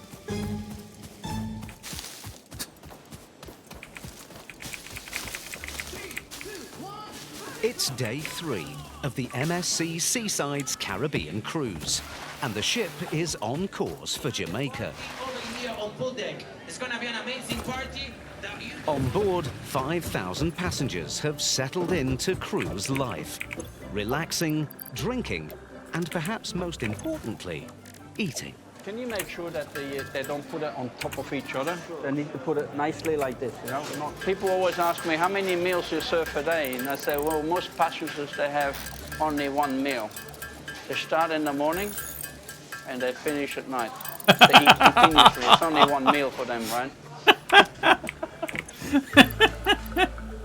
Okay, But I'll how admit, do you go about I like that guy. He's feeding got a the good sense of humor. 5,000? The key is sheer manpower. 800 people work in the food and beverage team. That's more than half of the entire crew. Together, they cook, plate, and serve 15 tons of food a day. Hola, buenas noches. Every evening, passengers eat at 2 massive restaurants. Capable of serving 1,500 people at a time, they run 3 separate sittings a night. First sitting, very quiet. Second sitting, very busy. And extremely busy on the third sitting, okay? Let's go and get them, huh? Thank you, guys. At 5 p.m., the team kicks into action. With 250 well-drilled crew members working in 2 huge galleys, Thomas has to make sure everyone is up to standard. Don't cook too much fish in advance, okay? Pieces like that don't need to be on there, right? Don't serve that, okay? You make sure you're decorating the food with chopped parsley or something all the time. Any cruise ship this size is the biggest food operation in the world because it's not like a hotel. A hotel might also have 5,000 beds, but half of them don't eat in the hotel. Here, they have no choice. There's nowhere else they can go. But the galleys are only one makes part sense. of a vast catering operation. Behind the scenes, there is a hidden labyrinth of stores, fridges, and freezers stretching over 15 floors. 24 hours a day, these supply lines have to constantly replenish the galleys above. Nobody really understands the scope of what we do on board unless you've been part of this industry before. Imagine 6,500 persons, diverse, multinationalities, multilingual, and a wide array of exquisite tastes. And we have to accommodate to each one of these tastes as much as possible. Each one of the stores is specially dedicated to a certain product, so there's no cross-contamination. That makes sense. This is just for ice cream. Whenever you're working on Just such for a ice cream. large scale, And you yeah. also have a little weird thing Because, called like, guava hazel. it's funny. They're technically in an industry, and I'm working in an industry right now in the game. I'm building my own industry. My industry, however, is all metals. This is all iron. Iron doesn't worry if it gets too close to other iron. Iron doesn't care if it gets too close to copper. Iron doesn't care if it is stored close to these solid biofuels or to my concrete or anything else. Food, on the other hand, like what they're working with, because they're working on a mass scale, theirs can't all be stored together. Certain foods, you can't have raw meat stored with the ice cream with a box of cherries next to them, you know? Like, you've just infected all three of all three have been infected by each other. Which is funny because then when it goes into the human body, it doesn't really matter that much. Like, I could sit down to dinner, eat a pork chop, and then have ice cream with cherries on top, and no issue. But if you stored those things together, you will make me violently ill. Pounds. Just to let you know, in a night, yeah, we can consume over 1,500 pounds of shrimp just in one sitting. Yeah, it's the same like when we do eggs. You know, we can go through 20,000 eggs per day, easily. 20,000 eggs. So. That's insanity. Every item in these freezers needs to be defrosted at the exact right time. Too early and the food will spoil in massive quantities. Too late and there won't be enough to serve. Oof, Although the that's cruise gonna be only painful lasts to 7 manage days, as well. the ship must keep enough for 2 weeks in case of emergencies. Oh, We yeah, are that makes sailing in sense. North America, and we encounter a lot of hurricanes, a lot of unfavorable weather conditions, and we may or may not miss a port. But if we do have enough stock on board to take us past for a couple of days. And guests don't just need to eat. With 11 bars on board, the alcohol stores are some of the best stocked on the ship. One of the first priorities is ensuring that we have the nectar of life, the nectar of fun, which we all The know to be nectar of alcohol. life, So alcohol. the Okay, cordials, bud. the liqueurs, the beers, the water, you need to rehydrate, and then you repeat. In one cruise, thirsty passengers will go through 2,000 bottles of spirits, 8,000 bottles of wine, and 10,000 litres of beer. We're not a party boat. It's a boat that caters for everyone's individual thirst. Good food That is and lots insane. of alcohol aren't the only ways to keep the ship's passengers happy. From dance groups, to shopping sales, to weddings. He did his ring as a symbol of my love. I'm gonna be The real crew honest, lay that on sounds hundreds dreadful. of activities a day to entertain them. And there's one man in particular who's responsible for keeping the party going. Stand right, stay rolling. Segment 1. Welcome back, ladies and gentlemen. I'm your cruise director, Gene. And I'm your cruise staff manager, Kevin. And welcome back to the Morning Zoo. Ladies and gentlemen, we hope you've had a nice couple of days here on board MSC Seaside. What's that second guy doing? He's just like mimicking the gesture. Brother, that Gene looks so Young is cringe. the ship's cruise director. As the public face of the ship, he has to be happy at all times. They're looking for a Disneyland experience. Everything is so much fun, and everything is there for you. This city of fun, this city of pleasure. I define the excitement, and I define it because it is there. It can be defined. Because, look how wonderful this is. Aren't you having such a neat time? But what's the secret to keeping more than 5,000 passengers happy? The first rule is to be very nice to everyone. I like your bikini, that's nice. All right. I studied people, studied their emotions, how to drive their emotions. As a cruise director, I specifically tried to figure out what are people thinking? What brings them anxiety? What brings them joy? Hi, how old? It's gotta be... The second rule is to practice. I hate to say it, but it is rehearsed spontaneity. I rehearse, trying to make sure that they can relax so they can enjoy. And so it's something that I rehearse all the time. I see the value in people like this, and I get his fascination with understanding people, because I like to understand people too, and how they function, how they think. I could never do that job though. There is no circumstance. It's too much. It's too much. I couldn't do it. The ship's huge restaurants are takes a coming special towards the end of their breed. first sitting. And in the galleys, a dedicated team of workers are slicing and dicing a mountain of produce. They're helped by some industrial-sized equipment. It's basically washing our fruit before we process them. A machine like that you probably would only find in a commercial plant where they make canned fruit and things like that. We've got one here. Beautiful. It's beautiful. It's just the right length for me. To have my jacuzzi, no? Jacuzzi. We can actually have a spin dryer in there when you have different. Oh, those poor pineapples. They're gonna be so dizzy. This is probably the cleanest pineapple on the ship right now that we have. Together, It was until you these picked it up. machines can power through 300 kilograms of fruit and veg every hour. In all my time of working on cruise ship, this is the first time that I see this kind of technology on a ship. It's state-of-the-art stuff. The chefs also need some super-sized kitchenware. Some of these boilers, they hold about 250, 300 liters, some of them. And this is what we need here, you know. When we make tomato sauce, I make 300 liters every day. Just tomato sauce, every day. That's And a it's lot gone of at the end tomato of the sauce. day. Holy moly. Even the dishwashing is an industrial operation. After each sitting, every single plate needs to be washed. This is the clean side of the operation. Comes out here, gets dried, piled up and pushed back into the operation. We actually need Makes sense. everything for the second sitting and the third sitting. The food has a rest after the first sitting. We replenish the line, but these guys, it's continuous. As soon as all the crockery is washed, the galley has to gear up for the second and third sittings. You're dishing up too many at a time, okay? Do half, and then take them off, put them into the cooler, and then do the next one. As the restaurant gets busier, the team work like clockwork.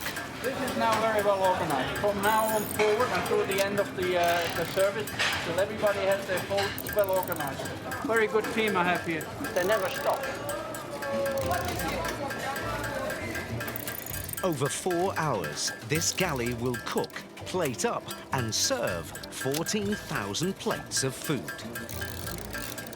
But at the end of the last service, the work isn't over. You have a night shift and a day shift, so it's a 24-hour operation. Almost half of them actually working overnight.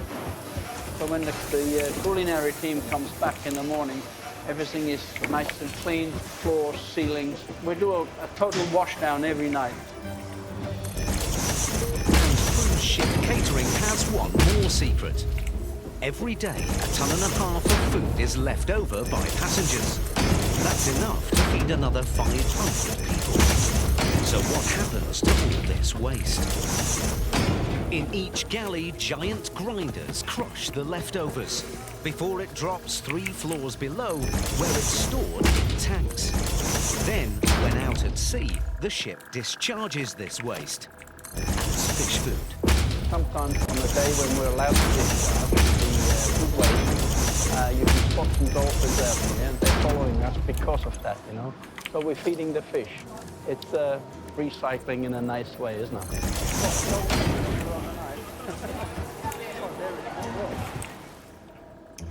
And all this eating has other consequences. With 6,500 passengers and crew downing at least There we go. 3 meals a day, the ship's sewage system works hard. I would imagine. But this city at sea can't have normal sewers. So how does it deal with all the poo? It all happens here, in the bowels of the ship. All the human waste on the ship coming here in this room. This is advanced wastewater treatment. Every day, this secret sewer has to There'll be a treat gap in the 30 tons production, of but that's human okay. waste. It'll get sorted out On quickly board, enough. It's known as I just had to black swap water. that because I When I noticed that come that was first in the day, wrong spot, when and I that would feel drive the me smell, crazy I knowing don't that like, that but was that way. Day after day, this is normal. Nobody like the work here because you smell. Also, it's very hot. But what we can do, somebody must keep this system in good position. The Seaside has its own specially developed system for processing the waste. First, under huge pressure, the solid is separated from the liquid in a pressing machine. The liquid coming here and going to stage 1. Solid coming here and going down in the slurry tank. The solid waste is removed every week in Miami. The liquid needs further treatment. This is stage 1. Inside is very dirty. 2,000 gallons a day filters down into these tanks. So now I show you how is the water in the beginning. You can see the color. It's very, very, very dirty. The black water is filtered until it's almost as clean as drinking water. The water past the filtration, separation, pass from this membrane and coming to here in this tank.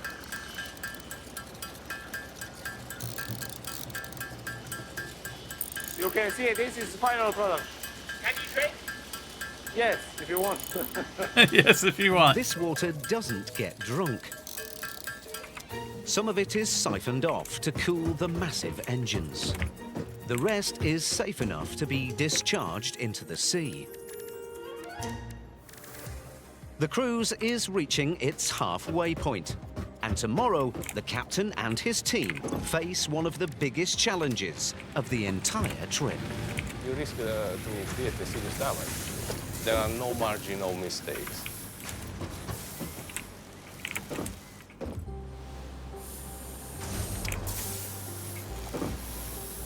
"7 a.m. on the bridge of the MSC Seaside.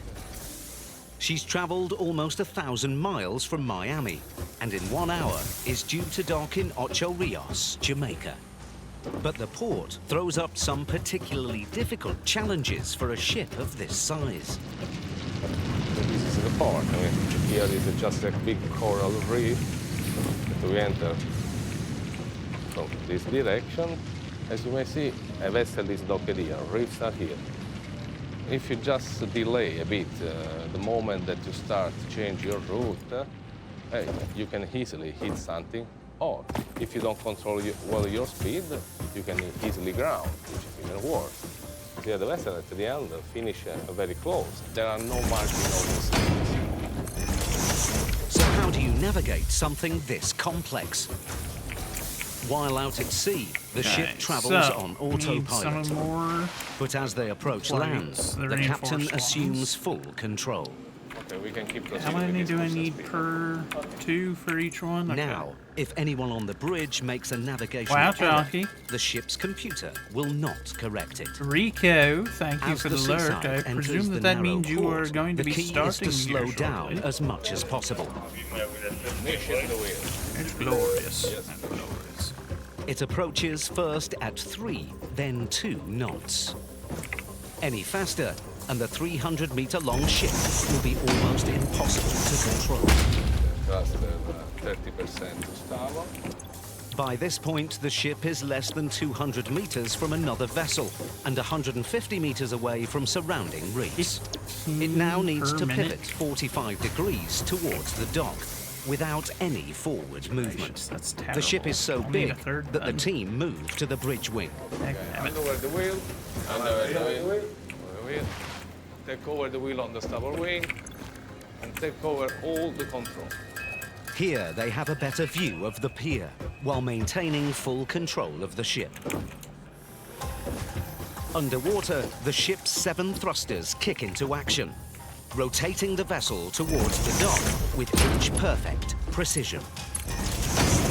And that's the most complicated moment because the vessel's weight is 160,000 tons. The water around is not really very much. There are a few meters water under the keel.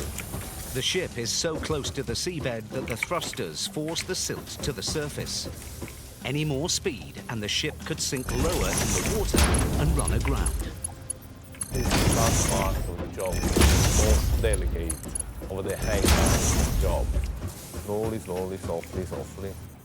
That's Yes, the bridge of forward Stop us. despite the fact that maybe you have a residual speed of 0. few knots, maybe 0.5, if you hit with that residual speed any concrete things, you risk to create a serious damage to the ship. Meters away from the pier, all the thrusters stop turning. And inch by inch, the ship drifts into position. You should really land softly with 0 residual speed. In practice, it is like kiss the pier. 405 clear. We are in position.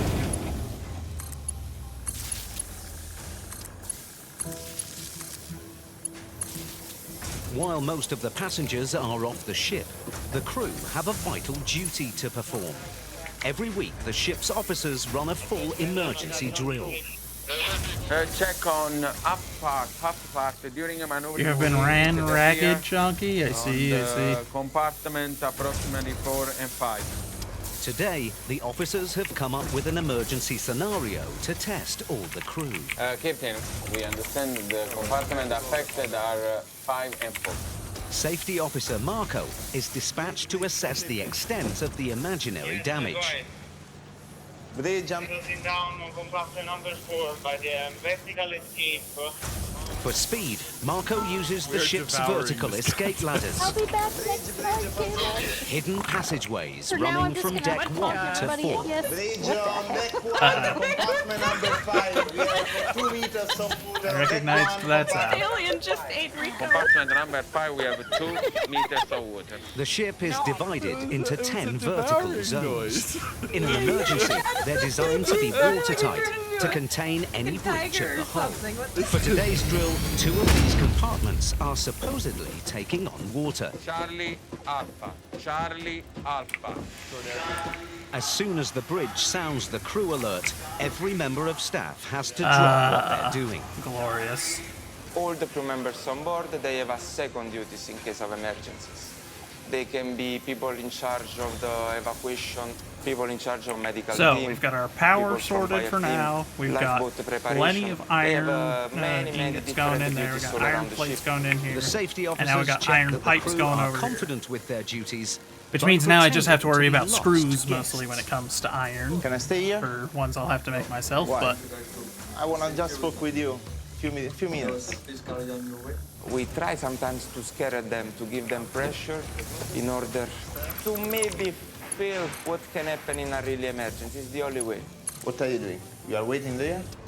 all right. I just wanted to swap that line When because you that one's can got too leave many your on it right position. now. I just wanted to spread that weight out a little bit. No. Few of them were really under pressure during the test. Under We pressure. need to work in order to improve their performance, but it's okay.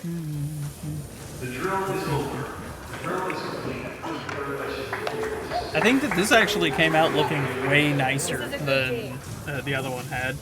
That other one, I think I got too fixated on that one With the drill pure over, the iron crew vein can return to and their let it normal completely jobs. like dictate the plan of But what's daily attack, life like for the 1,500 crew which members was not smart. living on That board? was not the correct thing to do. Hidden within the ship, there is a second city, one that passengers never get to see. Here, in a maze of corridors, there are But 3 now crew we've got restaurants, us a 2 proper iron private crew foundry going bars, here. Mi casa es su casa. Come in, come in. and 740 That's producing crew all the iron cabins. types So I this need. is my cabin. I'm exception a of senior thing, officer, but so it's a well, larger cabin and I don't have to share take it. care of which is, myself a big soon. perk on ship life. But you can see, really, it's not the biggest space in the world either. But on a big ship, this is all that I get to call my own. The officers are lucky. This is our corridor. Most of the crew live in less luxurious surroundings. Here we are, home sweet home. When you're in these cabins, you're a bit like, stuck. You feel a bit stuck and confined. All right, Yeah. looks like it's just about Okay. time. Everyone else is starting to get This is theirs on the top started bunk, up. and on the bottom bunk.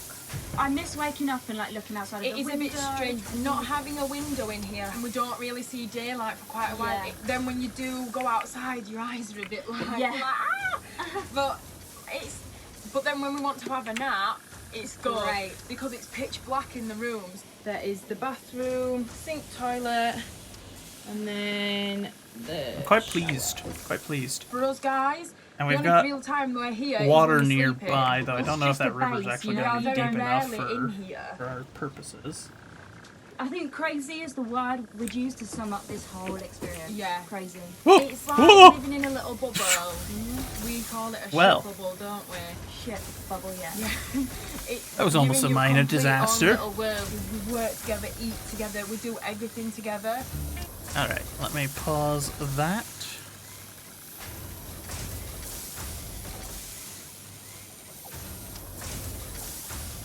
But hello. No, not Hello. tonight. Not tonight? Okay, so Nope. you're not streaming tonight. I'm just gonna make sure I log in with everybody and redeem, make sure we do joint chat with anybody who wishes to participate. Oh, oh yeah, I forgot about that. Yeah. Hey. Hello, friends. I am live. Just FYI. As am Oh. I. As am I. Nope, Oh, nope. I see. okay, I see perfect, both of you. perfect. Yep. I'm in both of your chats. I'm just staring at a factory waiting. As soon as you're ready, let me know. You're good. I just have to yell at my chat for a little bit. Oh yeah. Oh. Nice, Rico. Thank you. I keep forgetting. Yeah, I keep forgetting the group chat or the joint chat thing. Fiddlesticks. Oh yeah, how- the stream together thing that they got. Where you Yeah, can share your chat. I always forget how to. There. Yeah, I always forget how to do that. So let me. Is that a new model? Did I miss that one, Kat? Oh, it's still the same. Well, it's not the one I use all the time. This one was meant for a different project that I never got around to using, so I just pull it out for special occasions. So. So you're like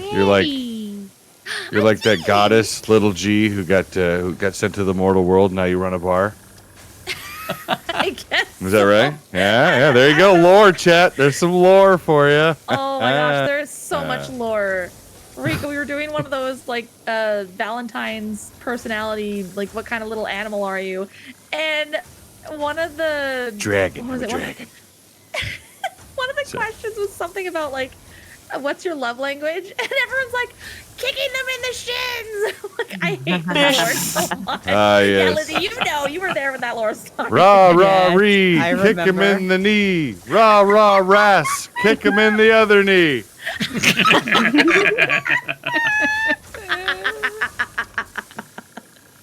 The battle cry. Right there. Yeah. Glorious. That was a good one. Oh my gosh.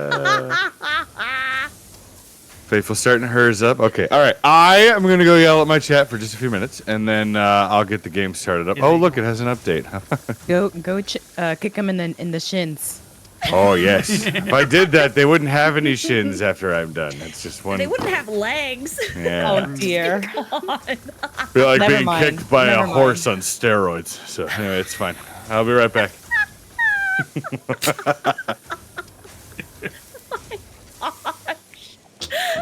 So how are y'all doing tonight? Doing good. Doing peachy. I'm good. I'm good. My throat's a little sore, but so we'll see how long I last tonight. Oh no.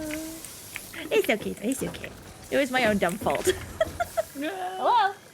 Oh, yay, food. Thank you. That's my exact same reaction.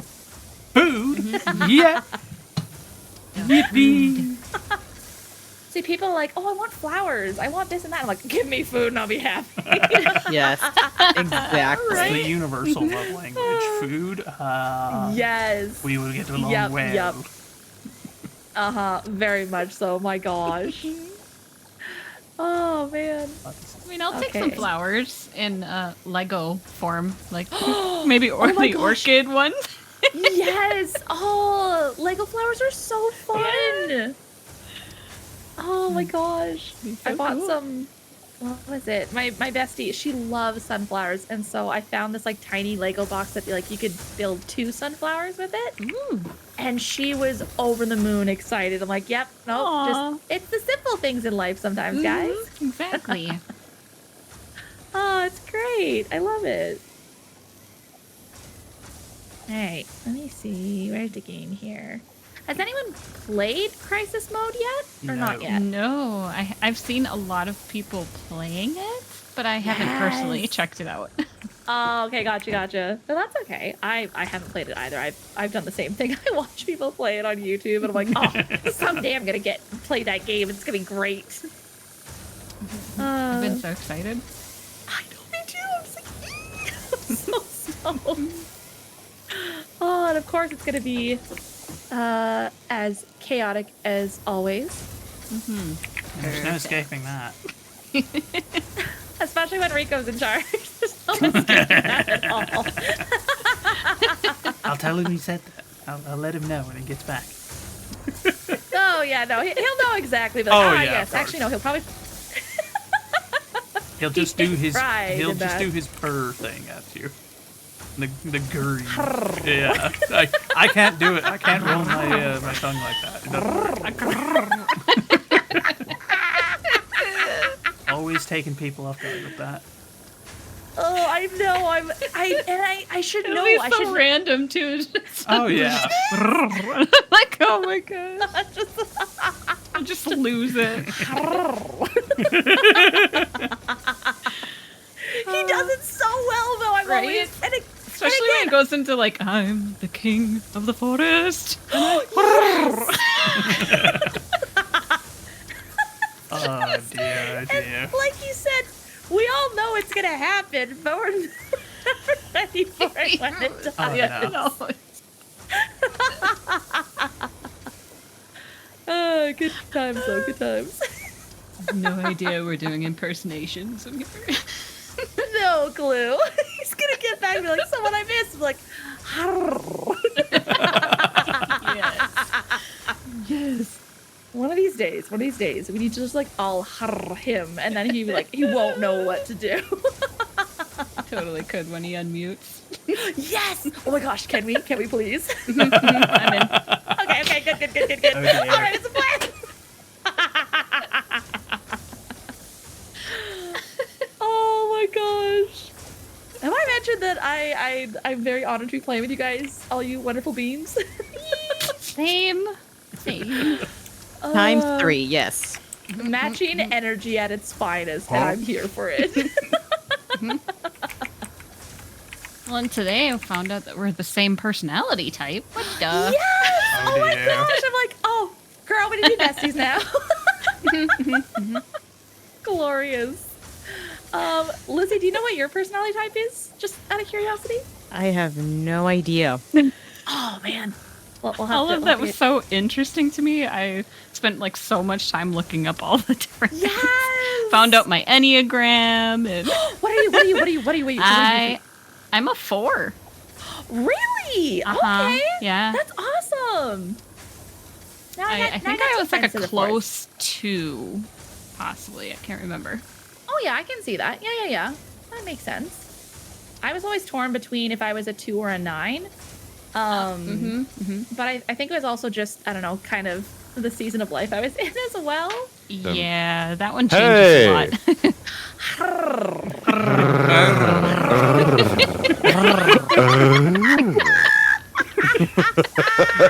Everyone just Now you're immediately speaking my language. I come back, you guys are speaking the language of the gods. What are we doing? We were conspiring against. No, well, not exactly conspiring against you. You know, it's fine. Not conspiring, you're joining in on the fun. It's totally fine. It's totally fine. Hey, so long as it's not Rico Simmons, I'll join in. Don't speak it. You can't. Don't say it. You can't say it. Manifest. I've And said did you it. know Yeah. that for is it? No. I'm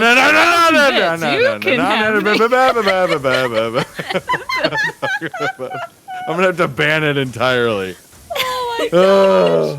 Who am I missing? I can't. Rico, think of the money though. It's not about the money. It's not about the money. It's all about the money.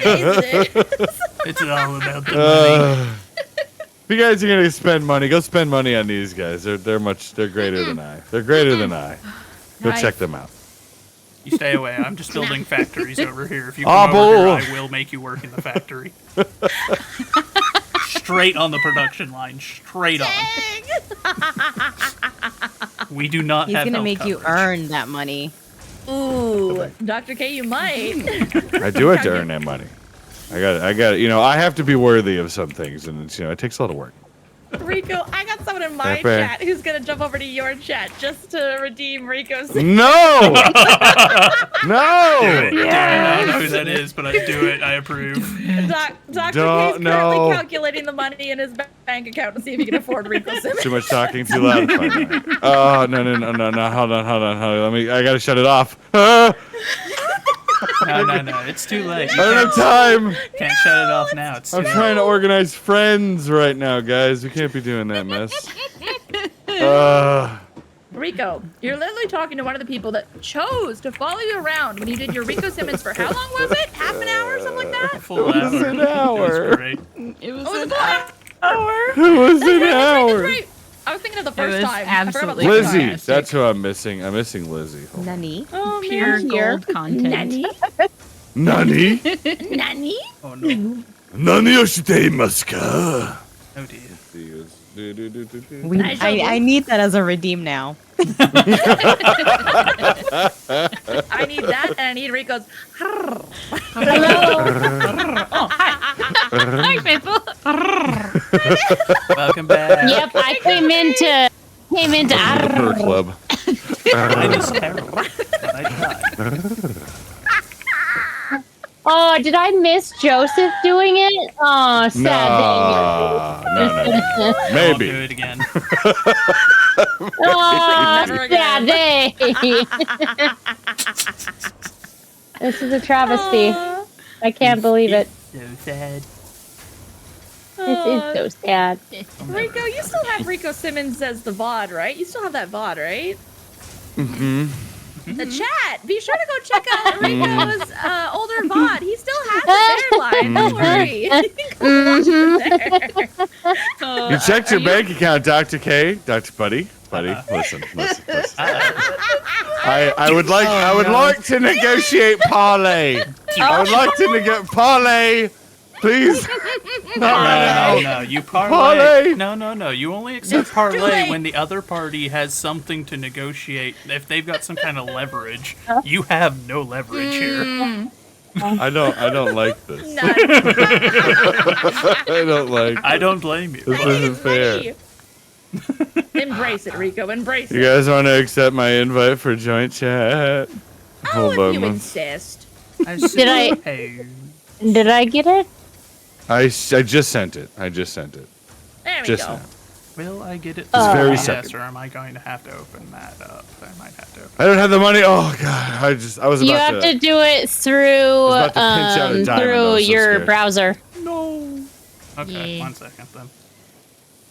I had to go to like Rico's stream the other day and accept it. Are you streaming right now too, Kayla? No. Nobody answered No. me when I asked. I know. I was looking forward to it. No, so it's Joseph, Catherine, yourself, and myself that are live right now. So. Okay. I was streaming probably when you asked. That's going to be my excuse, and I'm sticking Yes. to it. Did you join, Joseph? Not a good I sent you an excuse. invite. I'm getting swapped over right now as we speak. My apologies. I was staring at my factory Josephus. and enjoying it far too much. I was being quite pleased with my progress. So much progress in one day. I understand. Excellent. Excellent. Most excellent. Excellent. I always think of the frog from Meet the Robinsons. You know what I mean? Like, it's like the brain control. He's like, excellent. Did you just say what I just said because I said it? And he's like, no. There we go. All right. Yeah, I was and thinking there we go. Mr. Burns, but it's fine. There, I think I'm in there now. So of the three new people, who is who? Okay, so on the left we have Devoria or Lizzie. She's the one on the far left. Then we have Joseph. Then Catherine Naomi. Then on my right shoulder, as you are staring at me, that's going to be the little dear friend of mine. Is that's Faithful. I'm not sure what you are anymore. And then It's constantly Deer. changing. Elf deer. you That's were it. an otter That's deer. it. An otter deer? Just a deer now? Elk deer. No, it's elk. constant. Elk deer. I have no no, clue. no, no. I Chihuahua. Pretty sure she's a penguin Rico. somewhere. Sorry. in there. I'm sorry. On I'm not another making fun of you. Echo Lima Kilo. Or not Kilo. Thank you. Oh my goodness. She's an elk? It is Okay, hold on. Foxtrot. I knew she was too far north. I knew she was some kind of Canadian variation. Oh my. What a shame. Okay, What well, a shame. now I know. Now we gotta deport You don't her. even know what we Goodness are. gracious. I don't even know how to spell. It's fine. It's fine. Our pronouns are was-were, everybody. Was-were. All right, and then we've got Kayla. We've got Kayla on my other shoulder. I got right to there. tab So out. we I do got to tap out have- already. I'm done. Done. I'm sorry. She's I'm already sorry. defeated. It's Sojo over. Fellow Canadian here. Oh yeah, there. You know. Southern Canadian to you. No. It's Northern Montana. No. North Montana. They're North Montana. yeah. You're South Montana. I mean, it's looking like that might become true. We don't know. Or you're gonna, or you're gonna, you're well. You would be Montana Prime, and then they would be, you know, Oh, North Lesser Montana. Montana Prime. Yeah. Oh, I Or, for some reason I or went to Mooseland. Amazon Prime. I'm like, what? What do you mean Montana Prime? Welcome to Mooseland, everybody. Yeah, it's we've Mooseland. been renamed to join the Americans over there. You know, now we've all got a free gun. It's amazing. Oh, I'll tell you what, there. It is a gift whenever you join the union. We give you one for free. Yeah, we took Trudeau and threw him in the parlor there with all the tea, and then lit it on fire. It was pretty great. Hey. Let's see. I can neither custom confirm nor game. deny whether I agree with that for legal reasons.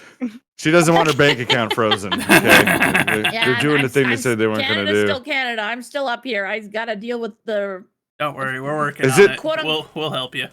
Is Last Stand the new thing, or is it in the lab? No. It's in the Last lab. Stand's the battle. In the lab. Into the Space lab. Crisis. That looks like it. Yeah. Guys, I'm Dude, so dude. excited. You have no idea how excited I am for this. I'm ready. I've been looking for the lobby finder features now available. Can you? Okay.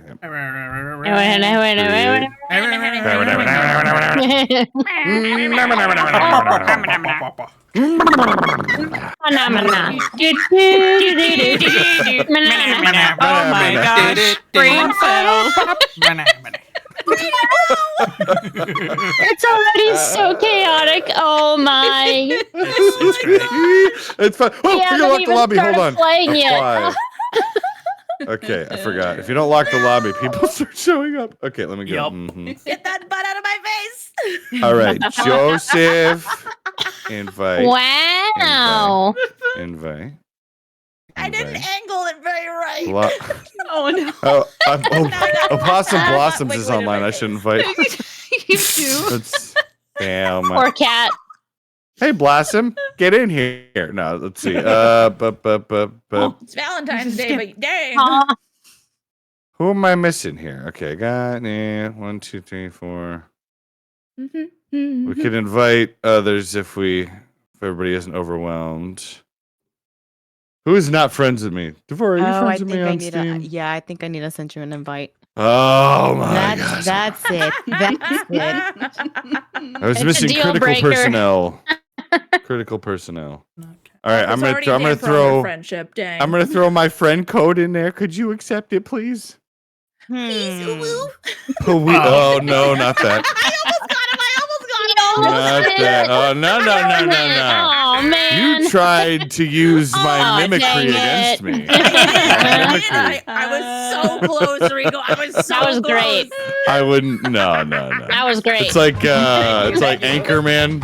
You know, Will Ferrell from Anchorman. He just reads what's on the prompter. He just repeats what everybody says.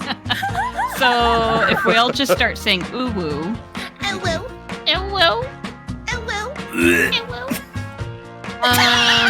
Somebody redeem Exterminatus in the chat, please. Did you send me an invite? It's Rico? gonna cost you to have me say it. I put my friend code in okay. there. I see it. I see it. See, You Kayla, put that, here's how we in start. there, and then We start with the and then we lull into a false sense of security. it's already starting. What was that? Loud too? Nice try. I'm not reading it. I don't think accents work in each other's streams. Maybe. Stop Oh my it, chat. God. Stop The seal. it. No. The seal is out. No. Love you. Oh, there we I'm go. dying.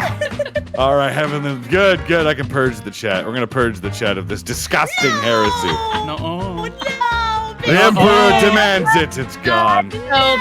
It's gone. I've already. It won't purge mine. Yeah, Oh, it's no, it's still, back. It's still here over here.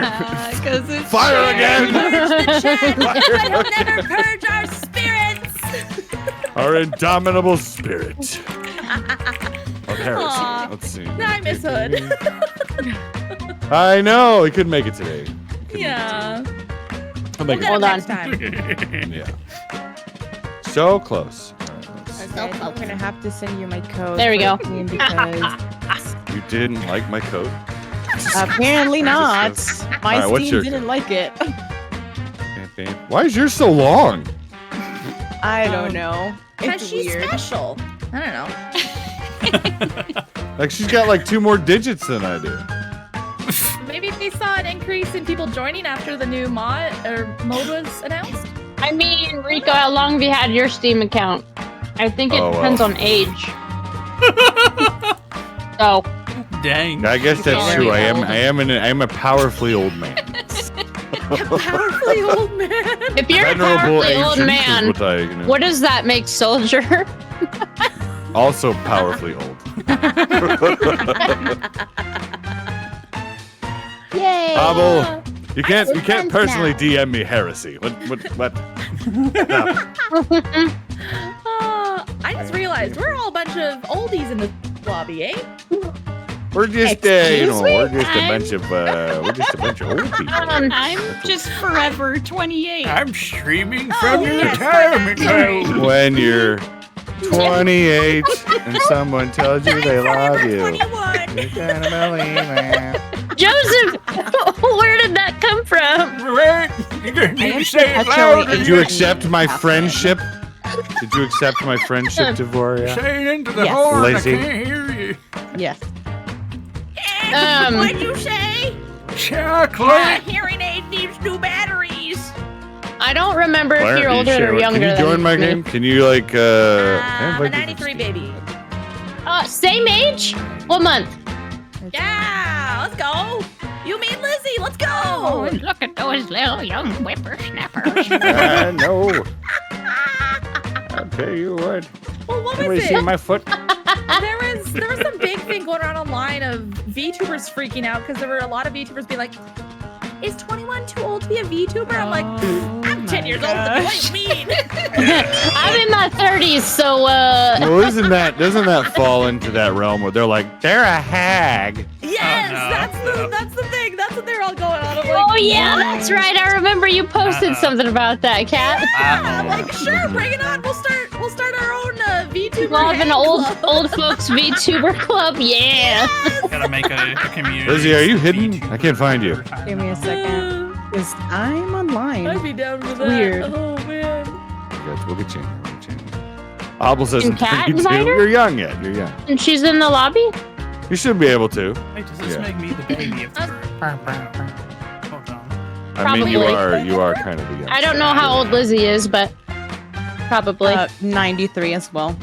Yeah. Oh, yep, you're the Yeah. baby. No! Joseph's the baby. No! Joseph the baby. Not again. Oh, look at a little baby. May I say my age? You can say yours. I mean, it really the age thing is just if you're More so. not. I'm older than you. I can legally give you head pats. What? I gotta You do know, that. don't say your age if you are young. I don't want you to get in trouble. Okay? Yes. No. If you're a minor, keep that to yourself. Yep, you're welcome here in just for chat. Hope you have a safety good time. You know what I Yes, mean? yes. Don't worry about that. But just for safety, for your safety, Yes. chat out. Amen. Indeed. Oh my gosh, Kat. Rico and myself What? that were born in the 80s. How is It's the your 80s. profile picture Do a lot of spinning drugs and on vocal Discord when you talk? Reagan. Oh no. What is happening? It's fine. It's just the 80s. See, The panache and debonair of the 80s. I'm in my 30s, but here I am sitting here eating smiley fries and chicken nuggies.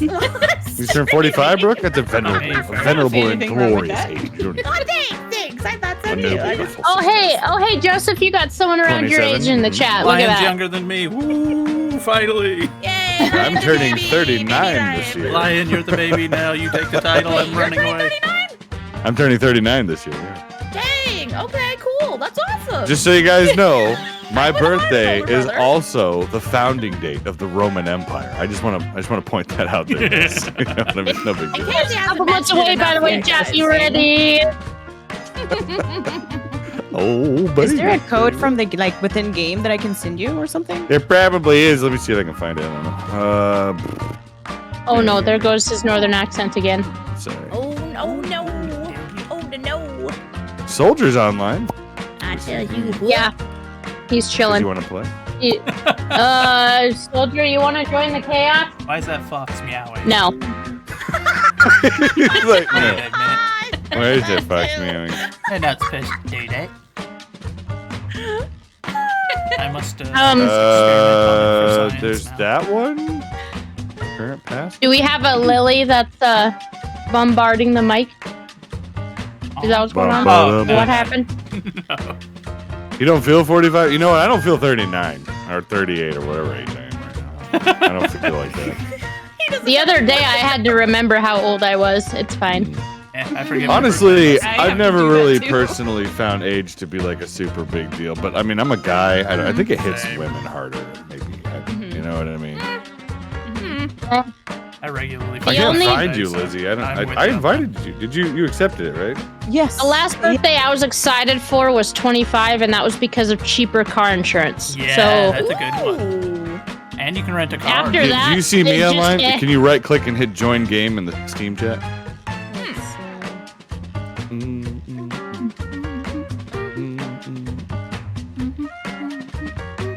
We're gonna get there, guys. Don't worry. We're just Oh, no, you're good. I'm jamming out to this music. This music's fantastic. I know. I'm hitting this too. I'm like, yeah.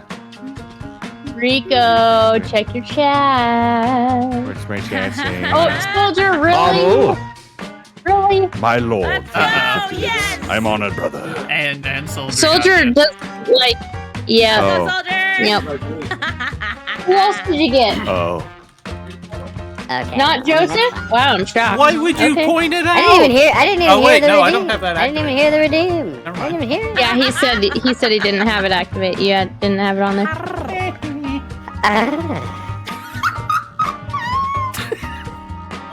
Sorry. That's I great. didn't even know that. I have no control over that apparently. Oh Just my an goodness. involuntary response. This is great. It is. It's, I mean, you know, you gotta hear it. It's like whenever they How long tap is your your knee. redeem for, Rico? Mine is 10 minutes. Okay. Oh my gosh, this is so good. What? It would better if Joseph was squeaky. Okay, well, Just saying. you can all you want, Chipmunk. Mine was broken and causing constant trouble. You. Ah, yes, I had to do some work This around. is So that would be, you know. Thank you. It's 2025. I don't see any I option can't Rico to join the game. It's weird. Really? Maybe I'm blind. No, you're good. Hold Yeah, on. if you go to friend, see if you can invite her. Kat. Yeah, let me. She's not popping up. I don't think I have her as a friend on the game yet. Right. And And when you find a new friend, the IDs don't include any ones or twos. So I don't know if Hold on a second. there's a different ID somewhere. I don't know. Hold on a second. I'm gonna. Are you guys Can you invite her? Oh wait, hold on a sec, Lizzie. Sorry, that is Lizzie's Steam friend code. Do you if you open up you're still in the game, right? Yes. Okay, if you go down, there's like a little, there's like your profile picture, your name, a mic, and then a blue. You'll probably have 0 out of 0 or something like that. If you click on that, it'll show friends. Add and then new. you can add new friends. Oh. Unfortunately, this game does not equate with Steam friends, which is really kind of dumb. Add them in. That's right. I forgot. Yeah. Okay, that's fine. Unfortunately. That's okay. That's okay. Rico's old man brain got him. I didn't know.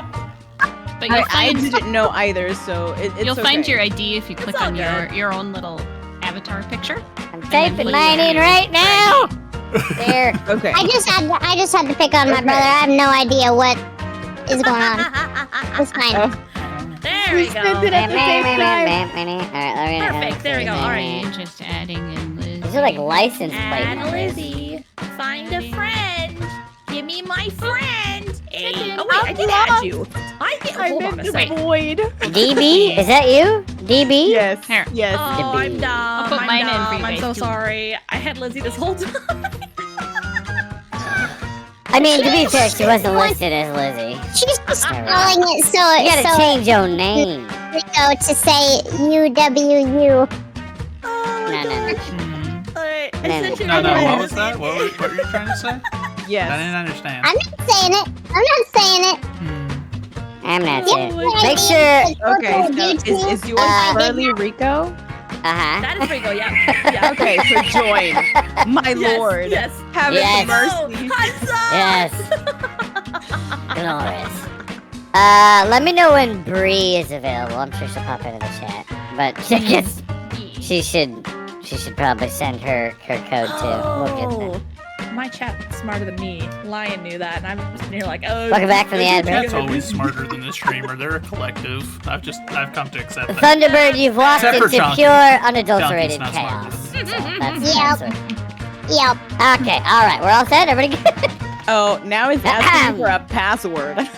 I don't think there is one. No, Oh, there is locked one. it. You locked it, Rico, yeah. 7, 3, 6, 1. Nobody in chat pay attention to that. Yep. 6, 7, There you go. 309. There she goes. 8, 6, 7, 5,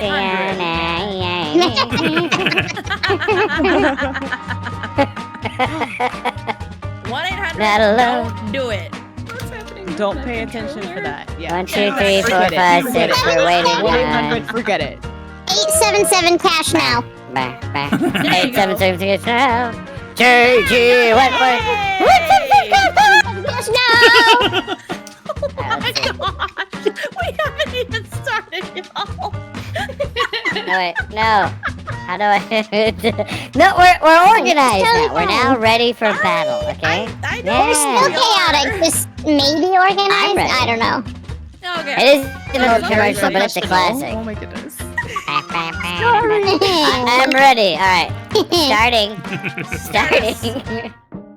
I have no idea I have no idea how to do this. So this is supposed to be like It almost timed me out. Among Us style mode. Transport fuel and complete. Look at that ship, jumps. though. I've never Pretty played sick. Among Us before, so this is gonna be That's great. a fat ship right there too. Stick with me, Lizzie. I got you. Are we gonna only mute played, like, ourselves while we're in it so we don't like? Oh, they have proximity chat set up in there if we wanted to turn our mics on in game. Oh, similar to the Yeah. controller working. Where am I? There's so many cows in here. Wait, where am I? There are so many cows. Why are there so many cows? Oh, there is proximity chat. Do we? Hold on. Do we do? Oh, there's some input to play. Anyone else get Okay. that, or is that just me? For what? Input This is delay pretty in the normal. game? This is, you know, Uh-oh. settings. It's got like. I So think do we wanna do mute on Discord and do? Actually, let's I try. mean, we could mute Discord. The background master. Where's the voice chat volume? Jack that all the way up. Under- Microphone on. Please enable voice chat range. What? Microphone volume maximum. Oh, I can change my. Change voice changer. What? What? Voice changer. Dang. It says please enable voice chat range. Oh. On. Oh. Friends only. Party only. That's fine. Now, okay. So we're using the I'm in-game? gonna apply that. Test microphone. Hello. Yeah, I hear you. I mean, we could try it, right? I guess so the reactors work, we just turn everybody down to 0. That's true. Oh, we gotta Hello, remember hello, to undo testing, it. testing. Hello? Can anybody hear me? Alright. Let's see how this is. Hello. Josie, Hello? you're so quiet. Hold on. Can you hear me? Everybody's so quiet. Hold on, I need to turn it all up.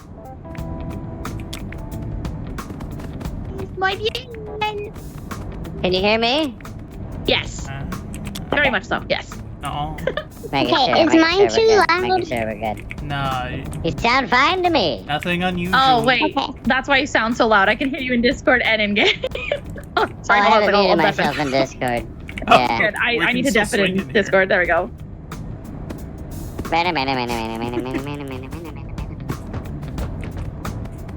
Everybody's He's not fighting. Everybody's defending fighting. himself. Faithful, get back here, fight me.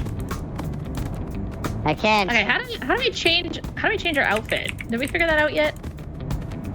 I think it's this I think you have to arrow, do that in like the this lobby? thing. It's this thing over here. Oh yeah, that'd do it. Oh, my game is glitching. You see, get on me. Yeah. Faithful, are you muted? What's going on here? Gangsta Garfield. Hello?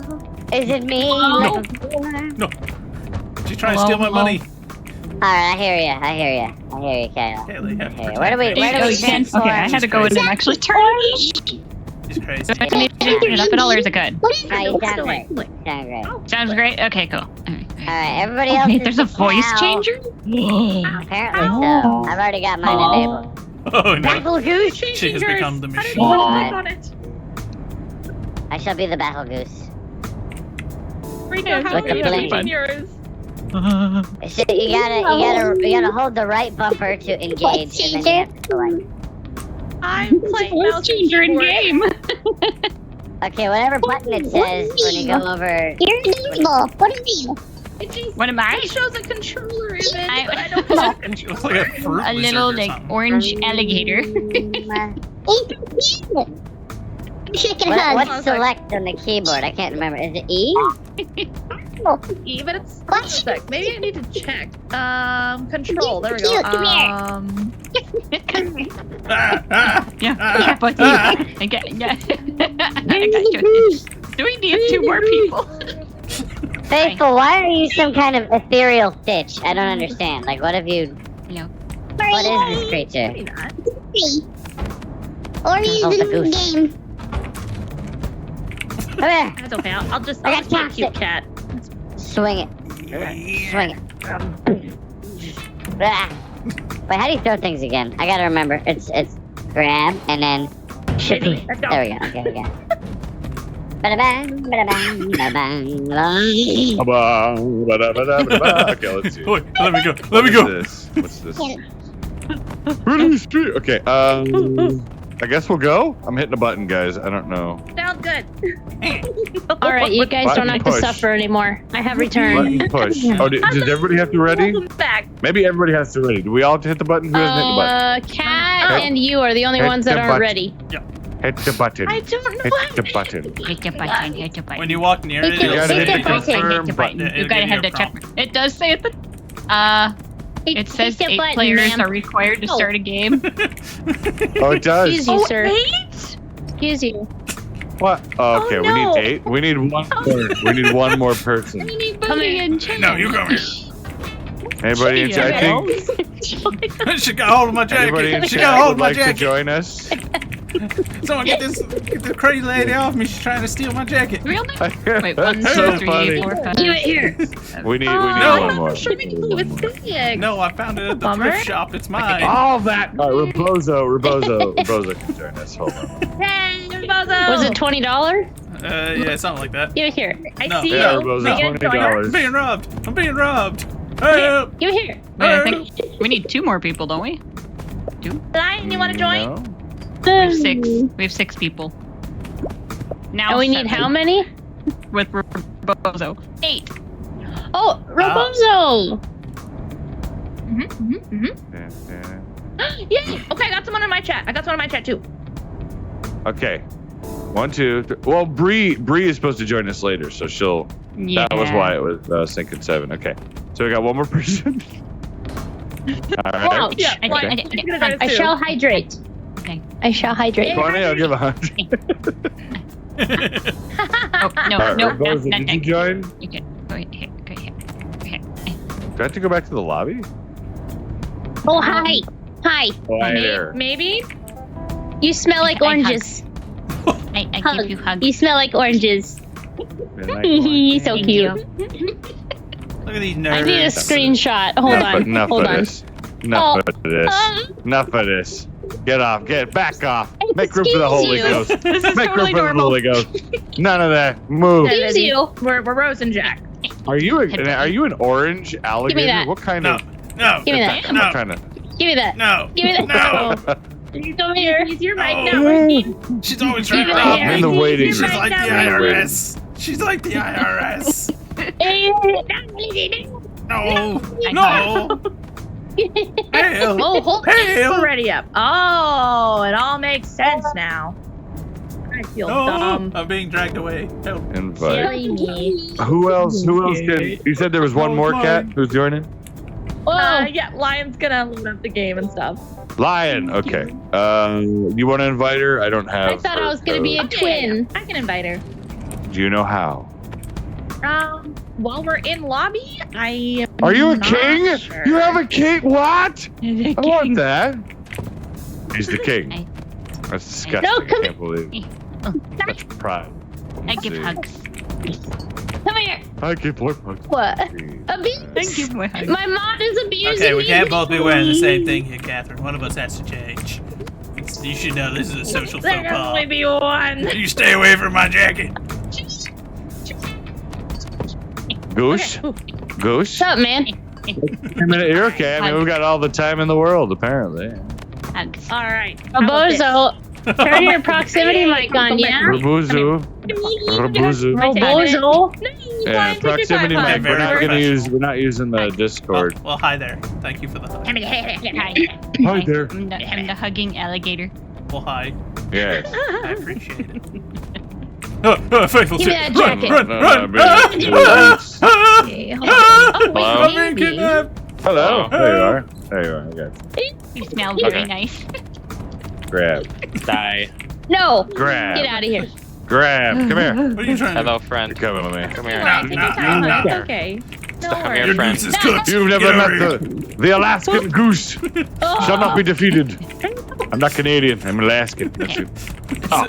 Is that Get out. How do you I'm jump? being held hostage. Why am I being prevented? I'm a new breed of bulldog. The king bullfrog. The king. The king bullfrog. The king bullfrog. Yes.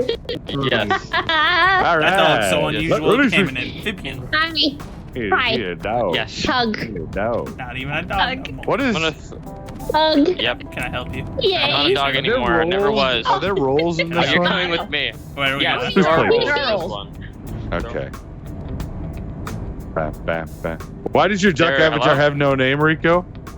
Because I'm the. Ow. You're looking at my screen. You're grabbing my eyeball. There are rolls, by the way. Hi.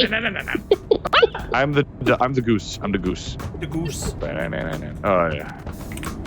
I'm Oh, gonna. I'm dancing here. I'm dancing here. That's a cool outfit there, Kayla. Why don't you mind my Crazy. Stop a second. It's Harambe all over again. No, not Harambe. That's the start of the financial crisis of 2008. No. Yeah.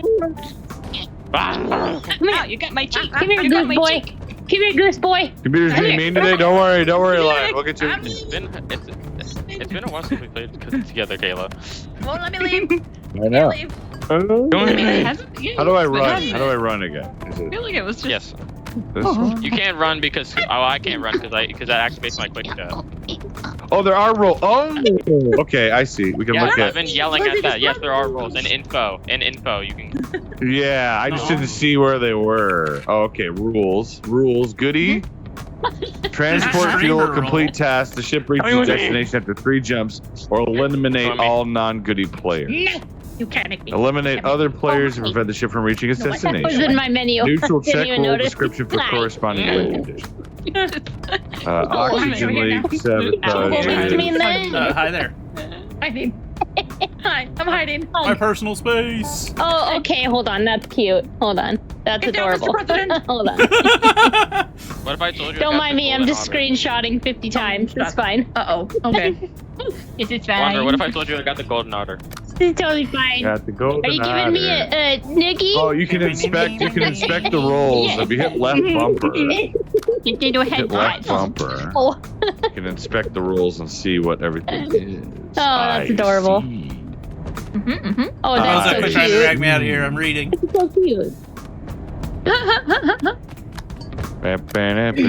Wait. Hey, hey, Hi. hey! Look it. You stay away from me, you aquatic What are you nightmare. What are you doing? Nightmare. Loki, good to see you. How are you, Battle Sister? It's always a pleasure. Yeah. Yes. I'm working at.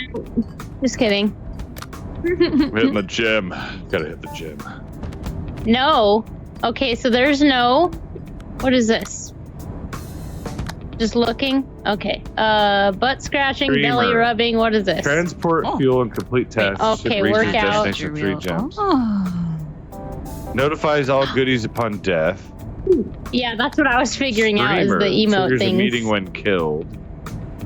The security can kill That's each bad. Oh, no, can that's kill not other bad. players That is eliminated of killing a goodie. Can kill other players but only once. One shot. Oh, girl Can in use the vents suit's for a adorable. short time. Can hear from farther away. Can check if a player killed someone between 2 meetings. Gains a brief kill ability after witnessing a murder. Killers think you're one of them. Wolf Granny. Where'd you get that from? Where'd that come from? Interesting. What? Oh, gesture wheel. Oh, emote wheel. Why do... That's a mood. Do you get I'm the just emote dirty wheel? poo. It's fine. T. I guess no. Never mind. Don't listen to me. I'm using mouse and keyboard. There's Rico right now. Hurry up. Hey, everyone. Switching outfit. I've been waiting forever. What the? Hurricane slap. Hurricane slap technique. Get down. There we go. Die. Die. Die. 1,000 deaths. Agatha Opie the Griffin. Welcome in, Battle Sister. How are you? Thank you for the raid. How are you doing today? How was your stream? How did you find me? I don't believe we've met. If I have, I have forgotten, and I completely apologize. But Abel, can you shout out our new raider here? There we go. I'm very honored. But Oh, release that's me, Agape. Catherine.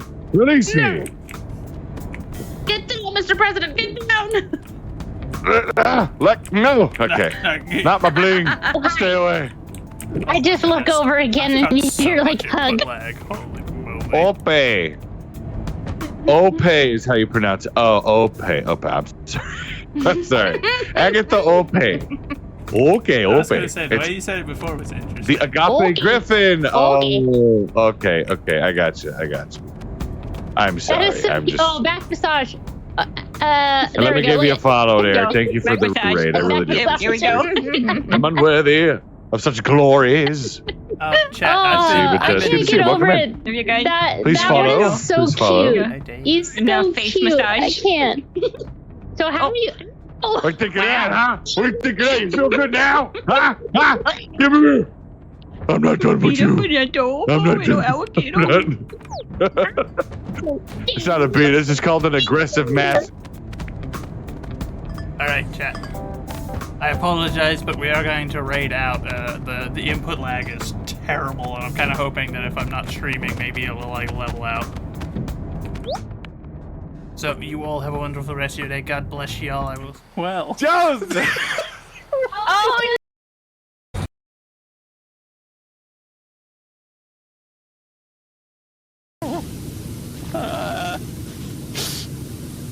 I'm like laugh crying over here.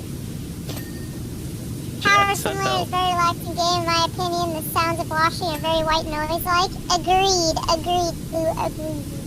Also, how are you today? Welcome to the server, by the way.